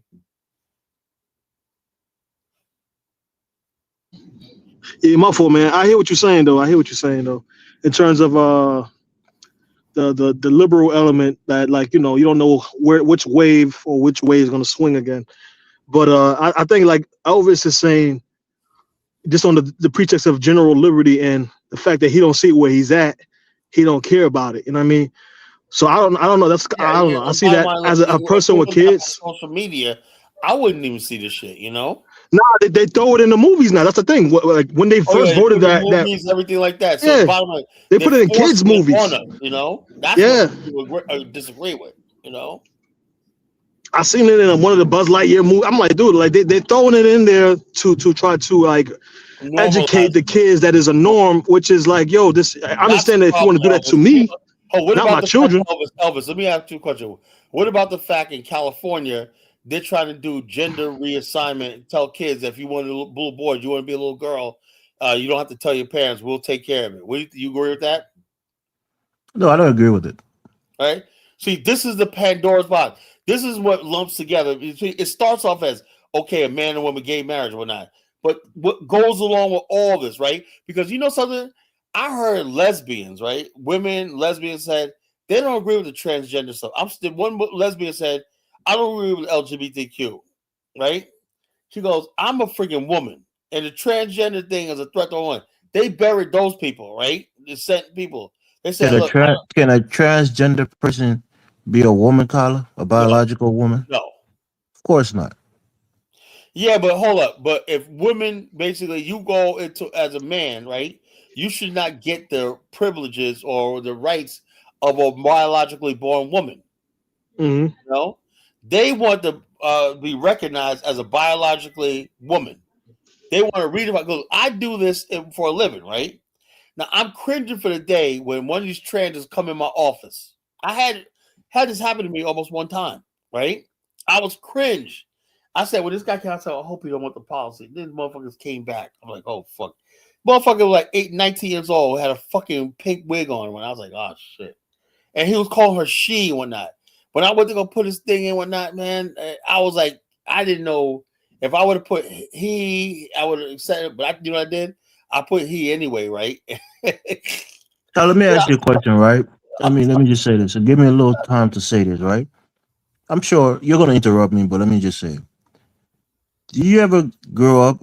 I'm not even gonna make it into a question. I'm gonna make a statement. You know, sometimes you grow up and there's a girl in a community that dresses like a boy.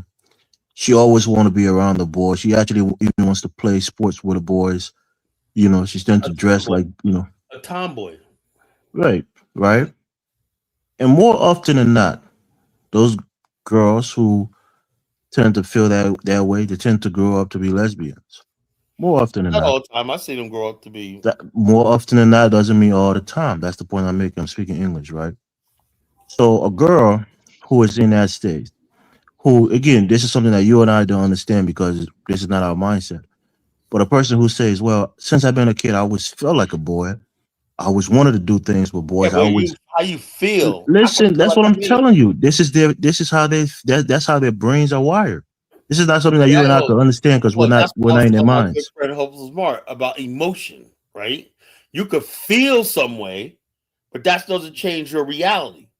The problem is when you feel something and you think that the world's supposed to center around your feelings. That's emotionalism. No, the world doesn't set us around their feelings. They're not Yeah, and imposing that's it. why we went to the Kala, polls please. and we voted for Donald Trump. Simple as That's what that. I'm saying. Fine, you did that, so then own it, but don't try to deny it. My point I'm making to you is, if somebody feels that way, right, and they take steps, like that's why they dress the way they dress, right? That's why the girls wear, the boys' pants and wear dress like Hold boys. on, Elvis. Is that the reason they dress the way they dress? Sometimes they're just emulating their brothers. They're trying to Hold fit on, in hold with on, their brothers. hold on, right? So a girl would do that, and most of us growing up would see a girl who's like a tomboy, right? And for most of us, oh, she's a tomboy, she's a tomboy. And then on the contrary, a guy who may feel like a female may want to emulate a female and start dressing like a female. It happens to a very, very small percentage of human beings. Maybe one out of every million person may go through something like that, where their mind is different and they're in one gender, but their mindset feel like they should be aligning with the other gender. Like a tom girl trying to do everything that the boys do and dress like boys and act like boys and even try talking like the way the boys talk. I don't understand that. You probably don't understand it. I don't, most people don't understand it. But some people brains are wired like that. So this whole transgender stuff is like very, very few people want to be transgender. Why Very, is very it few that they people. make? Why is it that the transgender issue is a governance issue in Virginia? It was an issue on the ballot in Virginia, and one of the major talking point when that it's in California, where that's like has a whole state in an uproar over shit. Why is it? If it's just like a small thing, as you say it is, It's right? not. It's transgenderism. Oh, It's let not me ask you even. a question. Okay, one prop section 1557 of the Affordable Care Act, right? This came online 10 years into the Affordable Care Act, right? I learned about this when I did my AHIP certification, right? It defined gender by choice. The Trump administration reversed that. Biden administration went even further, right, in the ruling. The Trump administration reversed that and decided that gender is decided by at birth, right? Now, so therefore, I got a reprieve because in that time period, right? If somebody comes into my office and says that I want the policies of a woman, right? And I said, well, men pay more than women because that's the way it is, right? Well, I self-identify as a woman. I didn't have the right under the ruling of Obama and Biden's Affordable Care Act ruling, right, to deny that person, because I had to go by a thing. I didn't agree with that, you know. And like I said, it was not just me seeing stuff online when it's what I do for a living. I strongly disagree with men getting insurance policies reserved for women because they chose to self-identify as a woman. You know, I strongly disagree with that. You know, I mean, I really strongly disagree with that. That's why I voted the What way I about did. women who identify as men, Carla? Same thing. Okay, then say that. I don't agree with women identifying. I believe that you are what you are at birth. You can feel like a woman like that, but you are a man. You know, that's Yeah, what you. I the believe. same thing with the women, right? Women who are Yeah, born as female. Like you're I born said, a woman. You're a woman. You're born a right? man. You're born a man. Your gender. You know, you Your can't gender change your is gender. It's decided at your biological. birth by God. You know, But the mind and could I'm saying to be, myself, Elvis, you you know, say you Christian, you believe in God, right? of course. Do God make mistakes when He creates us? Of course not. God doesn't So make why mistakes. would somebody basically go through? I think it. Look, Paolo, the you had whole. somebody in your family who was gay, right? Yeah, of course. You think God made a mistake in creating your Hold on. auntie It's who was not. gay? Look. Gay is one thing, right? You like whatever that you agree with, right? But it's Oh, not normal. hold on. But nobody in my family tried to change their gender. That's That's what what I'm I'm saying. saying. You It's guys, on a spectrum. You guys, this is what I'm Carla, you're saying. doing the same thing again. You're trying to win an argument. We're having a conversation. It's not an argument. My point here is, in my immediate family, I don't have anybody who's gay in my family, for example. But in your family, maybe in other people who are listening, their families, they might have gay people there. You ask yourself, how many friends or how many people that you know in your life who have somebody who is gay in their family? Look, It's more common than you think. So it's not something that's unusual in Look, nature. I had my nephew, right? Nephew Douglas, right? Actually, my brother's nephew, right? But he's my nephew. He called me uncle. Last year, blew his brains out because he was going through identity crisis because he was gay. And people know my family how I am when but I always, every time I saw Douglas, I would say, "Hey, Douglas, how you doing, kids?" I know him since he was a baby, right? He's the same age as my real nephew, right? His first cousin. Hey, Douglas, but I noticed he didn't come around the family a lot, right? And he was with these gay, transgender, and he just killed himself, you know. And his So father, do you think he felt hold on, let me guilty? what I'm saying. His father, Joel, right? 5 months later, he said he couldn't take it anymore. The only thing he lived for was his son.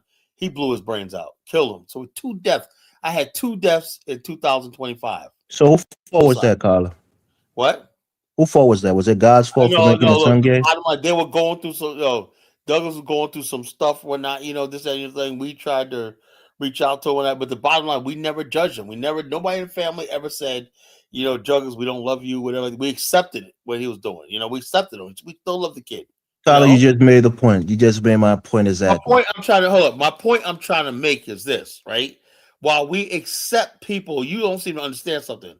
We accept people who's gay, whatever like that in our family. You go, I live and let live. That's how I am, right? There was a time when people being gay was not acceptable. Will you agree with that? Oh yeah, I agree with that. But the bottom Okay. line is this. Hold on, Carla. Give me 10 seconds. Let me make the point. Hold on, let me tell you this. Even though people are acceptable, we always knew there was gay people around. That was always around. We That's always what I knew said. Give me 10 seconds. Let me make the somebody point. was funny, somebody was a little funny, whatever. Like that's always existed in Black America. Give me 10 seconds. Let me make the point, right? So somebody in your family, right, as a family member, you have some form of innate love for them because they're born in your family. You have some kinship with them. So usually you try to accommodate them. You don't want them to feel out of place, But somebody who's not related to that person, who doesn't have a kinship or innate feeling of kinship with them, they might want to be mean to that person. They might want to discriminate against them because they have a sexual orientation that's out of the norm. That's unfortunate. It's wrong. So that's the point. That's why people try to pass laws so that Look, people who are Elvis, outside of right? these people families can discriminate That's against one them thing. Hold up, and make them want to kill that's one themselves. thing, right? But still doesn't give somebody the right to alter society. If you're gay, fine. Keep it to yourself, right? Nobody's gonna bother you, whatever like that. But you don't come into public, right, as a man and say, I'm gonna walk into a woman's shower with little girls in there because you feel a certain way. I'm not going that People don't far. know how to draw the line, And that's just being logical sense, right? You can be gay all you want in the privacy of your home. That's what it used to be about. Whatever you do in the privacy of your home, that's what your business, right? But when you come to public, in public spaces, That belongs to the rest of society. And society does have the right to regulate what behavior they accept and don't accept. That's all civilizations. Oh, Carla. No, don't all call nothing. That's the way that is. I Can just, I I ask him a just, question? I just personalized it for you, and you're trying Yeah, to, I you're know. In trying the to go privacy somewhere of else. my own home and my family. That's the So thing. your auntie and your cousins were only allowed to be gay in the privacy of their own homes. Hold on. My auntie, Bobby, love her to death. She's a lesbian, whatever. Love it. She has no problems, and she don't even support all the stuff you're talking about because I'm she not minds her talking about business. anything. She minds her business, does what she want to do. She don't freaking Is oppose. she super feminine or is she kind of masculine? Well, she's like, well, in her relationship, she's more the masculine one, you know. Okay. So Why do you think that is, Carla? the bottom line, what I'm trying to say is this: we know she's gay. Everybody knows she's gay. It is what it is. Everybody accept it, right? But when you basically come right and try to alter things like friggin' the bathroom, gender, and you're putting children at risk, that's when people have a problem. You know, I don't Yeah, understand a I have a million years problem with that too. like I'm how you not say it. saying, Oh yeah, so that's what the issue was.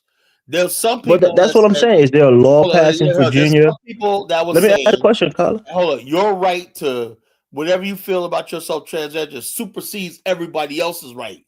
And that's what it was all Is there a about. federal law that says that a transgender man can use the bathroom of the gender that he Well, the ascribes bottom himself line to is be? the federal law says you can't do that.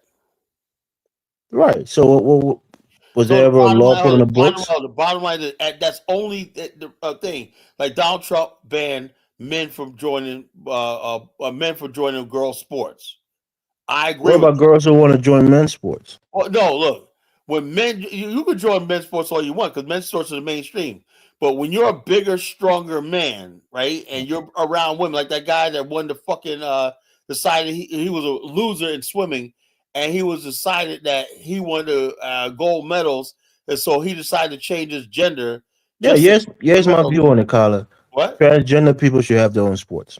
So So, transgender so the men bottom line, who so pretend to be therefore, women, they should that was compete all. against other transgender You had women. men winning in women's sports using their natural strength as a man, and that was unfair, right? Yeah. But the problem was you had liberals saying, "Yeah, that's fair," and they were actually going out. They campaigned opposite. They were on the wrong side of history. Yeah. That's why they Everything is lost. on a spectrum, Carla. What? Everything is on a spectrum. There are some liberals who agree with Well, the that, bottom line and is some that liberals who don't what agree you with it. guys should have did was like I told my brother, right? Because he's a big freaking Biden liberal guy and whatnot. We fight all the time. He fucking thinks Donald Trump's the devil But and your whatnot. brother's smart, Carla. You said it No, yourself. no, He's no, very no. I smart. know because my brother is in interracial marriage, right? And he's That's very what. no. Carla, I love Carla. my brother, love my sister-in-law, and everything like that. But he's hypersensitive about anything concerning race. You know, So he so doesn't like racists. There's nothing wrong with that. he's hyper real sensitive about anything concerning race. So therefore, I think that clouds his judgment when talking about Trump. You know, Wow. so so the bottom line is this: we have to basically look at that situation. It's when the liberals come out there, and I told my brother, he goes, "That's the issue you voted for." Just that, yeah. I told him. He said that one issue when you see how Trump did it. I said, yeah, but So and you does that guys, make your brother gay for voting for Biden? he's a married man. No, That's what I'm saying. So people no, who I'm vote not for saying anybody was Democrat gay. don't mean that, But you he know, just thought that issue wasn't enough it's to. not a big deal. That's the point that we all Hold on. make. I did think it was enough. That's That's the the whole thing. difference. I thought it was enough. That was enough for me, right? So that's like since Your you brother have is a heterosexual male who's married. A since transgender, a gay person has no bearings on his life whatsoever. since yeah, I know that. But since it became a campaign issue, right? It was all in my face. I gave my response and I voted for Trump. That's all. Not only that, Had they not gone out there, had they Tyler, I not listen gone to out you all the there time. Your throwing it talking in your face points, all the your time, worldview is conservative. no, my Don't hide world is not behind it. conservative, right? We listen to you all the time, So let me Carla. ask you a question. Uh, are conservatives expansionists or isolationists? Most conservatives are isolationists. Most conservatives don't believe in Not overseas true. war. Most libertarians. No, but most isolation. conservatives, right? I said Donald Trump, his first term was like all American. Conservatives started wars all the time. He turned into a war hawk. This administration. I don't know what the hell happened when but that wasn't. But that's another. Because we knew that that's what conservatives are. No. Actually, to tell you the They truth, are imperialist. Oh, hold on. But yeah, we'll look at Obama, Benghazi, the Arab Spring and whatnot. He was all over the fucking place. Obama, Yeah. Obama did more predator drones than any other fucking president in history. Yeah, but he didn't start a war. Tell me what the Libya war was all about. It wasn't a war. It was a resolution to go in there and give air support to the Libyan rebels. Obama basically gave aid. It was a resolution from the United Nations to go in there and give air and support. basically tipped his Wasn't him scale starting a war. in the hands of the anti-Gaddafi rebels. That was Obama. That wasn't unilateral. It wasn't unilateral. It was. Yes, it was. No, it wasn't. Go and search it on YouTube. Not YouTube, but on Google. That was Obama. There was a United Nations resolution to go into Libya and give air support. Obama. He get the Not United true. Nations as a cover. They said, No. you got to stop the. No, there was multiple countries that agreed that force was needed in Libya to get Gaddafi out. Whatever, what I'm saying. And what about all the times where they said force is needed and they didn't do anything about it? What are you talking about? Happen to friggin' have. You're just a conservative, bro. You hate Obama. You love Trump. That's who you are. They didn't use that force in Egypt. There were more people killed in Egypt, under Mubarak. Hosni Mubarak literally was toppled from government. Yeah, but he used more force, right? Why did the United States come in there? Why did Barack Obama, when that Iranian girl got killed, he did not do anything in Iran, right? When was that, Carla? What? When was that? Girl that got killed on the streets right in front of everybody, the activists, when I took gun. Yeah, I don't think that was under Obama, Carla. That was under Obama. Well, that's what I said. When was it? When did it happen? That was under Obama. Obama did not do anything when the Iranian uprising, and by the way, he was one that encouraged the Arab Spring and whatnot. And then when they did Iran, he did nothing. He said he wasn't getting involved. And a couple of years later, he gave Iran $150 billion. I'm like, not true. That was their own money. Oh yeah, but it was our money because we had it. No, it wasn't our money. It's money that we seized. No, it was our money. We seized it. It's ours. No, okay. Say the conservative who's who's an isolationist. Let's say 12 minutes. It says who supports government sponsored homosexuality. As a liberal, I don't believe the government should be promote. Yeah, I agree with that. But your party does, bro. The government promoted the children. Yeah. The homosexuality, the gay. Okay, Elvis, since you want to play this game, right? Let's say like this. Let's play this game. Gay indoctrination. Okay, Colin. I guess your auntie was indoctrinated to be gay, Colin. No, with children. And your nephew who passed away, he was indoctrinated by the government. Yeah, he probably was indoctrinated to the children. See? There you go. 2 children.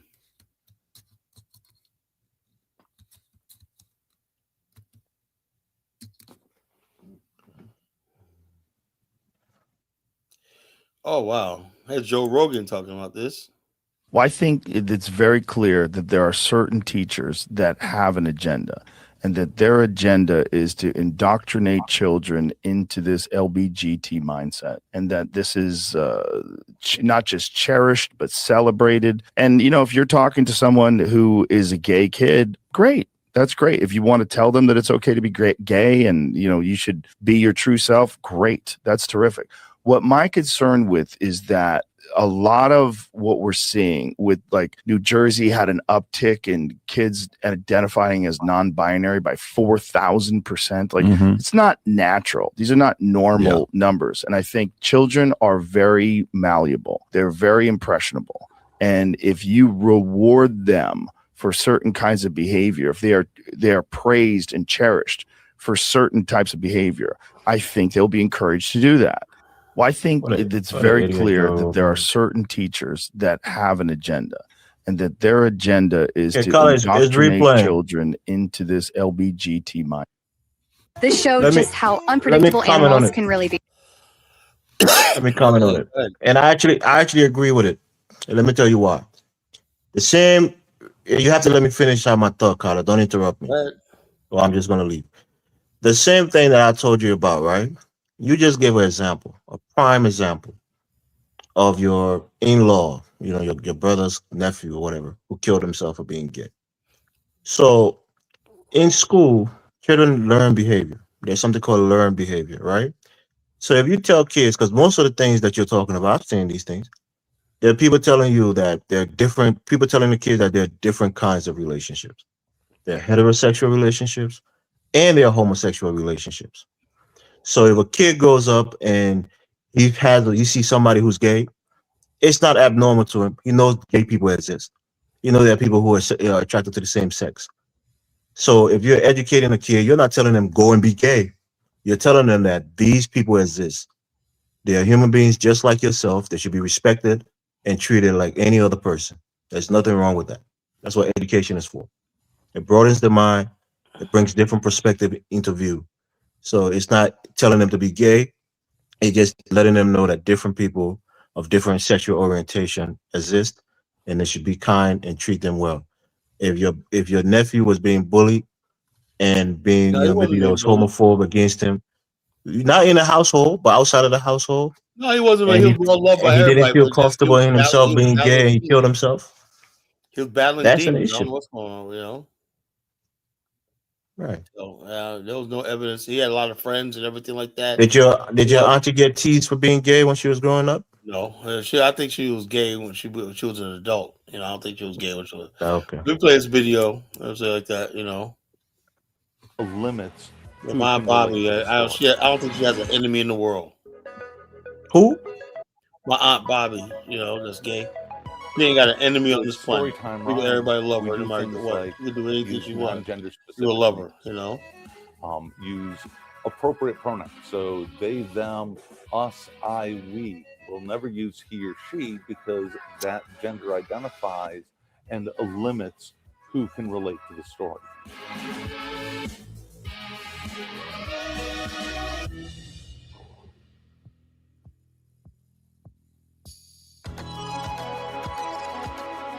Because no matter who you are and how you identify, we all love to wear t-shirts and blue jeans. It could be a boy. Now, this is what I'm talking about. Girl, See these it could be fucking a freaks and non-binary weirdos? person. These freaks and weirdos, men dressed as women, and getting into our schools and whatnot, indoctrinating our children. How the hell this happened? Where is this, This is Carl? what we were voting against. See this, Elvis? This Where is is in our that? schools. This is in our schools. That's what I'm asking. What state is that in? It's everywhere. I don't know what Okay, state, but I'm okay, gonna show you several videos. Can I say something, man? Yeah. To overcome that from my. Go ahead. Yeah, Elvis has like a nonchalant attitude because it's not affecting his direct state. Like, you know what I mean? It's not affecting his direct kids, right? If they were educating your 4-year-old that about genders and marriage, you're gonna be like, why are you trying to educate my 4-year-old of this? If they're educating your 4-year-old who plays maybe with your daughter's doll, that because he played with his daughter's doll, he's you know what I mean? A group of them with those kind of people, you'll be offended, right? So you're basically minimizing it because it's not happening directly to your kids. So you think? Look, principally, let me ask you, right? You think somebody can tell you to be gay and you become gay? No, but somebody can suggest. Kids are very impressionable. They can suggest that the fact that you play with your brother's doll, that's early signs of XYZ. Because you're a tomboy, that's early signs of blah blah blah. You hear it said in New Jersey the non-binary was up 4,000%. That's not again. They can suggest that. They can suggest, oh, these behaviors are early forms of blah blah blah. And Elvis is very nonchalant because it doesn't affect him directly. So he's like, oh, that doesn't matter. Teaching your kids that in school in Philadelphia? No, but there's elements of that in movies. I've seen that in several movies that my youngin will be watching. Do you have the discretion to let your kids watch certain movies that you agree with? They do it now. They just throw them in there. They do it in there. They're taking the rights away from parents to say you can't talk to my kids like this, and And they're like, But Principe live in a liberal city. He said it's not happening there, Carla. That's why I asked you where was I that didn't say all happening. that. I'm saying that it exists in elements. Like it's like a gradual process. Are they teaching your kids? Did you see any books that your kids brought home about Look at gays? this propaganda. No, not directly, not yet. No, Hold on. no. New study finds kids raised by gay couples are healthier and happier. That's a lie. You know, that's a lie. You know, it's propaganda out here. You know, when your parents are gay. Oh, look at that. Is my child learning about getting gay, Tim Randall, when not? It's like the bottom line is this. They're coming out here. The parents demand to remove children from LGBT classes. Let's watch this.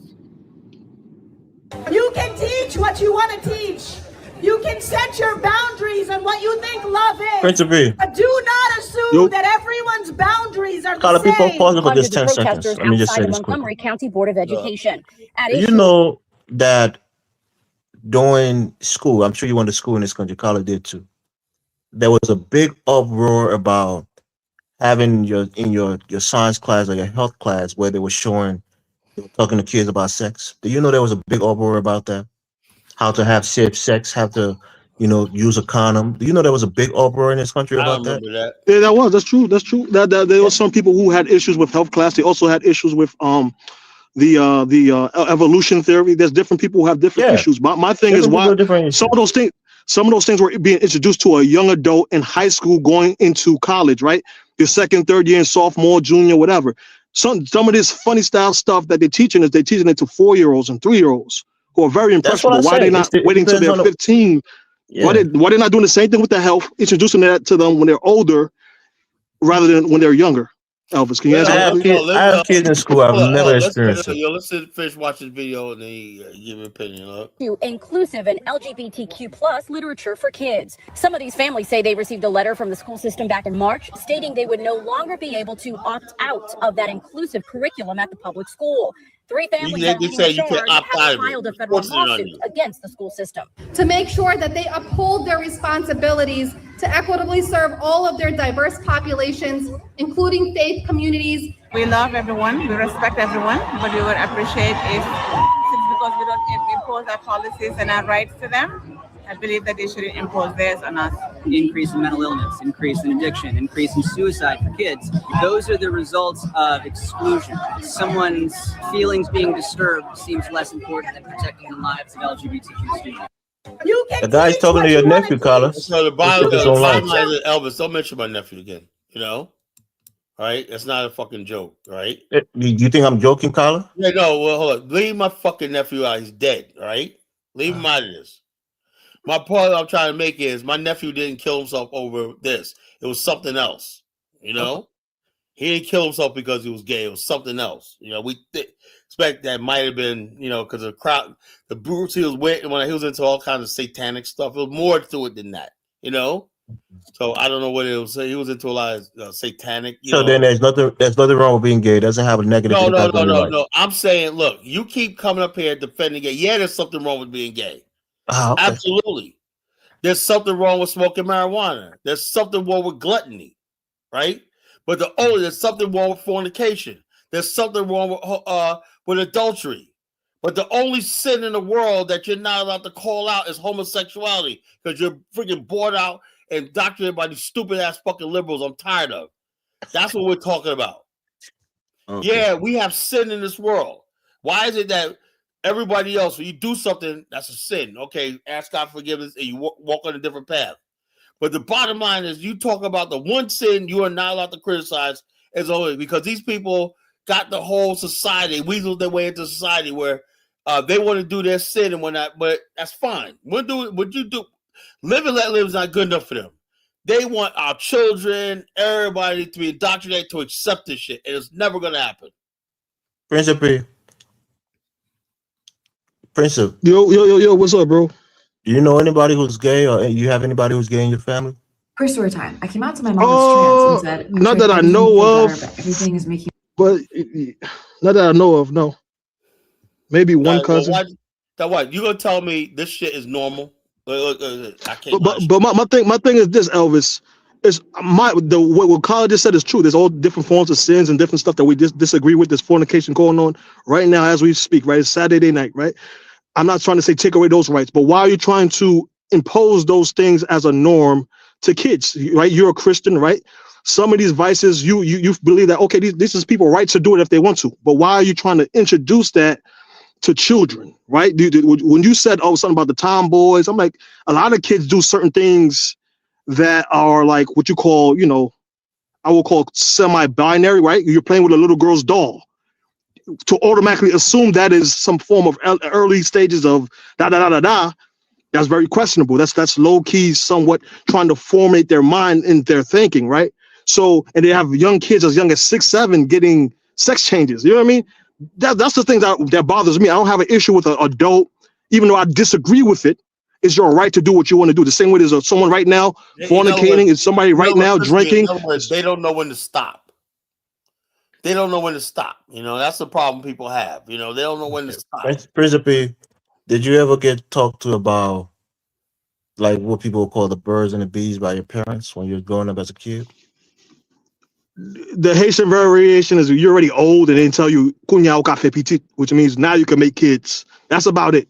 They don't really go into details. Half of the stuff you learn is in health class in your senior year and stuff like that, or from like tapes, collar tapes, That's why I asked you that, because growing up, right, I didn't know anybody who played with dolls.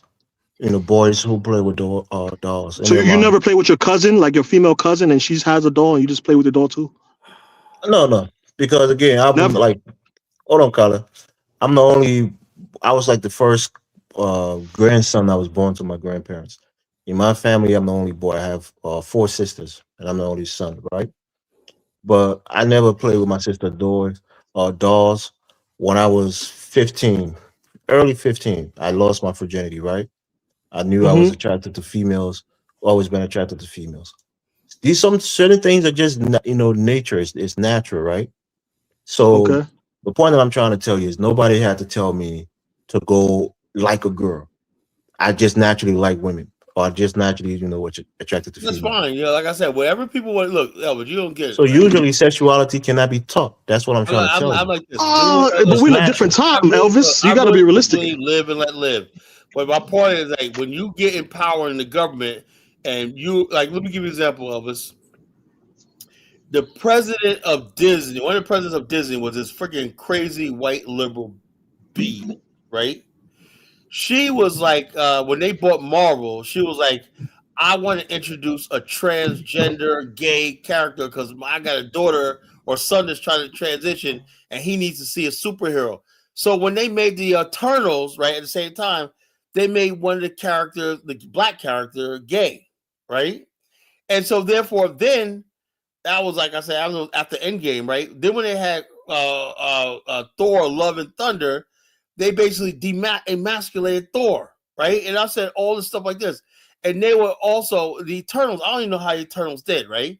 People were protesting the fact that Marvel was coming. I forgot the name they called Marvel. They called Marvel's universe. I forgot what the name they called. They were talking about Marvel's becoming gay or Marvel's becoming woke or something like that. Marvel had several flops after another when they went woke. So the people are seeing this stuff like that. We just had the best series, the build up to the Infinity War, Black Panthers, and Endgame. That was cinematic genius. Then after that, they said, okay, since we got the people now, people are hooked and whatnot, let's start introducing their fucking gay character. The show Black Lightning, right? The white lady basically introduced one of the females of Black Lightning. I forgot the character. I never watched the show, right? As a lesbian.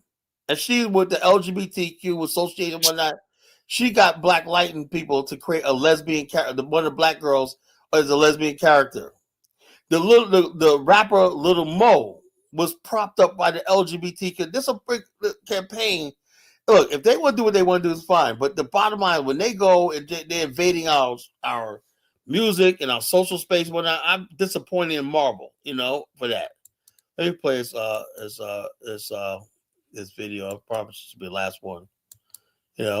Making me feel worse. My mom started crying and screamed, "How could you do this to me? You're a girl. If God wanted you to be a boy, you would have been born a boy." Do you know how much this hurts me? Why would you do this to me? Yeah, She's so this is selfish. really That's why. problematic behavior, This and I this actually lady's see a selfish. lot She of don't care parents about her reacting mother. this way, which is really upsetting. Let's go talk about this in the comments and discuss why this response was not okay. Quick story time. I came out to my mom as trans and said, I've tried everything to feel better, but everything is making me feel worse. My mom. See, like I said, people got mental issues. They need help and whatnot, you know?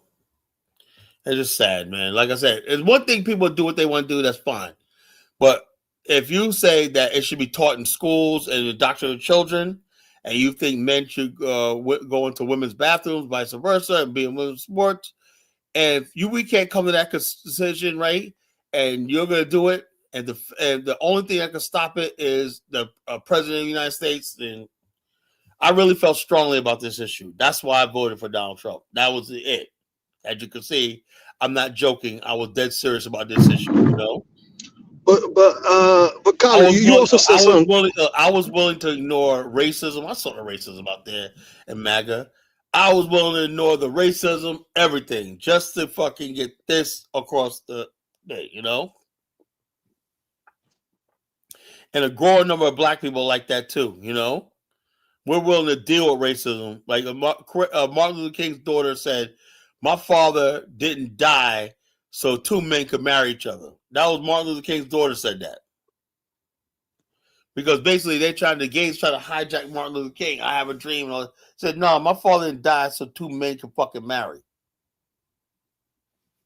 So when it's all said and done, right, people showed their opinions at the polls, you know, and that's really, this issue right here is how Donald Trump won. Because remember something, it was a Muslim community in Dearborn who was so outraged at the gay agenda and whatnot. They said they didn't want to do it. Not true, Carla. They were outraged about the war in Gaza. No. And Biden supporting Okay, Israel. that's a lie. I was saying, look, the Muslims out there, I remember, right? Let's say Muslims and versus gays. Yeah, I love proving you fucking wrong, you know? I mean, if that's the question you're asking, then you're wrong. Okay, it was about the war in Gaza. Muslims or no Muslims? No, that was Chicago and Kamala What are you Harris. talking about? The Muslim in Dearborn. I'm talking about Dearborn. Muslims in Dearborn versus gay in Dearborn. Dearborn. You don't know how to ask questions, to be fair. Anti-gay. You're supposed to ask what was the number one issues for Muslims. Okay, we're gonna find that because you're gonna see a bunch of videos. No, because you're already putting in something that's going to skew it. All right, ask a question without any keywords. What was the number one issues for Muslims in the last elections? Type it in, and it'll give you the real answer. All right, here's right here. No, you already skew it. Ask that question without putting in keywords. We got it right here. You know? No, that's not it, Carla. Ask the question: what's the number one issue for Muslim in the last election? If it's gay, they will tell you. Even if so, it was one of the issues, right? Do you agree with that? I want to see it because he said that's his point. His point that's the main issue. Okay, there we go. There was like a protest of school rights in Christians joined together in the fight against LGBTQ plus books. Conservative Muslims in Dearborn, Michigan have joined forces with right-wing Christians in a bigoted crusade against gay and trans literature in public schools.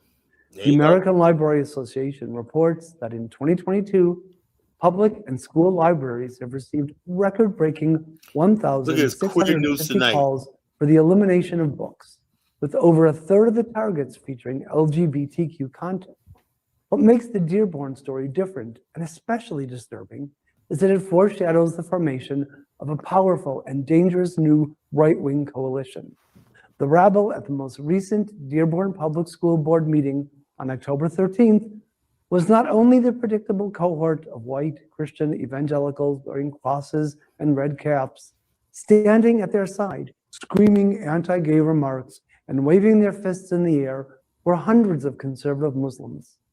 Dearborn's population is I just Googled it, Carla. 47% 2024 Arab-American, Muslim. and in The the number years one following issue was the September Gaza war. 11th attacks, Well, it doesn't a matter. It doesn't mid-sized matter. city Oh, okay, there you go. was Now it doesn't targeted matter. by No, Man, bigots this is what who this equated is what Islam got with them terrorism. to the The poll. forces who no, supported Carla. I just want to Google it. No, called That for a this is Muslim what wasn't it. got them to immigration the ban polls, are bro. now I know you want to through a psychopath, shared but the hostility No, Muslims because against you the actually. way you black ask a people, question, you can Hold on. find anything Muslims, on Muslims, YouTube. Muslims, actually, and even it was the representatives. Muslims that were actually leading the anti-stuff in Michigan, and the Go and Google conservatives it were right right. now, Carla. Like, I don't know what you're talking about, man. You know, Without putting in gay or the war in Gaza. The Yo, Bible. Elvis, they clearly not pro it. Are they pro it, Elvis? No, but he said the number one issue. That's what I'm telling you. It's It not the doesn't number one matter. issue. Yeah, he's exaggerating. He's a major issue that got them out there, right, was this issue right here. Anytime issue was the war in Gaza. with right-wing Christians and whatnot, you know they're serious. You Did know? did the people in Dearborn vote for Biden in 2020? No. The people in Dearborn went for Trump. They overwhelmingly went for Trump.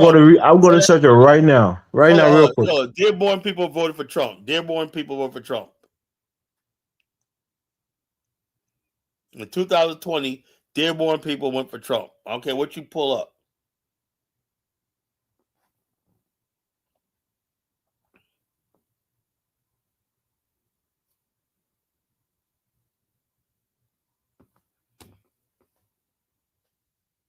Satisfied?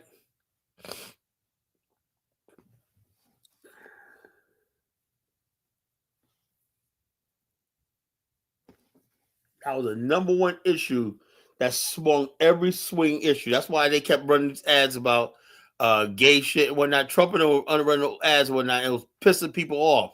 So stuff the gays were saying. All they kept playing was with the gay rhetoric with guys like this and whatnot. And people were like, yo, they were so fucking mad and whatnot. They went on and voted for that. There's a lot of people who are liberal, but they said they turned their vote on. Just this one issue right here is basically turning people off. You know? So keep doing this thing right here. You're going to make sure Republicans win all the fucking time. You know? Keep doing it. Keep doing what you're doing, and you're going to always see Republicans taking the freaking election. Biden won the vote in Dearborn in 2020. That was Biden. That was about Kamala. What are you talking about? Did I just not say in 2020 who the? I just asked the question. You're conflating it. Hold on, Elvis. You're trying to fucking bullshit me. I was talking about this. You're on the show. What was the question that I asked? I'm talking about this last election, right? The one issue like this was what you call was the freaking this the war in Gaza. That was the number one issue, and they voted against by the Democrats on it. Hold on. If Gaza was the number issue, right? Donald Trump was pro-Israel. How does it make any sense? That was their number one issue. Trump said, listen, Trump said he was going to have a peace deal. No, he was going to stop the war in Gaza. That's why he said. That's what he said. Donald Trump recognized Jerusalem as a capital of Israel. Trump said that was last term. That was last term. That wasn't the right. We talking about recently. He was big. Donald Trump basically said that he was going to take over Gaza, right, and occupy it. That was before he got in. He didn't say. He said after he got in office. But during the campaign, he said he was going to stop the war. So in other words, what you're saying is Donald Trump was pro Gaza. Are you fucking on drugs? What are you talking about? I don't understand that question. So hold up. Why would you say Gaza's number one issue, right? If they voted for Trump, right? The district went for Trump. Why would they go for if it was Gaza when Trump was pretty much pro-Israel? Trump is pro-Israel. Listen to what I'm saying. He promised them he was going to stop the war in Israel. Oh, please. At the time, Biden was supporting Israel against the Palestinians. That's bullshit, man. Okay. Whatever Biden but Trump was pushing peace in the Middle East, man. Even though he was biased towards Israel. Everybody knew Trump was going to be 10 times worse, you know? Oh, but that's what the Muslims said. Oh, please. Now they regret their vote. The Muslims said they regretted their vote. 2024 was this fucking issue of homosexuality and indoctrination. No, it was the war in Gaza, Kyla. Hold on. This guy says right here. Look no, you're not asking the question. Go to your chat GPT or Google. Council of American Islamic to Relations. demand the imposition of ignorance by way of book banning in Dearborn's public schools. We're talking about I 2024 think the key election. words for this And no survey one wants are to use a war in Gaza. shared hostility towards gay and trans people, and this is where it all And this is lies. building for And some it's not time. all This that is way surprising that before right-wing Christians were 2024. able to find common ground This is with building for another some years. conservative I saw religious this, sect. coming. It's only a matter of time before the Hasidic community jumps on this band. Oh, I was about to say, you see a lot of Tyler, Jewish people you got siding to with exit out. Trump, Let's see what the date for is on this example, video when that he's you're playing. being Let's see what the date is vocally on. anti-Semitic. It's 2022. So it's just because they agree with him on it. 2022. Well, the Republicans know that they can get people to agree. Elections happen in what, on 2024? nothing that they So in propose other words, except basically, homosexuality, this is 2 women's years before. rights, This was 2 years trans rights. before They the found friggin' Yeah, this was before the war in Gaza. making it at every level, the momentum was local, already building. state, federal level. That's So all they have to before the war in offer. Gaza, Kyle. Ignorance breeds And hatred. Biden won them in Hatred 2022. brings unity. In 2020. Like it's the mob mentality. I don't know, Elvis, man. And that's You're just talking the key of trying to ban these books is it encourages ignorance while also creating a boogeyman for people to rally against. And it's a very well thought out tactic. It's not on accident. These people are being used as pawns. They are rabble. They're not thinking for themselves. Doesn't matter what religion you are. There's people of all religious sects. He just basically, that's racist right there. He's basically calling Muslims that not thinking for themselves, like they don't have a thought process, they don't have agency like that. So like I said, that's your liberals. They're racist. That's just racist fucking. These liberals, Elvis, are just as fucking racist as fucking MAGA people. I see what he just said. They're clearly right. Yeah, their religion. Okay, Kyler. The KKK only vote for one group of people. Don't vote for the But I'm liberals. saying, my point I'm trying to make is that I don't give a fuck about Democrats or Republicans. They don't mean shit. Yes, you do, Kyler. You vote Republican. Hold on. Look, I'm like this. None of these people affect me, right? So I can pick an issue and vote around it, right? If the Republicans basically were pro-gay, I vote against them, right? Just so happens the Democrats were pro, not just gay, but gay indoctrination and shit like that with children.